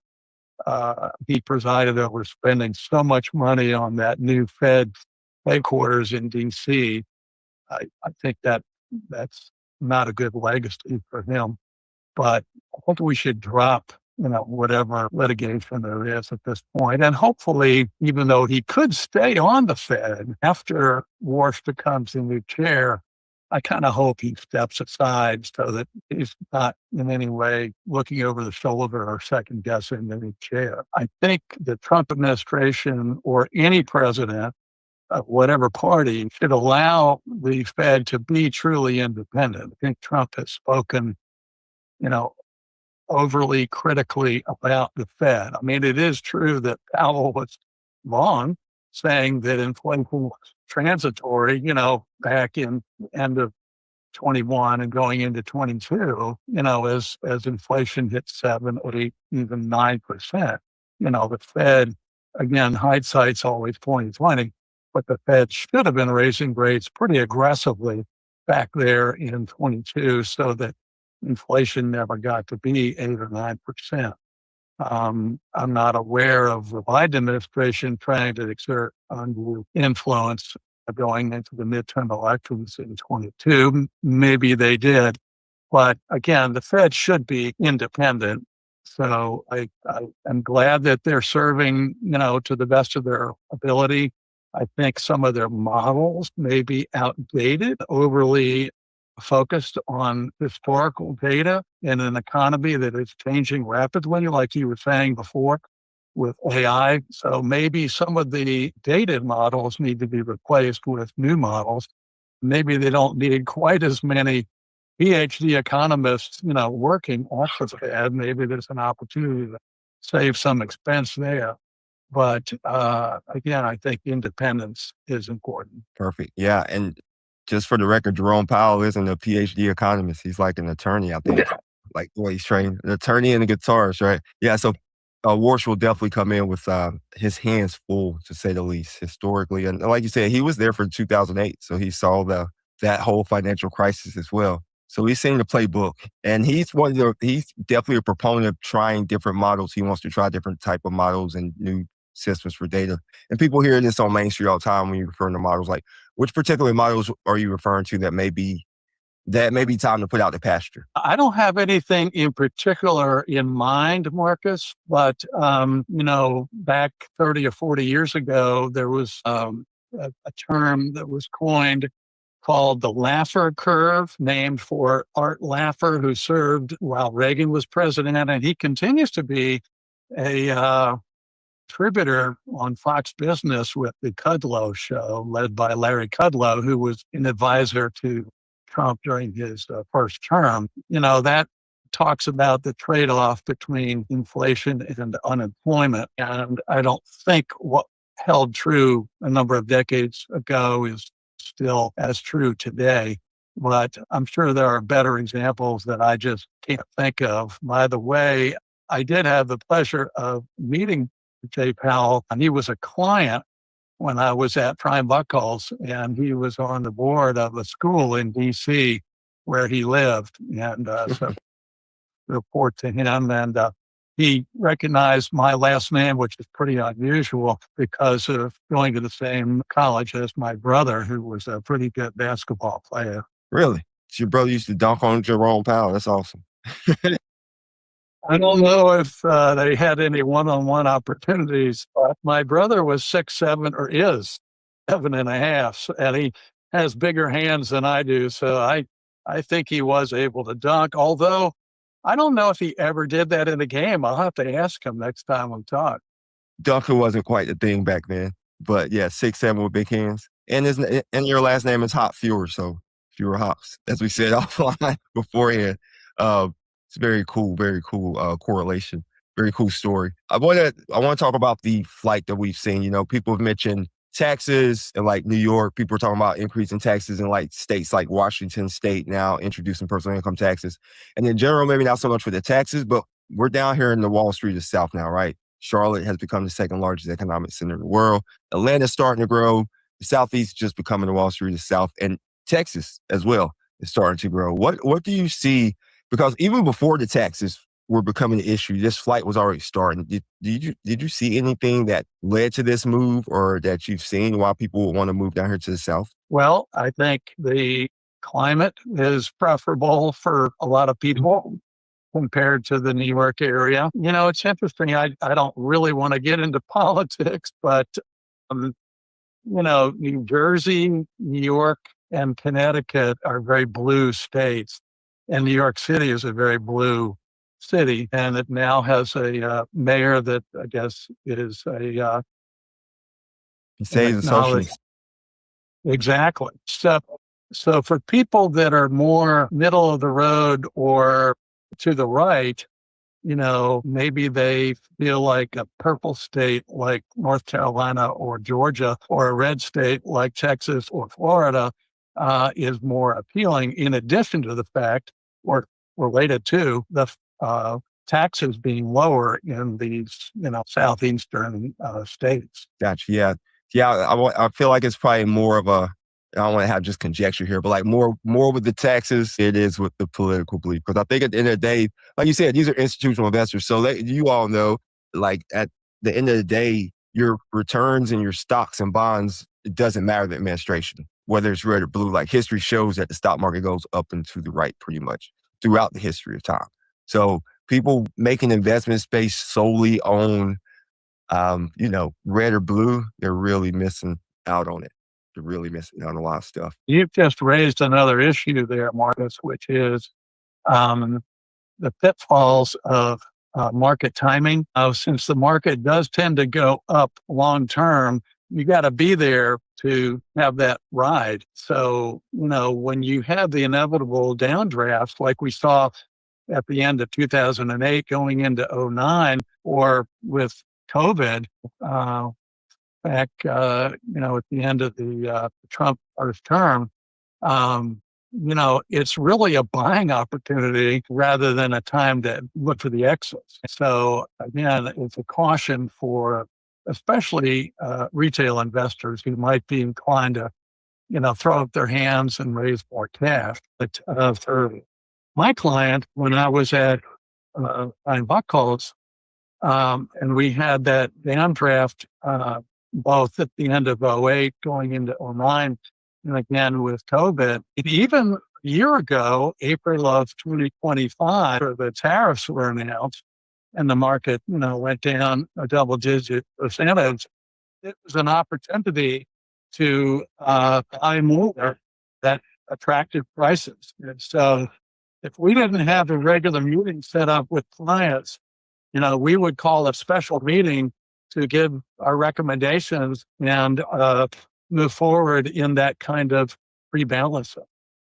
Nice. So y'all historically bought the dip, and your clients, you called them, educated them, which is a very important part of it, to let them know, like, hey, this is going to go up and to the right. And I imagine some of your clients already knew that you were going to buy the dip. You probably didn't even have to call them because you've done it before for them. It's very, very great point. Time in the market. People trying to time the market, you're going to miss the best 8 days of the year every time trying to time the market. Just going back to, so speaking back 45 plus years, what was it like to be in the industry in 87, 88? There aren't very many people out here, like right when the market went down, like Black Monday, like when that happened. Yeah. Well, I had not seen such a strong downdraft before. I had some good summer jobs in the early 70s where the market was, flat and then generally down, especially when Nixon ended up having to resign in 1974 because of the Watergate crisis. He would have been impeached, but he chose to resign, before that would have happened. And the market was really in the doldrums then. I wasn't an investor then. I was not making any money, but I remembered that time as being a good buying opportunity. And the same thing toward the end of the Carter presidency, when we had Americans taken hostage in 1979 in Iran, which is when the current regime took hold from what had been the Shah. And, we had real malaise in the U.S. and, gas prices rose and inflation rose. And I remember President Carter having a fireside chat, dressed in a sweater with the fireplace behind him, asking people to turn their thermostats down, and in the wintertime. And, just do everything they could to conserve energy. I mean, that was a tough period, especially for check to paycheck and had to get gas to drive to their jobs. But I think the Reagan years were a wonderful growth period. And then, Bush 41 kind of continued that. I think the Clinton years were actually very good for the country. That was the last time that we balanced. To his credit, was able to work across the aisle with Newt Gingrich of Georgia, who was the Speaker of the House on the Republican side back then. And there was a collegiality in Congress that we really need today, that we haven't seen in a long time. But anyway, let's see, after Bush 43, and, his presidency was marked by 9/11 early on in 2001. And, another really tough state election in 2004. So the country has been so evenly split ever since then. And the partisanship has gotten worse and worse. And I don't know what it's going to take to get people to, especially Congress, to listen to one another and be willing to compromise the way they used to back in the 80s and 90s. But it's, in my opinion, something worth praying for, because I think our whole country, the morale of the country would be a lot better if we weren't so evenly split in ways that can be very evasive. You got that right. This country is so divided right now. We're just red or blue. I think if you even look back, like you mentioned with Clinton, like historically Clinton, his politics and his views now, he'd probably be viewed as a Republican, right? Just based on, especially like his economic policies, some of the law enforcement policies he put into place.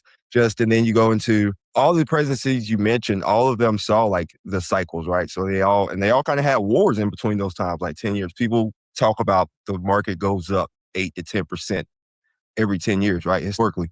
But they tend to forget that the market has those down times, right? So you have the late 70s, the whole 70s, right? You have the 70s that were just pretty much terrible. And then you have in 79, like you mentioned, when with Iran, the leadership was that it was because we took in their king or something, correct? Came to our country for medical treatment. So that started a whole big thing, and then just led to, so there's cycle. What I'm saying is inside of all these, there are always cycles. And I know you focus on some dividend growth type strategies. So this market relates to part of it probably the 70s and 80s, part of it probably the late 80s, part of it probably even like the 90s and the boom and bust of the .com. How would you suggest Main Street tries to find balance and invest in this type of market? You don't have to give like specific names, but just like, I know you mentioned diversification earlier. Yeah, well, I guess my time at Invesco ingrained into me the importance of buying stocks that do offer a dividend. And so, I've missed, other than through an S&P 500 index, I've missed some of the really strong growth stocks in recent years. But personally, my rule of thumb is to try to get a yield that is at least in line with the money market fund, So, because otherwise you can just put it in cash. But a lot of companies will increase their dividend every year or two. And so if you can get a solid company that has a solid balance sheet, good free cash flow, and the yield is, say, nowadays 3.5%, 4%, with the possibility of that dividend being increased, and then as important or more importantly, capital appreciation on top of the yield, then your total return can be in that 8, 9, 10% historic long-term average. And I think it is important for Main Street investors to realize that total return is a combination of the yield and the appreciation. Of course, the appreciation could be depreciation, but still you have the yield. And so I think there should always be a place for dividend stocks in most portfolios, if not all. Perfect. Yeah. And inside the yields, you mentioned like if the appreciation doesn't happen, that generally means that your yield's actually increasing, but that might not be the best. That might be the best thing, because then maybe they can't cover that dividend at the end of the day. So that's probably something you're looking for. What factors are you looking for inside of a company to see if they can actually cover that dividend that they're offering? Well, I think number one, you look at the balance sheet. What is the debt to equity ratio? And what is the current ratio, current assets to current liabilities? So how strong is the balance sheet? And number two would be interest coverage. How well covered is that debt? We're talking about interest coverage. It's usually EBITDA, earnings before interest, taxes, depreciation, and amortization. And then number three would be the payout ratio. If you take the dividend per share as your numerator, the earnings per share as your denominator, is that payout ratio reasonable? And what is reasonable? 40 or 50% certainly is more reasonable than 60 or 70%. But as I alluded to in passing earlier, I think free cash flow is actually more important than stated regulatory earnings. So, how much does a company have in the way of depreciation, amortization that's not being plowed back in terms of capital expenditures to that company and available for share repurchase or dividend increases? So all of those factors, I think, are important at getting comfortable with a company's dividend policy and current payout. Very good. So those are definitely some good factors to look at before you're picking a dividend stock or any type of fund that pays a dividend. People should always remember also that you do pay taxes on dividend. Unless you have your dividend inside a Roth account, then you won't pay taxes on that. Just speaking, so we were at a conference recently, we were talking about different kind of assets and asset allocations. One of the topics there were physical assets, gold. I know gold versus crypto has been a big thing, and I don't know how deep you want to go into maybe crypto, but what are your thoughts on just like the move back? Because we're seeing a move back to hard assets, right? People are buying art, people are buying collectible cards, baseball cards, so gold, like real assets, real estate. Do you see that move as a permanent move, like a longer cyclical move, or do you think that's just something that's kind of happening quick? Yeah, I don't feel well educated to be able to answer that question. I can just tell you that when I was at Invesco, even though I did have some high net worth clients in addition to institutional clients, and the same thing at Prime Buckholz for the last 19 years, there was not a lot in the way of collectibles. More recently, there were people dipping their toe into the crypto. When I was at Prime Buckholz through a couple of different funds that were, again, pretty well diversified, so you didn't have too many eggs in one basket. I will say personally that I have followed a company that used to be called MicroStrategy that is now called Strategy, and they have 3 or 4 different preferred issues. And because of my interest in dividend yield, I did buy one of those preferred issues, which was selling for about 82, 83 at the time, and therefore yielding about 12.5%, 13%. But the stock has gone down. It's now in the low 70s. And so if they continue to pay the stated distribution, the yield is now 14.5%, 15%.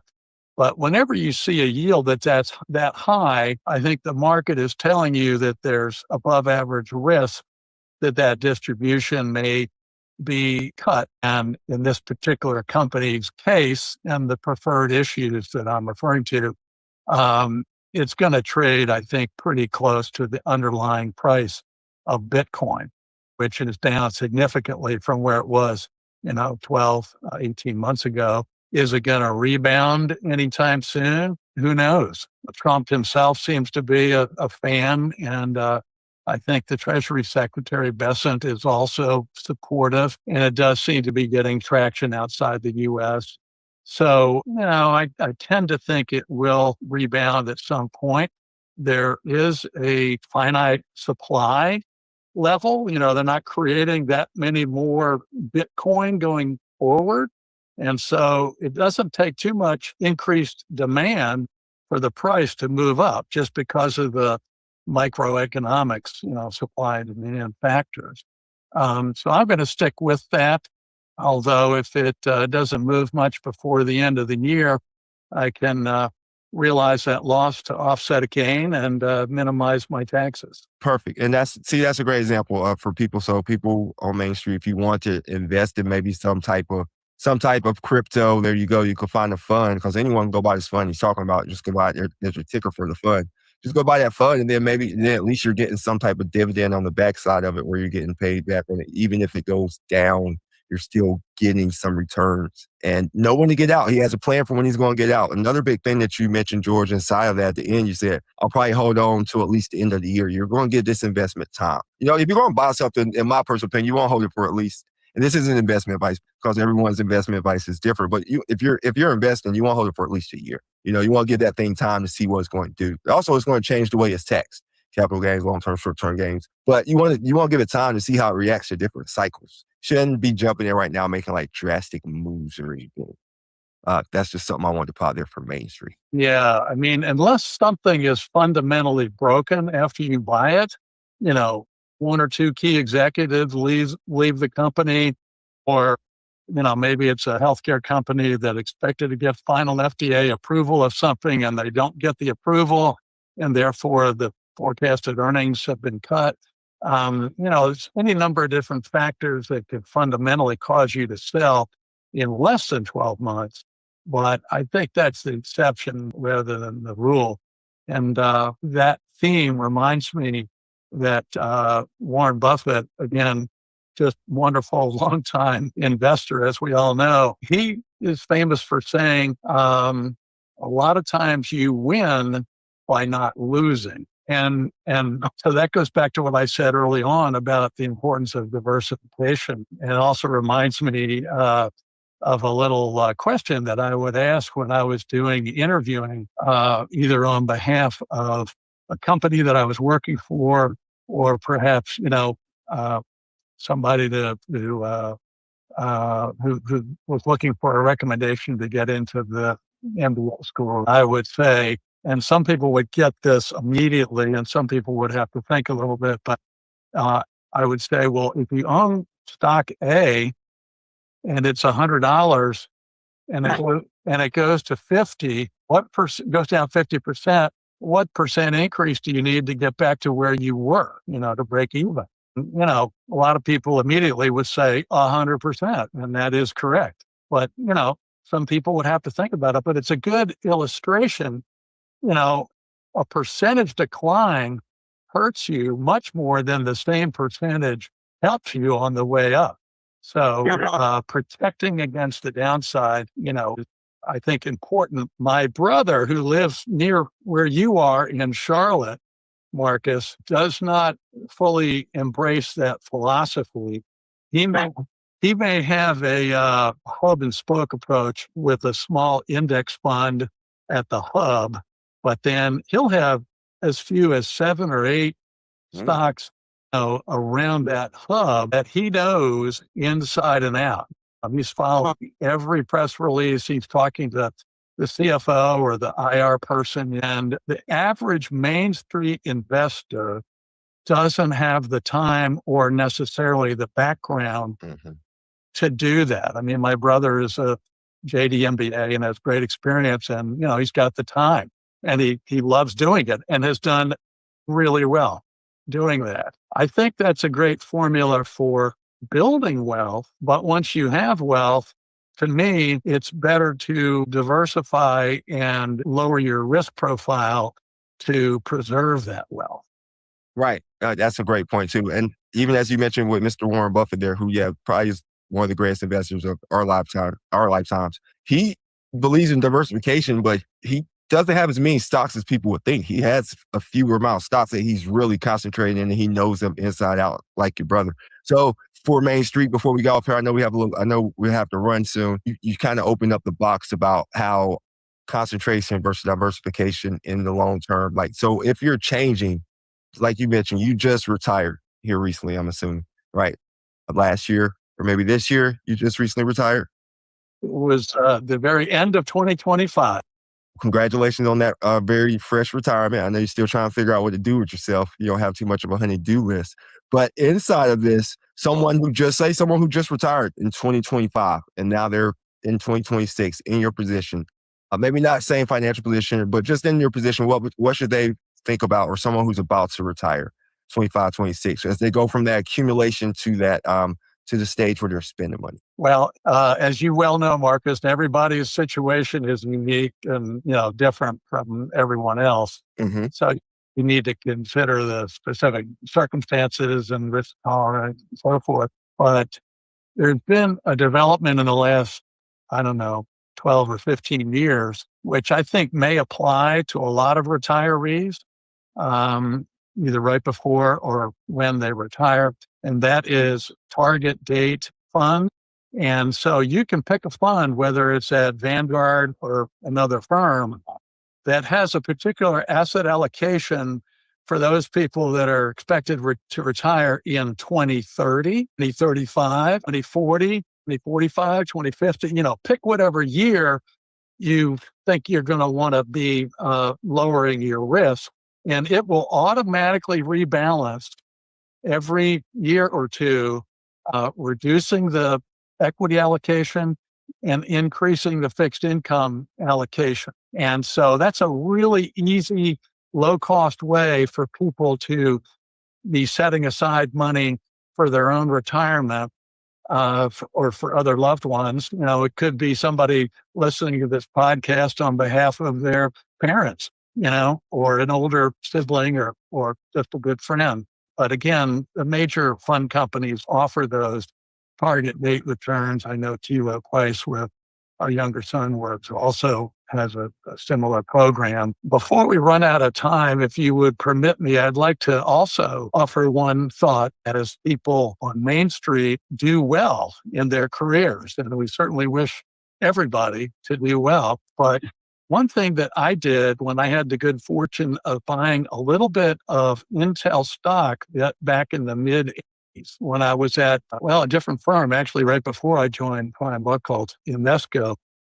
But I bought some Intel, maybe only 100 shares, but it, tripled or quadrupled over the next few years. And then my income was also rising. And I decided, instead of, meeting my church pledge by writing a check every week, I would just peel off a little bit of the Intel stock and give it to the church. And that way I didn't have to pay a gain on the stock.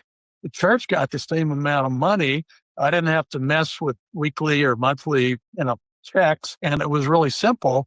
And then fast forward a few years later, and my Intel continued to do well. And I had one or two other stocks that were doing well, and had some charities that I wanted to support in addition to my church. And I peeled off some low cost basis stock and sent it to the donor advised fund at Vanguard. DAF is the acronym that some people use. And back then, and maybe still today, to open a DAF account was $25,000.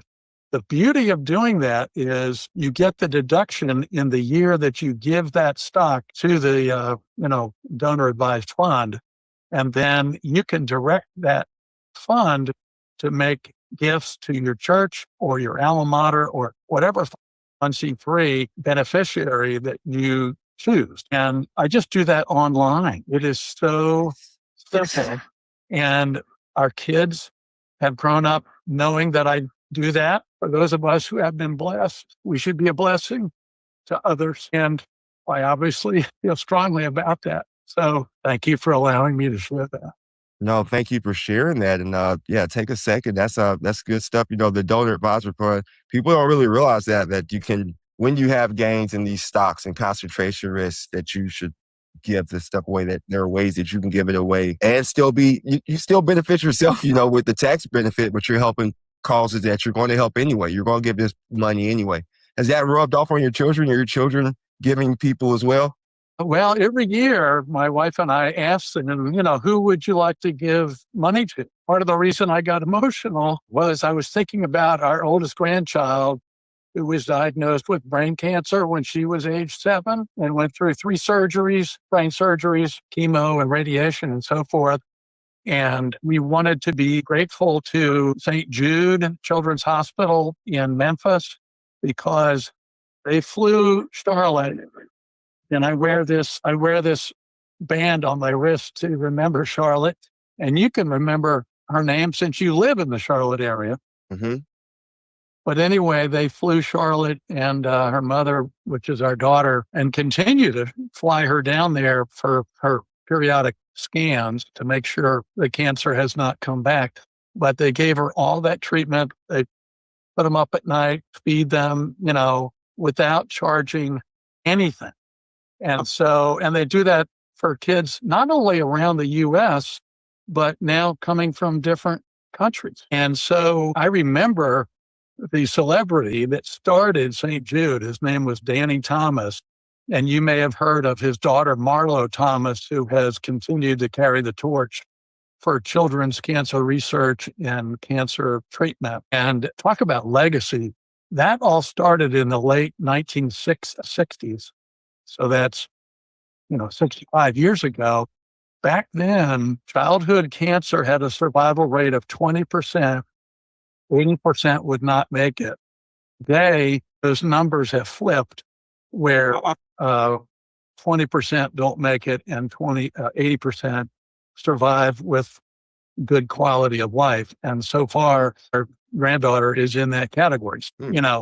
Our daughter knew that we would want to use the donor advised fund at Vanguard to thank St. Jude for being so generous to us. And we've continued to support them. In fact, there's an event that I'm just now signing up for in Atlanta, which will be, I think, April the 16th at the Intercontinental Hotel in Buckhead that we have been to in the past and will be there again this year.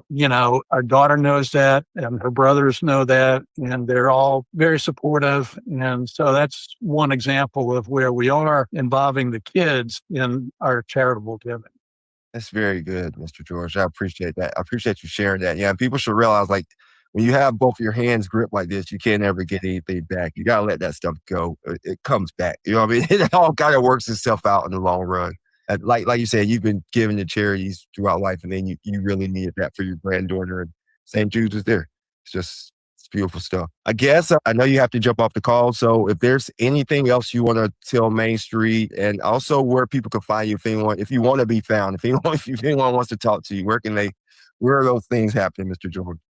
Sure. Well, I no longer have a work email, so I'll give you my personal email, and that's GJHII@hotmail.com. And if anybody wants to text me or call me, that's fine. 404-313-415. I would like to mention one other thing, Marcus, just in closing, and that is, take your time.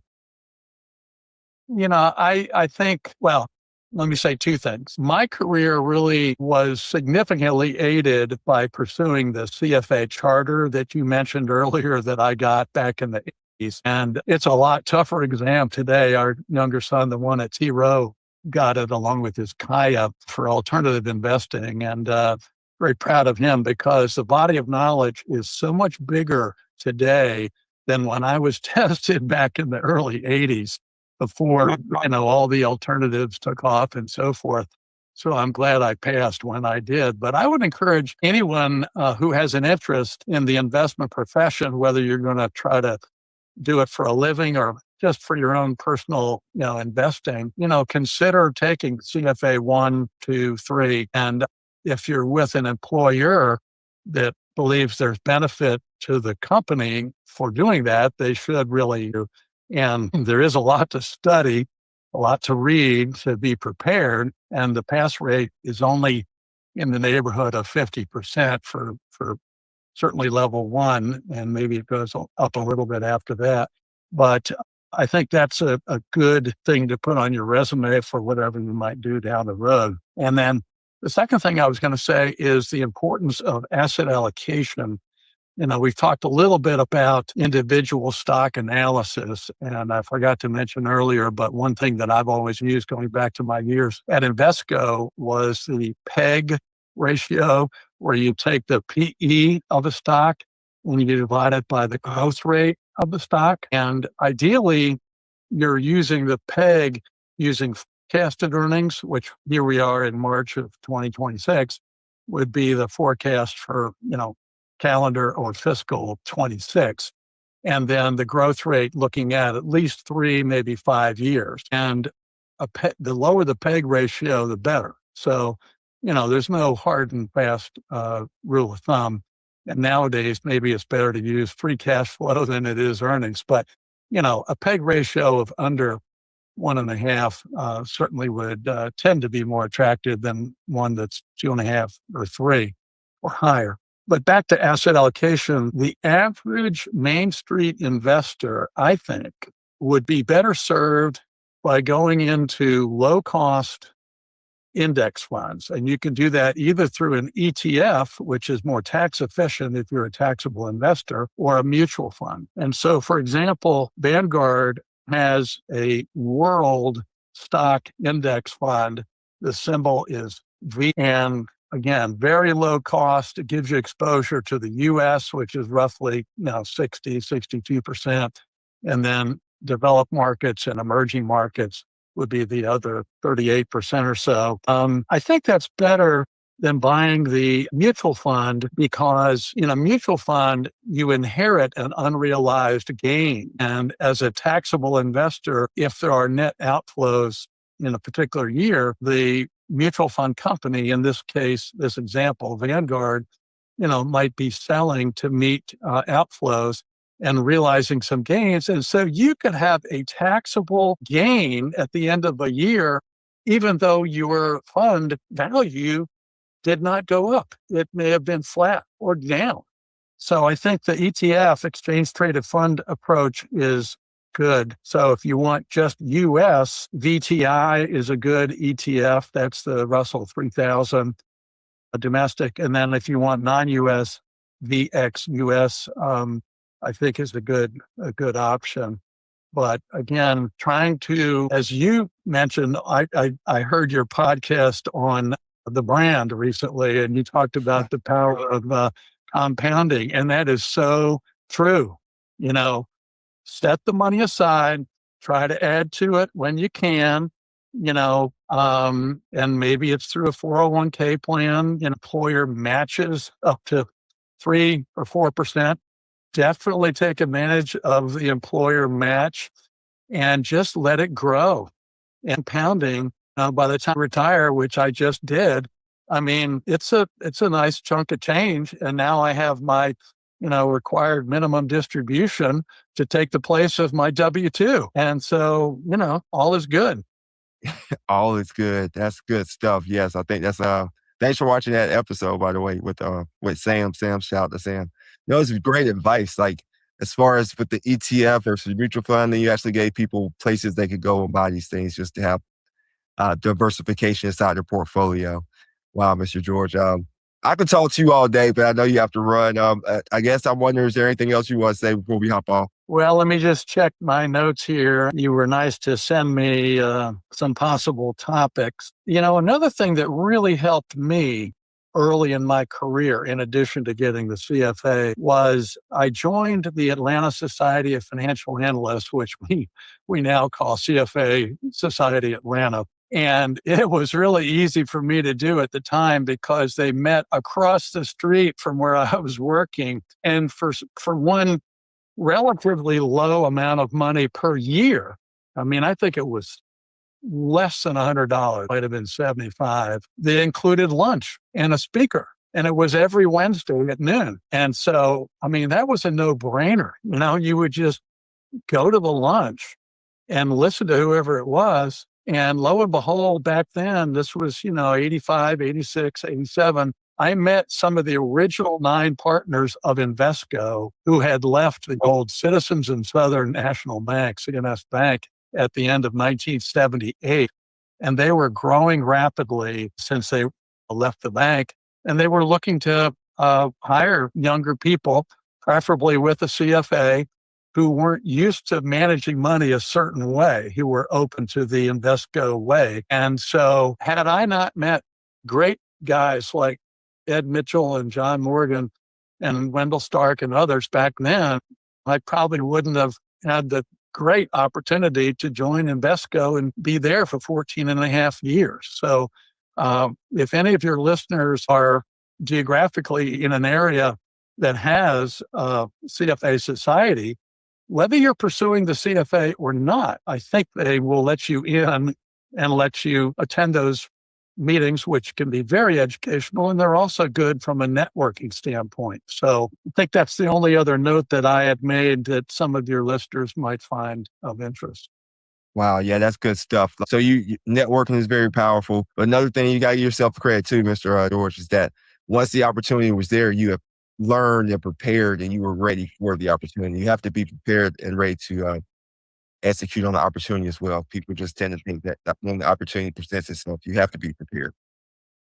All right, Mr. George, it's been a great conversation. Main Street, if anyone has any questions for Mr. George, he gave you his information. He's really an open book here. I really enjoyed this conversation. Like I said, I really hope you can come back, hop up on the podcast at another time. We can go deeper, have another conversation when you have time. Until then, I just want to say thanks to Mr. George Hopenfer for hopping on with us.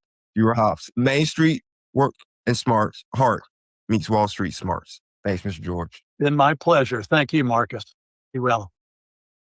There are those temporary dislocations, and those can happen, several weeks ahead of earnings, and where there's this kind of boundless optimism that may surround a stock. And it doesn't matter how well they did. There was an opportunity to sell into the news, right? That it could be either the company is priced to perfection, they already knew the results were going to beat, or there was a whisper number, or hedge funds who were doing their mosaic theory already knew that there were numbers that were going to suggest that they would outperform and had bid up the stock.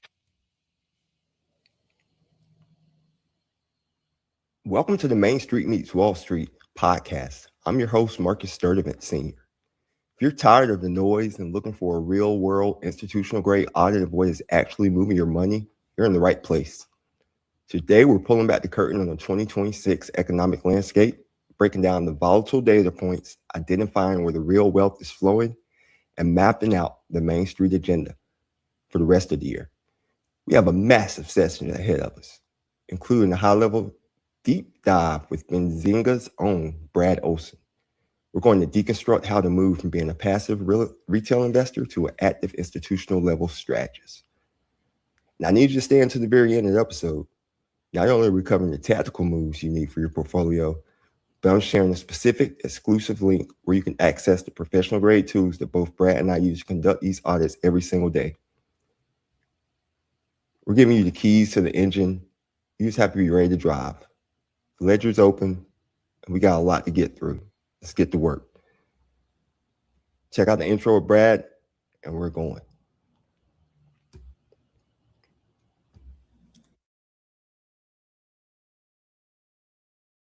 Welcome to the Main Street Meets Wall Street podcast. I'm your host, Marcus Sturdivant Sr. Today, we're cutting through the noise. We're navigating an economy defied by more massive infrastructure spending, macro headwinds fueled the Middle East, momentum that's tested historical valuations, and a ruthless need for operational realignments as companies fight to prove that their AI investments are actually delivering tangible earnings growth. To help us translate these headlines into actionable intelligence, I'm joined by Brad Olson, Chief Content Officer at Benzinga. Brad is seasoned with over 15 years of experience leading air-talk teams and growth strategies across the industry's most influential financial brands. From shaping the gold standard intelligence of the Bloomberg terminal to his current role at Benzinga, he has spent his career bridging the gap between professional data and the retail investor. Brad brings a unique perspective, having spent his formative years immersed in the cultural and markets of Eastern Europe, Central Asia, and the Middle East. He doesn't just report on the news, he understands the second-order effects that move the needles for your portfolio in a volatile world. Brad, let's get right into it. We're seeing a massive trillion-dollar AI build-out, yet the market is increasingly skeptical about monetization. When you look at this current rally, are you seeing genuine operational realignment that justifies these valuations, or just high frequency momentum masking that deeper macro fragility? Yeah, Marcus, first of all, thanks for having me. And these are very, very tough questions that I think the whole market is wrestling to and grappling with, frankly.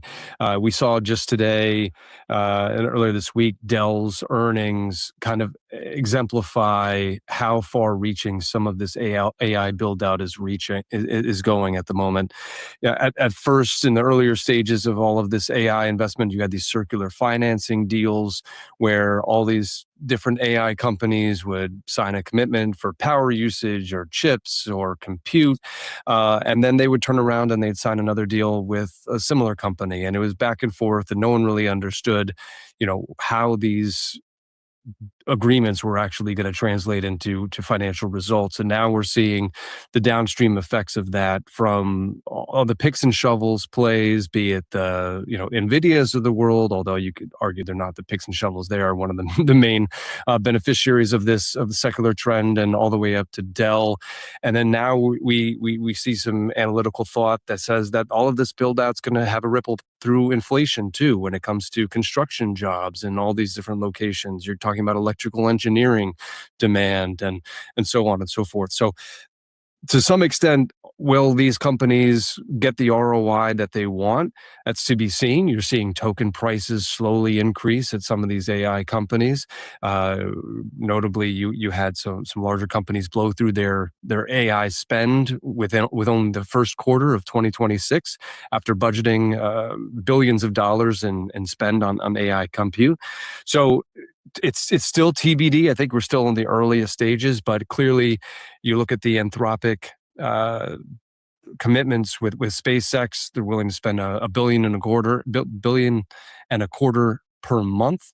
There's clear money that's following a lot of this, and so it's only a matter of time till the profitability comes. And I always look at the Uber and Lyft model, where VC massively subsidize the cost for all the consumers, and over time you now have Uber and Lyft who are making lots of money now because the prices have finally caught up with demand. So I believe that these companies will see the fruits of these labor very soon.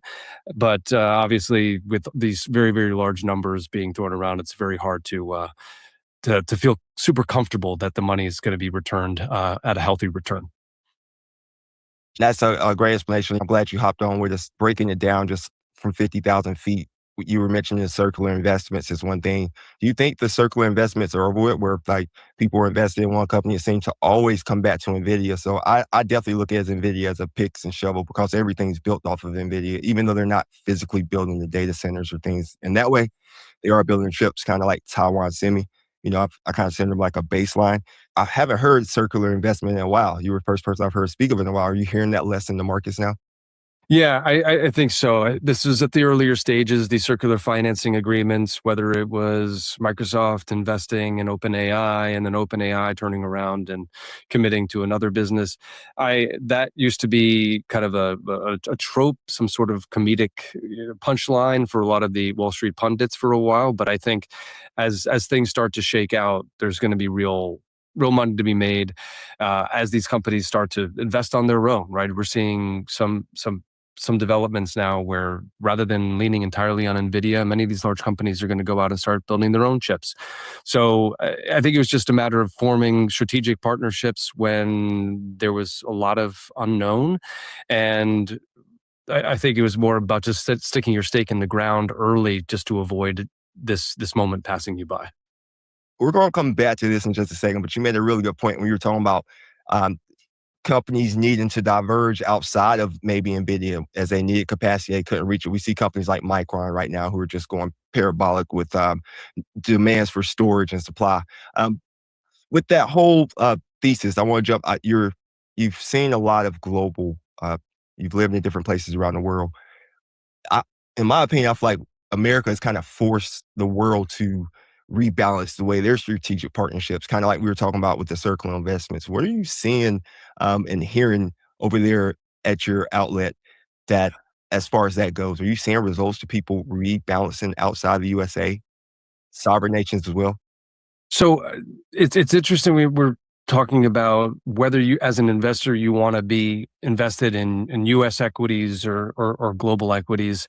It's been a constant refrain in the 20 plus years that I've been in this career, where there's always this idea that you need to be invested internationally to balance some of the returns that you might see in the US based companies.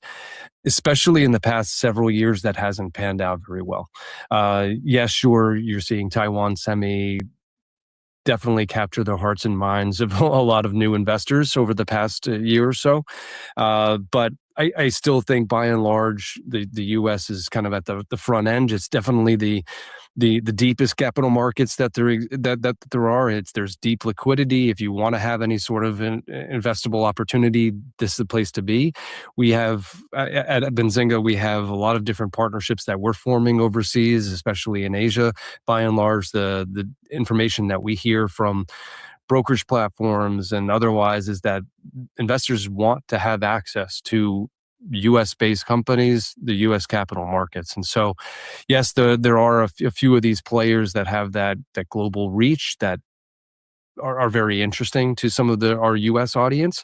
But I think still the fact that OpenAI, SpaceX, Anthropic, Microsoft, Alphabet, all of these players are still US based, and that's basically where all of this is happening. Now, is that to say that China is not a place to watch between the DeepSeek models that came out and all of the efforts they're making? I think there was a recent headline just a couple of days ago about restricting some of their citizens from leaving the country who happen to work in sensitive industries like AI, broadening that restriction from that used to exist around government individuals is now extending to the private sector. Definitely China is going to be at the forefront of a lot of this AI innovation, but I think by and large it's still a US-centric opportunity. There's a lot of money sloshing around, as you saw with the Anthropic, the recent raise for Anthropic with a valuation of close to $1 trillion. And obviously the SpaceX IPO, which is very well covered by our outlet and many others, and is very highly anticipated. And all those are still US-focused businesses. There is a lot of push with the USA. There was a US exceptionalism trade, quote unquote, air quotes for anyone listening, that actually did run really strong until like the last year when international definitely flipped and outperformed. I think the US may have taken the lead back here recently. Yes, I think, yeah. But, and that's the thing. Yeah, there was that weird period. Yeah, there was that period recently where international did kind of take the lead. But you mentioned how portfolios are constructed. And for our listeners or viewers who don't know, it's based on modern portfolio theory, which goes way back to like the 60s. This guy who created it won a Nobel Peace Prize for, well, not Peace Prize, he won a Nobel Prize for the theory, right? So folks listen, so it's based on back in the day, these nations weren't correlated. And part of that was, speed of information, like everything couldn't move as quickly. Diversification, right? We had countries being rebuilt by the US dollar at this time that people didn't realize from the war. But so modern portfolio theory is just basically that when the US is up, Europe will be down. But eventually, the US will be up, Europe will be down. It will make an up to the right curve. In 99, that's when you saw it break. You said it's been for a few years, like 25 years. That's where it broke, and it's just not been the same. The US has just been outperforming, except for a section like just a few minutes ago, where you mentioned like last year, it pops out. Speaking of things that just pop up every few years and seem to take the lead, and we're talking about things that are actually leading the market, small caps. What do you see with small caps? Because they're leading the markets right now.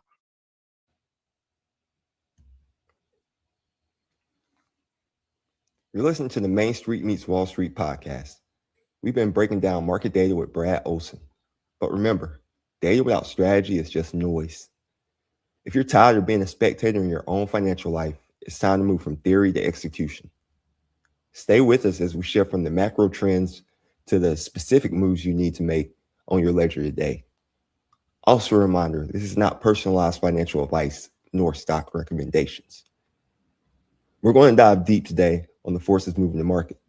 Insights like these are exactly why I started this podcast and this YouTube channel.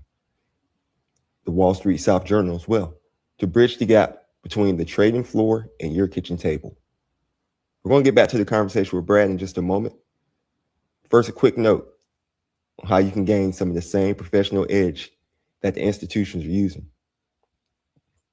Like I said, strategy is only as good as the tools you use to execute it. In this market, it's fast moving. Waiting for the evening news to tell you what happened is a losing game. You need real-time data. Check out Benzinga Pro. Talk about how it can help level up your toolkit. It's part of what Brad does. We'll get back to it soon. Back to our conversation with Brad and if small caps can continue to grow.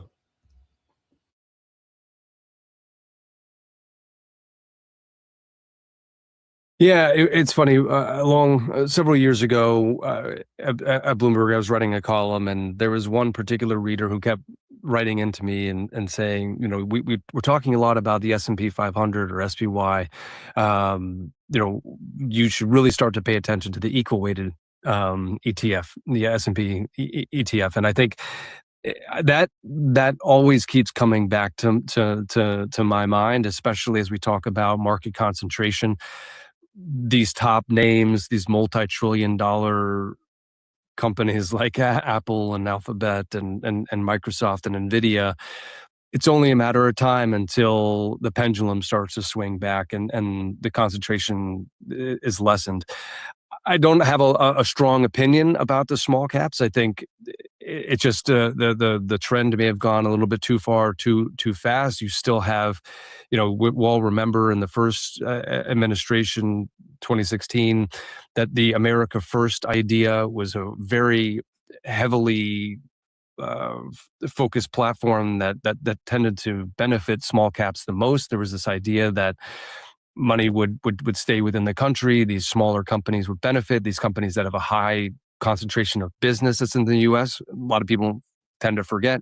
I'm buying McDonald's stock. I'm buying Nike stock. I'm buying all of these American brands. So they make all their money in America, but they don't. Right, a large portion of their revenue and their profit, frankly, is derived overseas. And so when you think about either the fiscal policy or monetary policy of the U.S. and to the extent that it's going to benefit, whether it's in the tax code or in contracts or other policies, the small caps are going to be bigger beneficiaries because they're more heavily concentrated in the U.S. and in their ultimate businesses. So, in terms of their recent upswing, I don't have a strong opinion on it one way or the other. I think it's just over time, this idea, the saturation of money in these very, very large names, people tend to get a little bit of a cold feet buying into a company with several $1 trillion valuation. There are definitely very sophisticated actors within this marketplace, and they can determine whether they want to buy a company at 50 times earnings or more. And I'm going to let them kind of do that math. I know that the average bystander, if you're trying to figure out whether you want to buy a value name or a growth name, it's pretty hard to think, is this worth 3.3 trillion today and it's worth 3.8 trillion tomorrow? Is it really worth that when that's a swing of 500 billion, like a billion here, a billion there, and sooner, then at a certain point, that's some real money. So I think these big numbers are making it a little hard for everyone to kind of contemplate whether these companies are truly worth what the market is saying they're worth. But, don't fight the market, as they say. Don't fight the market. Yeah, and it's been like some irrational exuberance. I've heard that word thrown around a little bit more, but even when that was first said back in what was that, like 96 by Greenspan, the market still ran for like 3 more years. So we're definitely giving people, this is one thing we want to sit back and take a second for people to realize, like, we're trying to give them information. We're not telling you to go invest or not invest time in the market, though I will tell you that. Don't try to hop in time in the market, but we're trying to give you information so you can figure out how to make a more informed decision, right? Brad's all about delivering alpha over there, and we'll talk about some of what you do over there at Benzinga, as well as your history at Bloomberg before. But fresh off the presses, I heard Secretary Bessent speaking, or I heard some sound bites where he said, the Fed's going to get back to the basics. They have 100% approval for removing forward guidance. How do you think the global community is viewing our Federal Reserve right now? Because the American Federal Reserve pretty much controls global interest rates, in my opinion. Like, Japan sets the floor for lowest pretty much, but America controls it. Yeah, I think recently we're look, we all talked about how the central banks are supposed to be independent. Many of them are independent. There's some countries that are, there's less of a line between the political parties that run the business, run the country and their central banks. I'm not going to name any names. You can look it up yourself. But those types of things are wearing, we're getting very, very close to that line in the U.S. I'm not casting aspersions. It's just when there is frequent commentary about the central bank coming from political figures that should. I think it's not crazy to say that that's kind of a concerning thing, only because it's a departure from the norm. Whether that's a good or a bad thing, that's up for the markets to decide, not myself. But it is a different way of doing things. And what we're noticing politically is, look, there were these norms in the post-World War II era. The US, Europe, and the UK were very, very closely tied. And now you're seeing rumblings within the European Union about not relying on the US for the same types of support that they may have relied on in the past, and this idea that they don't necessarily have to look to the US to emulate any of the things that they are doing. And so even if the Fed stops with the forward guidance, I don't really expect some of the other countries in Europe to, like the ECB, the European Central Bank, I don't expect them to necessarily alter any of their policies, nor the BOE or the Bank of Japan. I think they've understood that the way of doing business with the U.S. has changed, and they have to forge their own path. Are the markets happy with forward guidance? Nothing's set in stone yet. I think we're going to have to wait to see it before the market can react. But I definitely saw the criticism around why are these different central bankers showing exactly where they think things are going to be, only to be proven wrong several months later. Where's the value in that? I know when those dot plots were originally put together, it was out of a need of transparency. The market wanted to know exactly where things were going. And I think that's a common phrase and refrain that we hear a lot, is that the market doesn't like uncertainty. And so the more information the market can absorb and contain, the better. When you don't have that kind of transparency or information, then that's when excessive volatility tends to occur. Excessive volatility is where some of the biggest gains are made in stock markets, but absolutely. Hence why you have to stay invested in the market. What are your thoughts, digging a little bit deeper into that? We're talking about central banks and their guidance. What are your thoughts on the SEC's move to reduce the amount of time from quarterly reporting for this is a good one. This is a sticky one for the financial media world too. Obviously, Reg FD, it was huge for not only transparency in markets, for companies to be obliged to disclose material events that are happening within their company, whether that's a departure of a key executive or a particular lawsuit that they might have to settle that might have some sort of material adverse impact or positive impact to their business. And quarterly reporting, in my view, but this could just be biased and anchored in the role that I have in financial media, I think it's important. If you think about 6 months, 6 months is a long time, right? If we move from quarterly to this kind of semi-yearly or even annual disclosure, that's a long time. A lot of things can change in a year. If we want to use AI as an example, just think back 6 months. What happened 6 months ago in AI? You had Anthropic, and look, Anthropic's a private company, and they don't have to disclose any information that they don't need to. But imagine taking a company that was in a similar trajectory as Anthropic. In a span of 3 to 4 months, they went from a $9 billion revenue run rate to $44 billion. And that kind of movement in a short span of time without disclosure is rather interesting, and I don't think it's necessarily helpful for investors. I know the concern, and that's for the burdens that it puts on certain companies, and then also I think even Warren Buffett and others have been very vocal about short-termism and how the quarterly reporting cycle drives companies to make decisions that may not necessarily be in the long-term interest of a business. However, there are key examples of very, very well-established businesses that have had that long-term view, Berkshire Hathaway being one of them, where they've ignored the need to want to beat every single quarter and to make short-term decisions to juice gains. I think when a company does that, there are more concerns that you should be worried about. When they feel they have to do that, you should probably be digging more under the surface about that company itself, and whether they're taking the long-term view.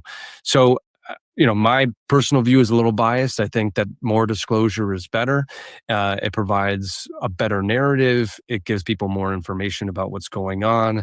There are more opportunities for companies to talk. And look, the proposal that's out there right now allows companies to do what they want, right? It doesn't oblige them to no longer report quarterly, as far as I understand it, and I could be wrong there. But my guess is that some companies are probably going to choose to pull back the curtain. I don't know if that's the wrong. I think it's the other way. They're going to pull the curtain in front of their results. Pull the curtain the other way, and pull down the curtain. Yeah, pull down the curtain, and I think for retail investors, that's less information. They don't get access to the countless investor conferences and other kinds of non-public exposure to executive commentary and financial results that other more sophisticated investors get. So my view is Reg FD was a win. I think giving investors more information is better, especially with AI now. The ability to translate a ton of new information is helpful. And I think more information is probably better. Transparency helps. Like we said, like I was saying earlier, like that was part of the reason why modern portfolio theory was working. Like the information wasn't getting across to other people as quickly, so they couldn't exactly move or make moves. The velocity and speed at which we trade in this world nowadays, like 0-day options, like it's just insane. People don't have a long-term mindset. Like going past quarterly, some people will go crazy, as you said, like the retail investor. What are you seeing with the retail investor? I've been making the case now that like 2025 was the year of the retail investor, whether anyone wants to admit it or not. Like that was, the retail investor came in and bought the dips, and they continue to buy the dips when institutional money has come back in buying dips in this year, right? And they started to buy it towards the end of last year. What are you seeing with retail investors right now? You think they're still strong, or are they pretty much exhausted? I wouldn't say they're exhausted by any stretch. I think there's so much opportunity in different stocks, right? That people don't normally think about. Uranium and nuclear stocks are obviously hot for the power story that, we talked about the picks and shovels and AI earlier in the show. Nuclear stocks are of note. You have the space stocks that are also capturing everyone's attention, quantum stocks. All of these are great stocks that people really weren't paying attention to several years ago, and now are for better or for worse, right? There are definitely some there's some dogs with fleas, as Gordon Gekko would say, and you need to do a lot of due diligence when it comes to some of these smaller names that may not have a strong pedigree or track record. Obviously, not casting aspersions about any of these groups, but where there's opportunity, there are always people who are looking to capture that opportunity, whether a company has renamed itself in a new vein, it was doing something else entirely 3 months ago and is capitalizing on the new zeitgeist. That's something to always be aware of. They could very well be successful doing the new thing that they want to do. And, I guess one of the more famous examples in recent memory is Allbirds, right? Allbirds is the sneaker company that now is an AI company. But that they're not the only ones and they may have a really good business idea for taking that IP cash and reinvesting it. You had a long line of companies in cannabis and in blockchain and otherwise who rebranded based upon new opportunities. So that would be the only concern, is just do your due diligence as an investor. But as far as our readership is concerned, they can't get enough about what's happening in AI. That's where there's opportunity in the markets. And we could talk about how $0 commissions is helping, and fractional investing is really clearing the pathway. You don't have to worry about that high cost stock. If you only want to buy $50 of a stock, you can. As you said earlier in the call, stay invested. That's probably one of the most important things that you can learn. But stay invested in stocks that you understand, I think is another key principle. Either you want to be buying an index that is trustworthy and has a track record, or you want to be broadly invested, but make sure that you don't, like you said, try to time the market. We talked about YOLO trading, and at Benzinga, we were definitely part of the GameStop saga and AMC back well into COVID, and we were part of chronicling that story, and a lot of our readers were really enjoying it. But right now, from my vantage point, people want to know about where that next opportunity is, and so we're doing our best to chronicle that. Perfect. Yeah. And that's actually a great lead. So you mentioned Gordon Gekko. I actually did a podcast episode last week where I started on the Moore economy, and started with the Gordon Gekko speech where he said greed is good. And then he explained why greed is good. And I was saying, people, that was 1987. And the people who run the country now were like, some of them were like in college, or some of them, that was the environment of the world. So we're back into that environment now. We're like irrational exuberance. People want more. They want more. They want more. Like you mentioned, though, you said the GameStop move, and you covered the whole meme trade move back then. Can you take us back through that from back then to like even right now, the latest you're hearing on Ryan Cohen and the eBay thing? I think Cohen may be trying to play chess. People told me I was crazy with the whole move. And I know I can unpack this question a little bit more because it's long, but I know when he was on the interview, which I think most people seen, where he just kept saying, read the website, half cash, half stock. And then they asked him, they said, what if eBay made an offer for you? You think he's trying to get eBay to buy them? Hey, thanks for hanging out so far with my conversation with Brad Olson from Benzinga. We've been breaking down some critical market moves today. And honestly, this conversation is exactly why I'm so excited about this upcoming collaboration with Benzinga. When you're trying to navigate a market that's changing by the second, you can't just rely on headlines for yesterday. You need the same real-time intelligence that the pros are using. Brad's influential in putting this content out. So that's why I partnered with Benzinga. And if you've been following the Main Street agenda, I don't believe in guessing. I believe in auditing the data. So you should check out Benzinga Pro. Check it every single day to see if you get that institutional edge. Whether it's tracking insider movement or getting news before it hits the mainstream, it's the tool that helps me stay ahead of the curve. Now, full disclosure, the link in the show notes below is an affiliate link. If you decide to level up your tool and sign up through the link, I may receive a commission at no extra cost to you. And Benzinga is at the top of the list for market research. It helps support the channel, the Main Street mission, and keeps the audit running. So I appreciate the support. If you're ready to move from speculating to strategizing, use that link, get set up, and let's get to work. Now, we're going to jump right back into this deep dive with Brad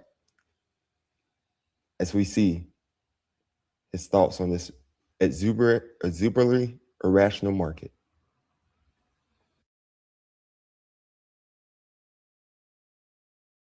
I'm not sure. I saw that interview. I think what is more interesting about that interview is that he did two interviews. He did one interview on CNBC, and then he did another interview on a different outlet, and he had a completely different countenance to that whole interview. One was lighthearted. One of them was a little more skeptical, cynical. I don't know how you want to call it. I do think there's a little bit of gamesmanship going on there. I don't know if it's checkers necessarily, but there is definitely some gamesmanship. I think he really understands, and I think there's been one idea that he wanted to galvanize the retail community to help drive the value higher, which would then allow that process to unfold. Similar to any sort of story stock, right? If you can even use Tesla as one of the original story stocks. You have a very strong figure at the helm who tells a great story, who is always in the public, trying to provide his vision for the business. He has a strong group of people who are they're on top of every word. They're willing to buy the stock. And guess what that allows Tesla to do? They can go out into the market. They can raise capital extremely cheaply. And is it any wonder that they can go out and raise $5 billion at next to zero cost on the valuation of their business, while their competitors like Ford and GM and others are still saddled with traditional forms of debt. They don't have any sort of room for dilution of their investor base, and it's harder for them to compete given the cost of capital. So I think if you can galvanize the base, if you can tell the story, and that can drive the value of your business up, that gives you a war chest to go out and make a splash and do the things that you want to do. So whether it's a reverse psychology of wanting eBay to buy them, or whether it's trying to galvanize the base to drive up the stock to allow them to better afford that acquisition, I'm not sure. I actually don't think it's a terrible idea, those two companies getting together. I think there's been some criticism that I've seen about why they would even get together in the first place. I don't think that's a terrible idea for both of those businesses. But, in terms of his plan for the future of those two businesses, I guess I'll let the analysts duke it out on whether that's the right idea or not. Why do you think that's not a bad idea? I think where GameStop has been and where it can go, the memorabilia push, having those retail stores available for people to visit, trading, collectibles, all of those, that whole area has really done extremely well. You can even look at the success of a Netflix show. What is it? The King of Collectibles. All sorts of memorabilia has performed exceptionally well as an alternative asset class, especially at the high end, whether it's Pokemon cards or otherwise. And so I think having GameStop move into that area, whether it's video games and memorabilia, having that overlap with eBay as like the front retail store, this is my ignorant view of both of those companies. I bet they're much more sophisticated than that, but I don't necessarily hate the idea of a tie-up there. That's the thing. Like, companies need to be able to have their investors understand their company, like you said, understand what you're investing in at the simplest level. And you just broke it down like kind of how like eBay and GameStop, where you see the synergy. eBay stock was not doing bad, for the record, when Cohen came in and made this statement. No, not at all. And that's the interesting part of that, right? Is usually you'll see some sort of takeover offer or even sometimes you'll see a take under offer around businesses that aren't doing well. But yeah, it didn't look like eBay was hurting for it. And by the way, I'm not advocating to buy any one of these stocks. I don't think anything, or any stocks, period. No advocation for any stocks. This is just general conversation. Exactly. But again, just on the surface, I wouldn't put it past him that there's some good ideas back there. Got you. Yeah, and speaking of stocks, we're about to mention another stock. And you were talking about with Anthropic, if people could see the run rate and what it would look like if it was a public company, Intel. Is that not kind of what you just saw? Like with what happened with Intel, even going back 6 months, and you mentioned the guidance, right? So with these AI booms 6 months ago, when companies were reporting, they would have strong reports and their stock price would go down. Last quarter, we saw companies report and some of them were rewarded, like Intel, which is parabolic. That's got to be some meme stuff in there, right? And then Dell today.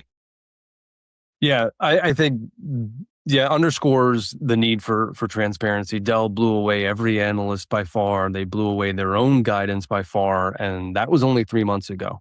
So big fan. I think we need to continue the disclosure processes. Imagine if this lasted 3 more months. The only people who would know this was happening would be the executives and the people who knew inside the company, and maybe a limited set of investors. And so I think important for the rest of the world to see this and have their opportunity. In terms of stocks that have risen on poor results and fallen on good results, there was an old trope and it's not anything that we made up at Bloomberg, but one of my technology reporters back in the day, we would always joke. We would just call it P2P. and we did price to perfection. So there were companies that would just, it was so telegraphed that they were going to do well. And one would argue, well, if it was telegraphed that they would do well, why didn't the analysts catch up to to those expectations? Well, sometimes the market can get ahead of those very, very quickly, and sometimes they ignore analysts' expectations for just a short period of time. Now, you talk to analysts themselves, they'll say stocks always follow earnings, right? Don't worry about the stock price, just worry about earnings, and stock prices will follow those earnings. But there are those temporary dislocations, and those can happen, several weeks ahead of earnings, and where there's this kind of boundless optimism that may surround a stock. And it doesn't matter how well they did. There was an opportunity to sell into the news, right? That it could be either the company is priced to perfection, they already knew the results were going to beat, or there was a whisper number, or hedge funds who were doing their mosaic theory already knew that there were numbers that were going to suggest that they would outperform and had bid up the stock.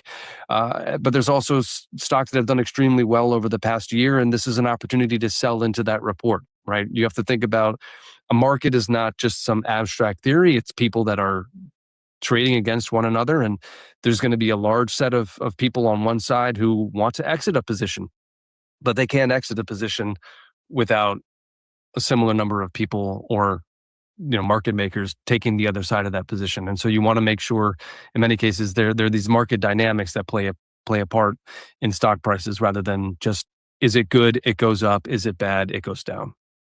Right. For every dollar every dollar has a party. Like $1 goes to another person. Like we can't create money. We can, but it would be bad. Like the money you already have. We do create a little bit of money each year. I got you. We're saying the alpha and delta.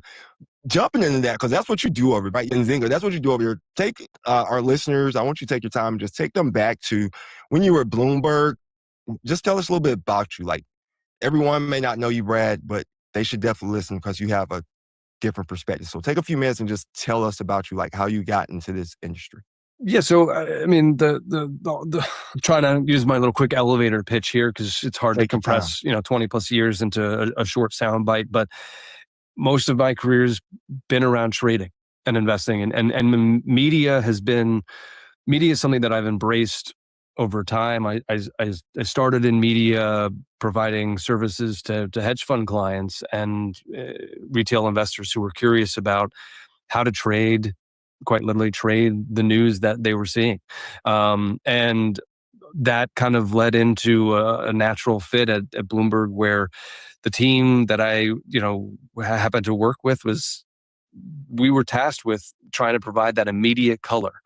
When there's a piece of information that comes out, why is the stock doing what it's doing? What did Wall Street think about that stock leading into that piece of news, and otherwise? And we had an opportunity to be at the forefront of short form content before that was really commonplace. There were many people will think of traditional financial media as these long-winded, maybe 700, 800 word articles about some XYZ company that launched a new product, or maybe it's a long-winded piece around their earnings. But our job was tasked with trying to break down very, very quickly and succinctly why someone needs to care about what's happening in a particular stock. And our goal was both analytical and journalistic. We would be talking with investors on the buy side, we'd be talking with sell side analysts, we'd be on the receiving end of a lot of their notes and information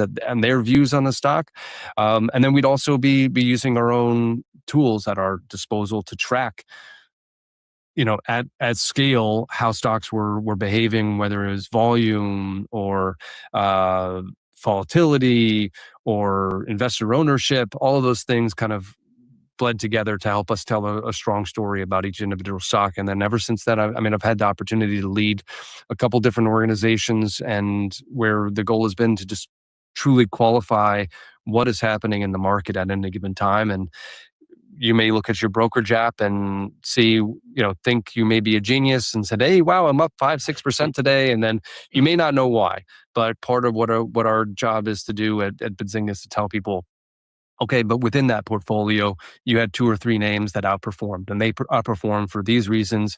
And by the way, you may want to take a look at some of these other stocks that might have some sort of knock-on impact that you may want to be aware of. So those second order effects, the second derivative of what might be happening, we talk about the picks and shovels at the top of the show, all those interconnected relationships between ETFs, sector-wide moves, even though there might be a piece of news around one particular space stock, even that other space stock that may or may not have some questionable origins, that might benefit from that same type of piece of news. And it's our job to help qualify what's going on and help people either construct their portfolios if there's a little bit of self-directed element there, or at least make them more informed about what it is that they want to do with their portfolio, whether it's dividend investing. You can be a REIT investor. You could try to YOLO some of your portfolio as well in space stocks and nuclear, or you can go for that solid return. And we'll talk about that too between our personal finance content and markets content.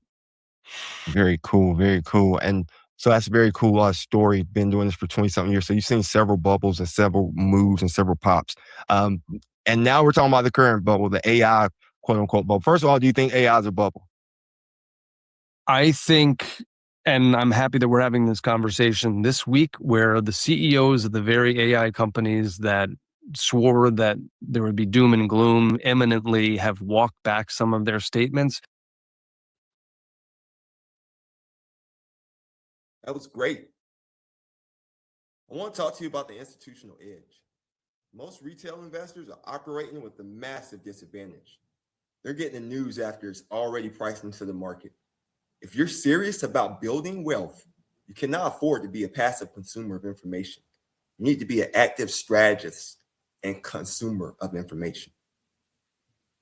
That's why you should check out Benzinga Pro. Whether you're looking at small cap movement, tracking institutional or insider trades, or just need a news feed that doesn't bury the lead, Benzinga Pro gives you the same kind of real-time insight that financial professionals use every single day when they're checking their own ledgers. And remember, Main Street meets Wall Street. We're not guessing. We're using data. Benzinga Pro is where that data lives. They've got a workspace designed to save you time and, more importantly, to help you take charge of your financial ventures. If you want to move from guessing to knowing, I've made it easy. You can check out Benzinga Pro and start your journey towards institutional level analysis by clicking the link in the show notes below. Use the link to support Main Street meets Wall Street movement. And more importantly, start giving yourself the advantage the professionals have and that you deserve. Main Street Heart meets Wall Street Smarts. Also, if you do use the link, I may receive a commission. No extra charge to you. Main Street Heart, Wall Street Smarts.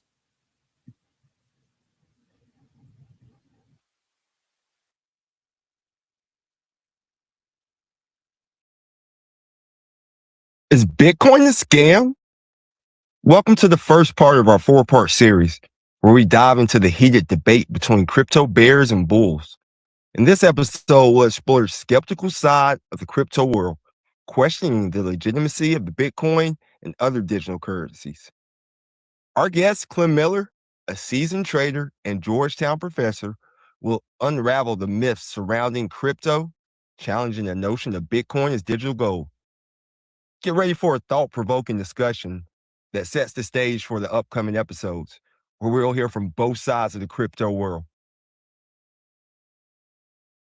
Check those numbers. Let me know. Look forward to it. And make sure you listen towards the end, where we talk about a phenomenon that I hadn't heard of until Clem enlightened us. So check out Main Street Meets Wall Street podcast with Clem Miller, part 1. Thanks.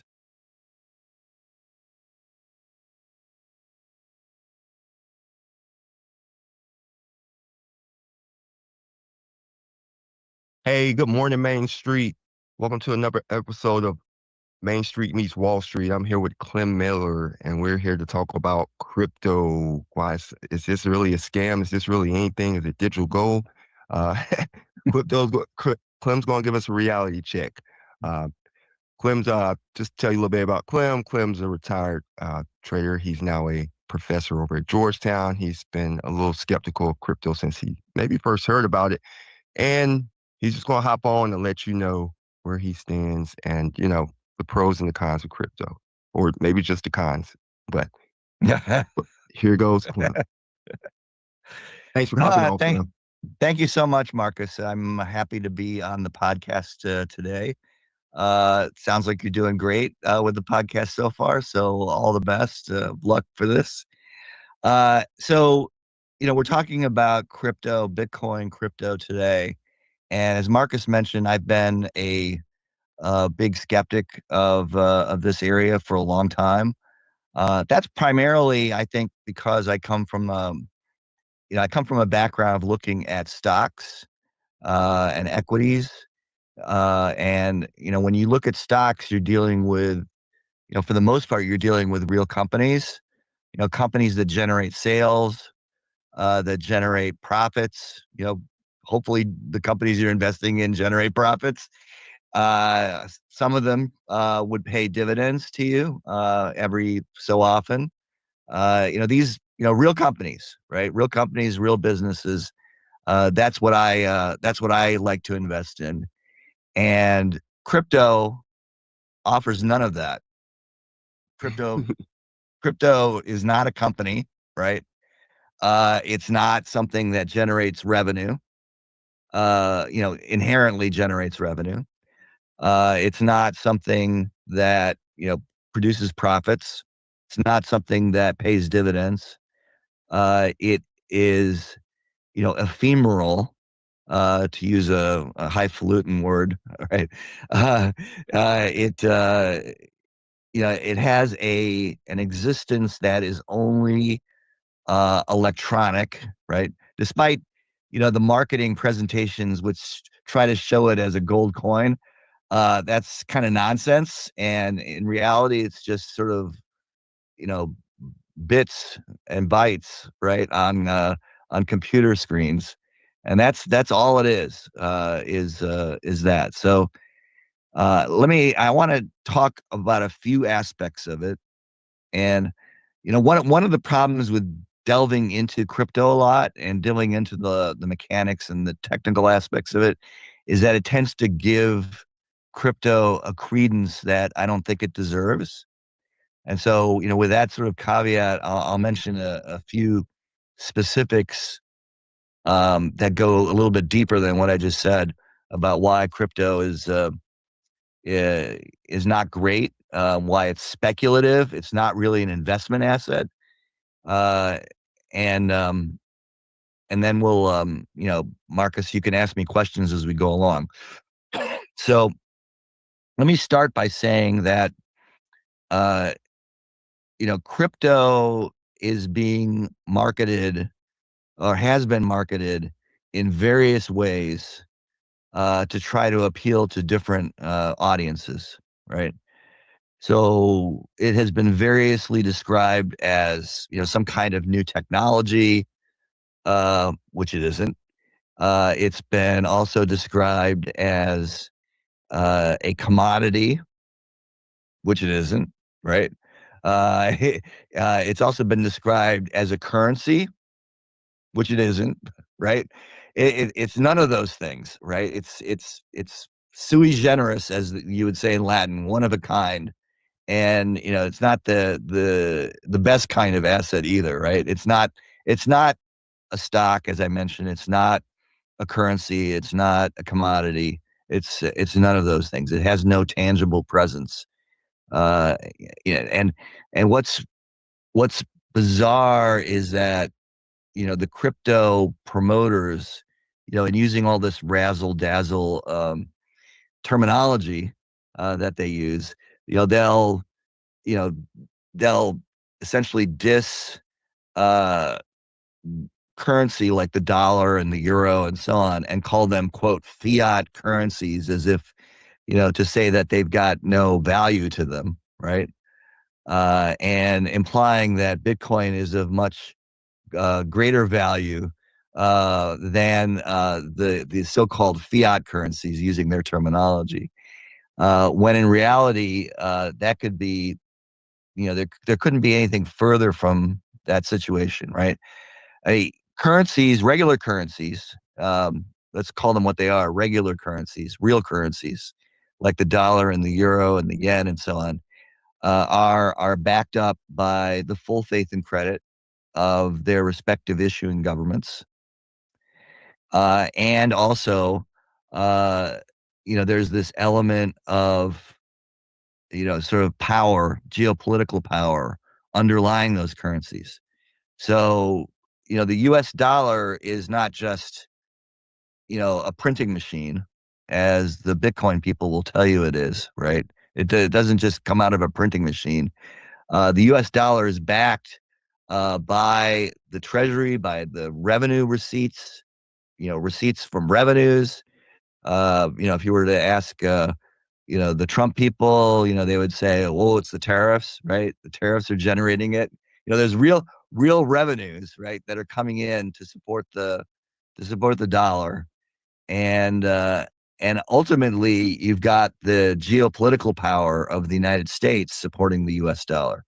If you look historically, take a longer term geohistorical lens on this, Marcus, you will see that the U.S. dollar replaced the pound sterling as the global sort of reference currency after World War I, and especially after World War II, because of the rising geopolitical power of the U.S. relative to the declining geopolitical power of the pound sterling of the U.K. And so so you can see that there was a geopolitical element. And in the past, there were similar points where currency use changed with geopolitical changes. So it's kind of, those who don't study history, are not going to be aware that in the past, at times the Spanish taler, THALER, the Austrian currency, the French, the Dutch, all these were currencies that were used more globally, ultimately replaced by pound sterling and then by the U.S. dollar. So it's a function of geopolitics, and we'll see that if China should come to the fore, and that's a whole different subject, Marcus, about China, but you might see a situation down the road where rising Chinese geopolitical influence might make their currency a more important currency in markets. But Bitcoin, these bits and bytes on a computer screen, don't have any of that geopolitical substance to them, don't have any of that actual revenue support. There's none of that, right? So, what's the real fiat, right? It's Bitcoin is the real fiat, right? It's not, the so-called, it's not the real currencies that Bitcoin promoters describe as fiat. So that's kind of nonsense. Now, the Bitcoin promoters will come back and say, well, the value of Bitcoin is in the fact that, only so much can be issued, right? There's this limit, 21 million Bitcoin that can be issued over time. And they have this whole process of mining Bitcoin using computers doing crypto games. Not exactly mining, right? I mean, by using the term mining is misleading, right? Because you think of like gold being mined or copper being mined. It's not mining, right? It's computers using up a lot of energy and water, right, to solve puzzles.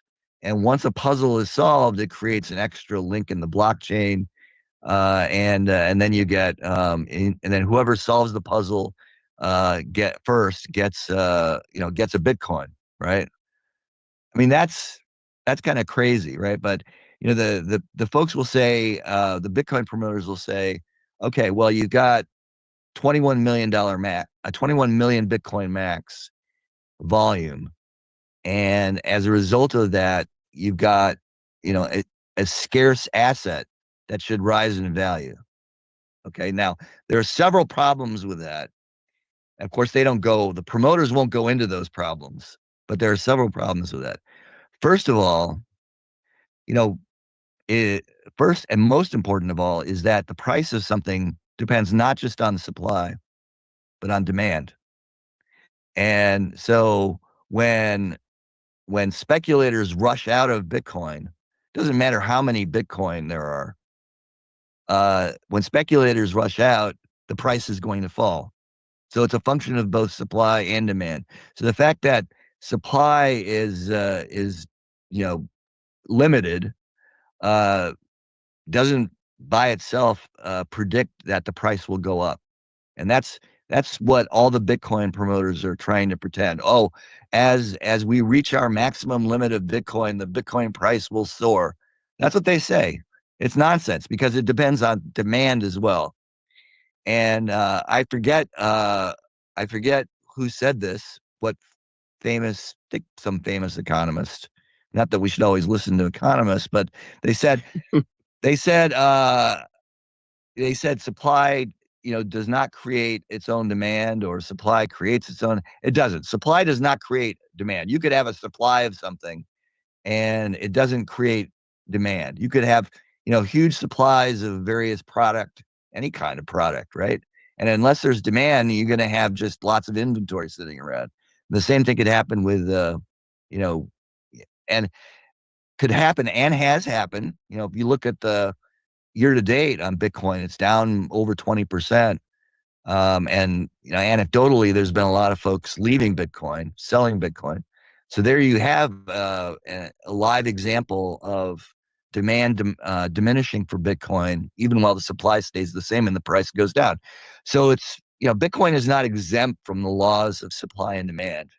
No asset, speculative or investment asset is exempt from that. So that's one issue with the whole notion that Bitcoin is somehow an attractive asset over the long term. But there's also another concept too as well, which is that there are alternatives to Bitcoin that your typical Bitcoin investor will try to exploit as well. So there's Okay, direct. hold on before we jump into that. Yeah, that's going to be a deep one. You just unloaded a lot of good stuff to us, man. A lot of great information. Yeah. I know. Well, we'll come back to the alternative thing. Yeah, we're going to come right back to the alternatives in just a minute. I just want to kind of unpack it for for people who might, we just say a lot of interesting things. So when he's saying fiat money system or fiat system, he's referring to like money, dollars, paper. That's what people refer to as fiat. One big thing when you were mentioning that the U.S. became the backing for the global economy, the dollar. When it started, we were on the gold standard, right? So that's a whole different thing, right? We had gold to back the dollars before Nixon changed that in the 70s. So like every dollar was backed by hypothetically physical gold asset. And now just in your conversation, and I love how you're breaking down the cons. Yeah. I love how you're breaking down the cons in the conversation. It seems like someone could just replace the word gold with Bitcoin. No, right. So, okay. So a couple of things there. First of all, between World War II, Bretton Woods, right after World War II, and 1973, when Nixon took the U.S. off the gold standard, indeed, gold was priced at $35 an ounce, right? But, the question then becomes, was it gold that was supporting the dollar? Or was it the fact that the U.S. was the most important, power in the world? I don't think it was gold. I think it was the fact that the U.S. had achieved, global domination that made the dollar so important. The dollar was used to help rebuild Europe, for example, right?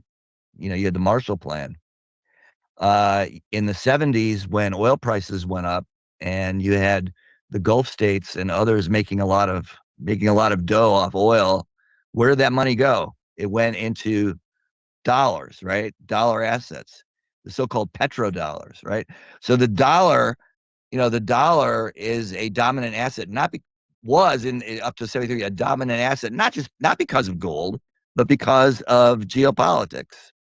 So, and the role of the U.S. in the world. So I think that that needs to be needs to be revisited. An interesting thing on this question of, well, is Bitcoin the new gold or whatnot? You mentioned that, right? First of all, gold is actually physically mined. It actually has a limited supply. It has been used for thousands of years as a store of value. Thousands of years. Thousands and thousands, right? And Bitcoin is what?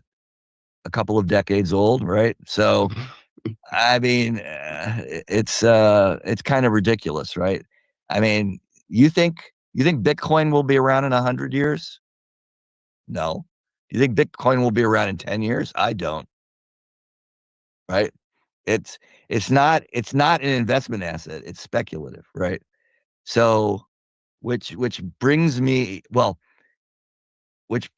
around to, well, I want to mention one thing first, then I want to get back to the alternative discussion that I wanted to talk about. So, one way to think about crypto, and to address this question of whether crypto is more solid than what the crypto promoters call the fiat currencies, or what I call the real currencies, is this whole notion of stable coins. You've heard that term, Marcus? Stable coins? Yeah, the So, Genius Act. yeah. So stable coins. The idea of a stable coin is you have a crypto token. Let's call them what they are. They're not coins, they're tokens, right? Mm. That's the real term, tokens. Like, some of you from New York may have heard the expression, that in a token will get you on the subway. Right? I don't know if Mm. so I think, so with these stable coins, the idea of a stable coin is that it's basically linked to the dollar. Okay? So think about the contradiction involved in the concept of a stable coin. The people who promote stable coin are saying that our product is valuable because it's linked to the dollar. But crypto promoters in general are saying Bitcoin should replace the dollar because the dollar doesn't have value. So go figure, like, who's right?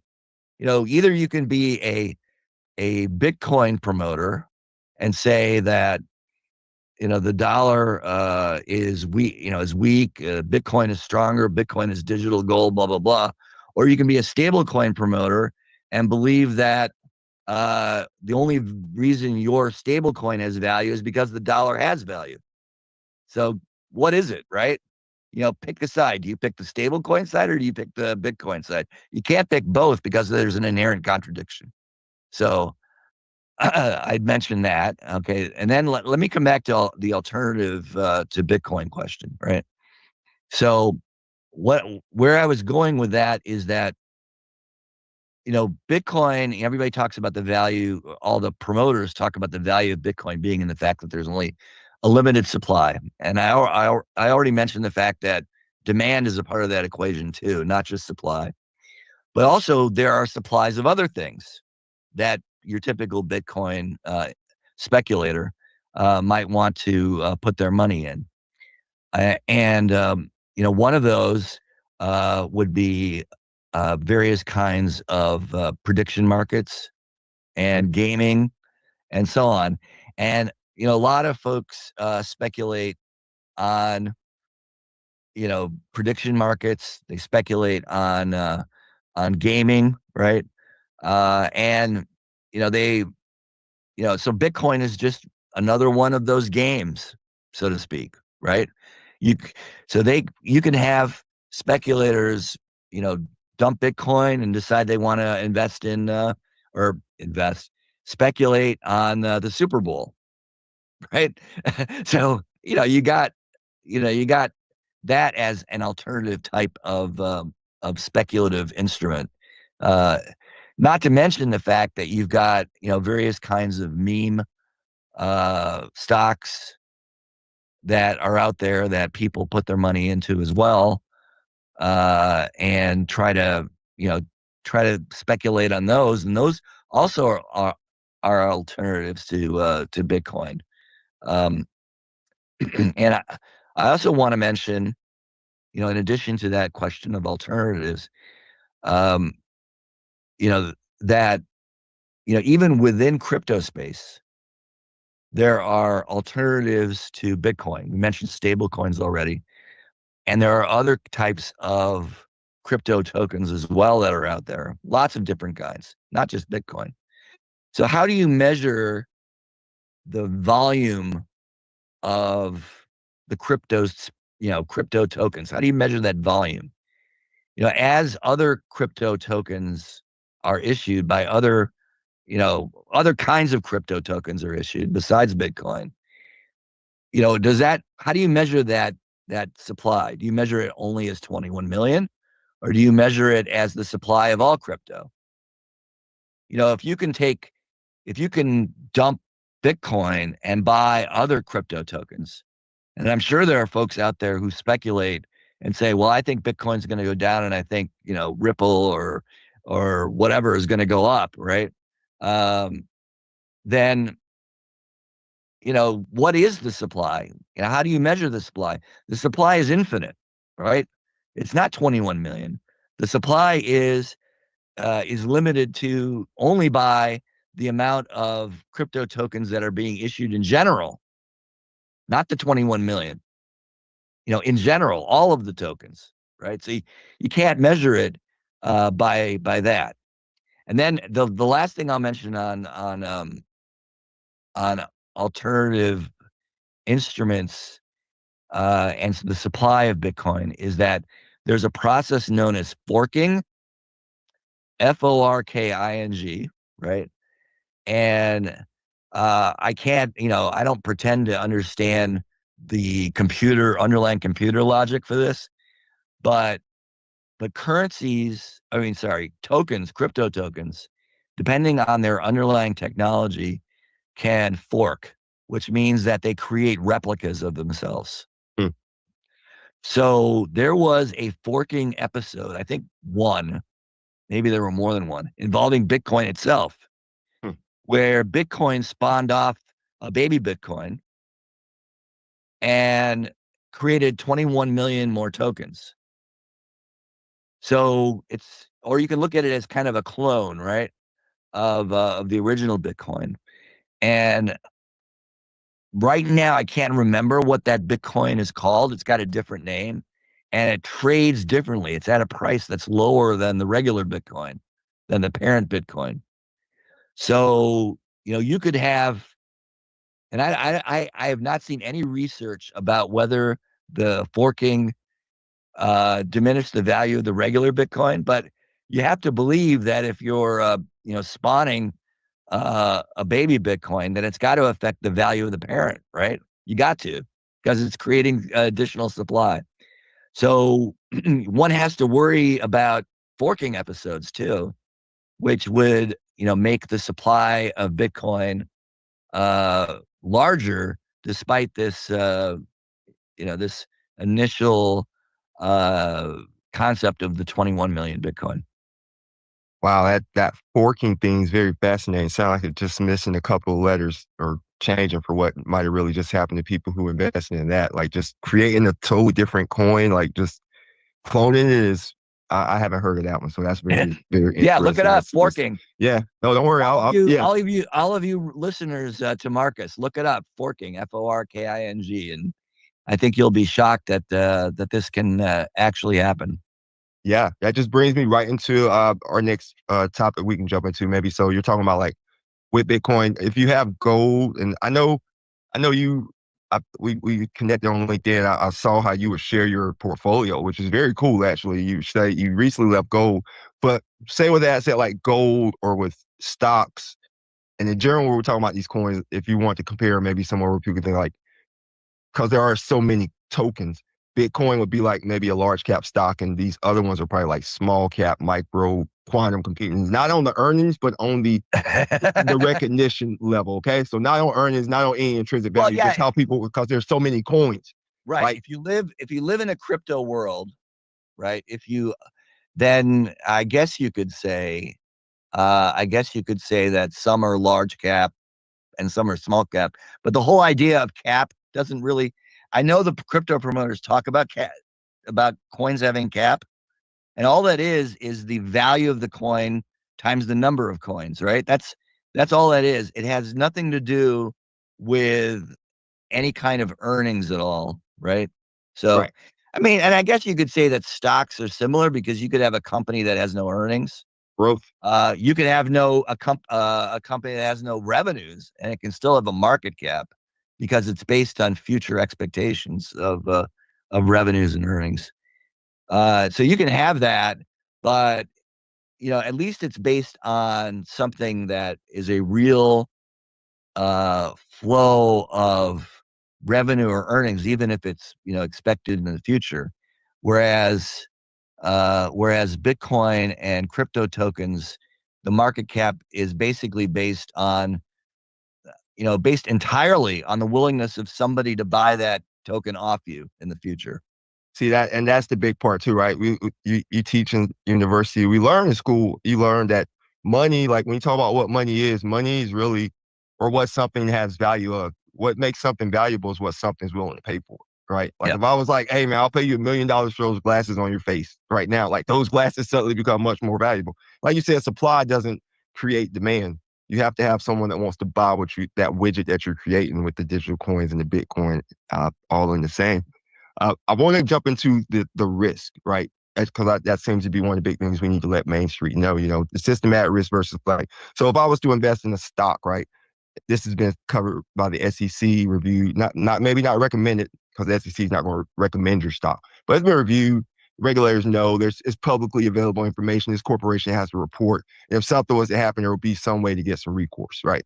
Whereas if you lose a wallet or a token, there's not particularly any way that you can go back about it and find your wallet or your token. Someone could just find. I saw a statement where a guy was like, my dad just invested, I don't know, $200 in Bitcoin. I told him to send me his like key or whatever, and I stole it. And I told him that's your first lesson in crypto. Never share your wallet token. So just like, can you just expand on like, because I mean, you could have gold, but someone will have to break into your vault and take your gold. So you see, go deeper into the systematic risk if you could.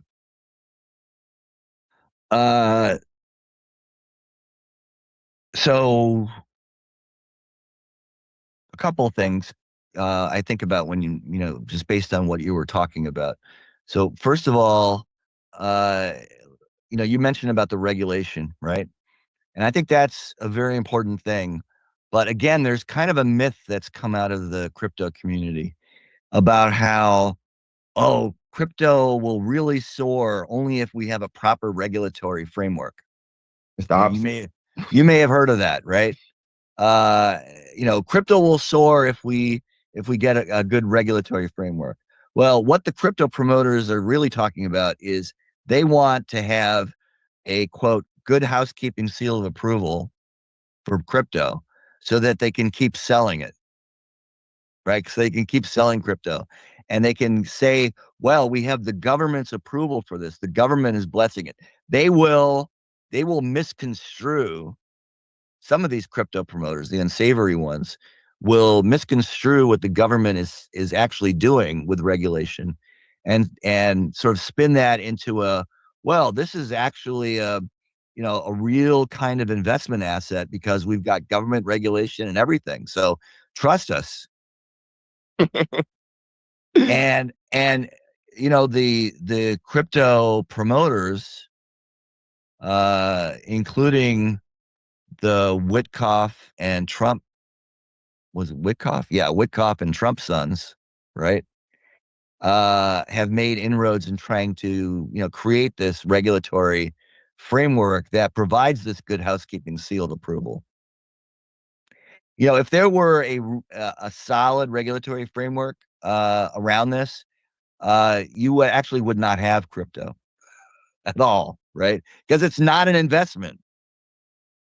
Very interesting. Yeah, and the purist of what Bitcoin and crypto, they don't want the government intervention. It's more with the corporations like Strategy and Coinbase who are trying to get more into that type of regulation. And just so, yeah, you trade in equity. So I'm assuming you would never, and we're not recommending any equity on here, just so y'all know everyone's individual personal investments. But like Strategy or Coinbase, you can see through their, let's talk about Strategy. You can see through their books, right? And Michael Saylor's always out here talking about how he'll just keep buying Bitcoin, keep buying Bitcoin. He says he can afford Bitcoin to go down to $8,000, which is, I don't know how his numbers work. I haven't dug into them.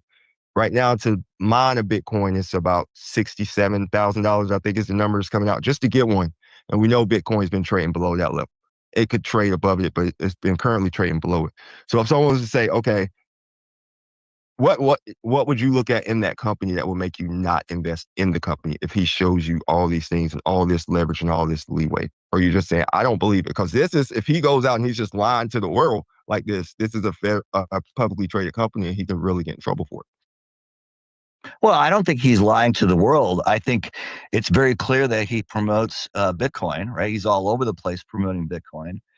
And I would never invest in his company because it is so dependent on the price of Bitcoin.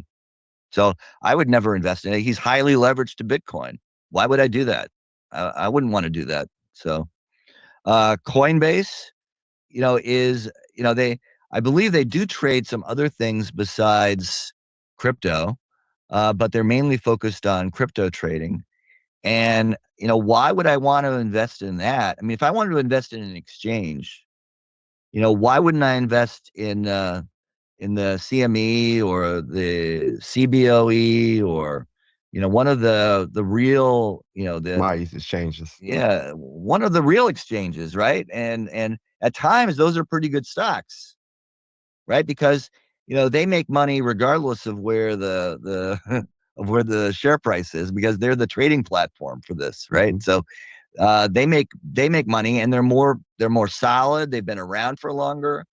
I don't know why I would want to invest in Coinbase when I can invest in real trading platforms, real exchanges. Just I don't get it. So I mean, you can tell that I'm a little bit on the, you might say I'm really conservative. I'm not conservative at all, right?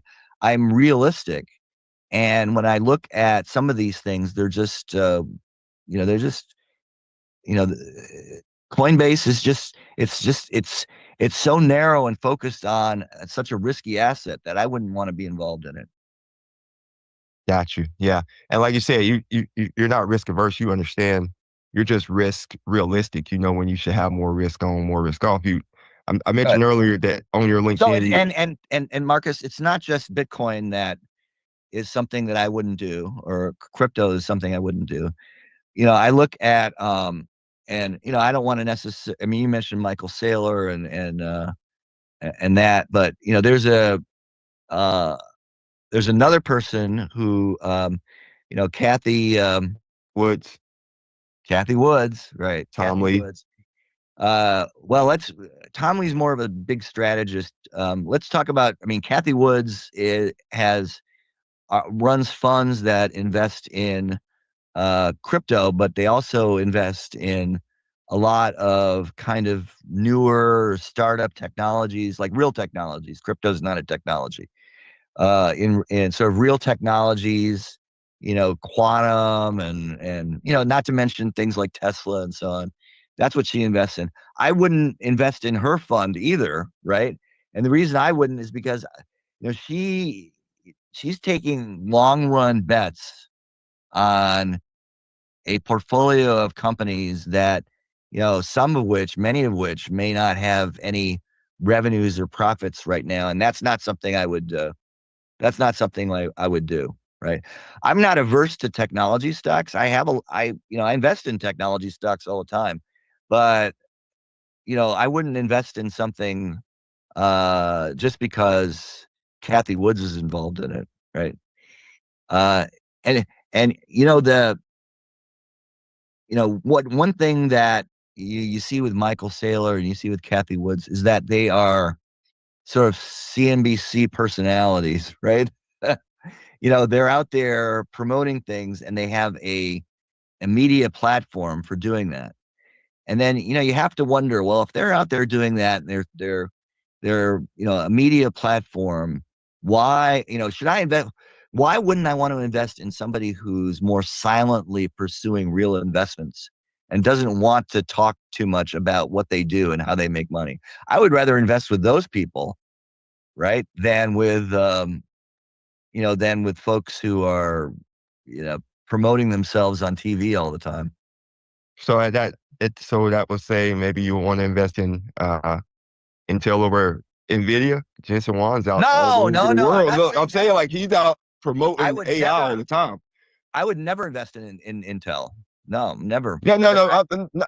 Not for fundamental reasons. Like we're not going to break down why you wouldn't invest in that. I'm just saying like the CEO of Intel, they just changed over. They're not out really promoting anything, but you see Jensen all around the globe all the time. Yes. So that's where I'm going with that. Right. You see the people who are always out promoting something. So from my perspective, the fact that Jensen Huang is out there promoting his company and talking about AI all the time, and him out there in his leather jacket all the time talking about things. I mean, he's creating this image, and he's really been promoting NVIDIA. But if you see what NVIDIA's done for the last, the last time I looked, 9 months, it hasn't really done too well, right? I mean, it was soaring for a while, and then lately it hasn't been doing too well. And there have been many better technology stocks to invest in than NVIDIA. So, true. And I think Intel's actually done better than NVIDIA. But I'm just in that time frame you're mentioning. But yeah, I was just mentioning it maybe for the big space versus the little space. Yeah, Intel is in sort of traditional pre-AI semiconductor spaces, and Cisco. Yeah, and that's not where the action is. Well, I mean, maybe that's where the action is going this year. It seems to be a rotation now, and not just Intel in particular. We're not, once again, not making particular investments. We're just showing, like, technically people think of Intel like old technology and NVIDIA is new technology. But yeah, you definitely make your own decisions for investments. You mentioned so there is a certain type of person, quote unquote, who invest in Bitcoin. They usually or crypto in general. Maybe they're playing, a bunch of parlays, or maybe they're trading in crypto markets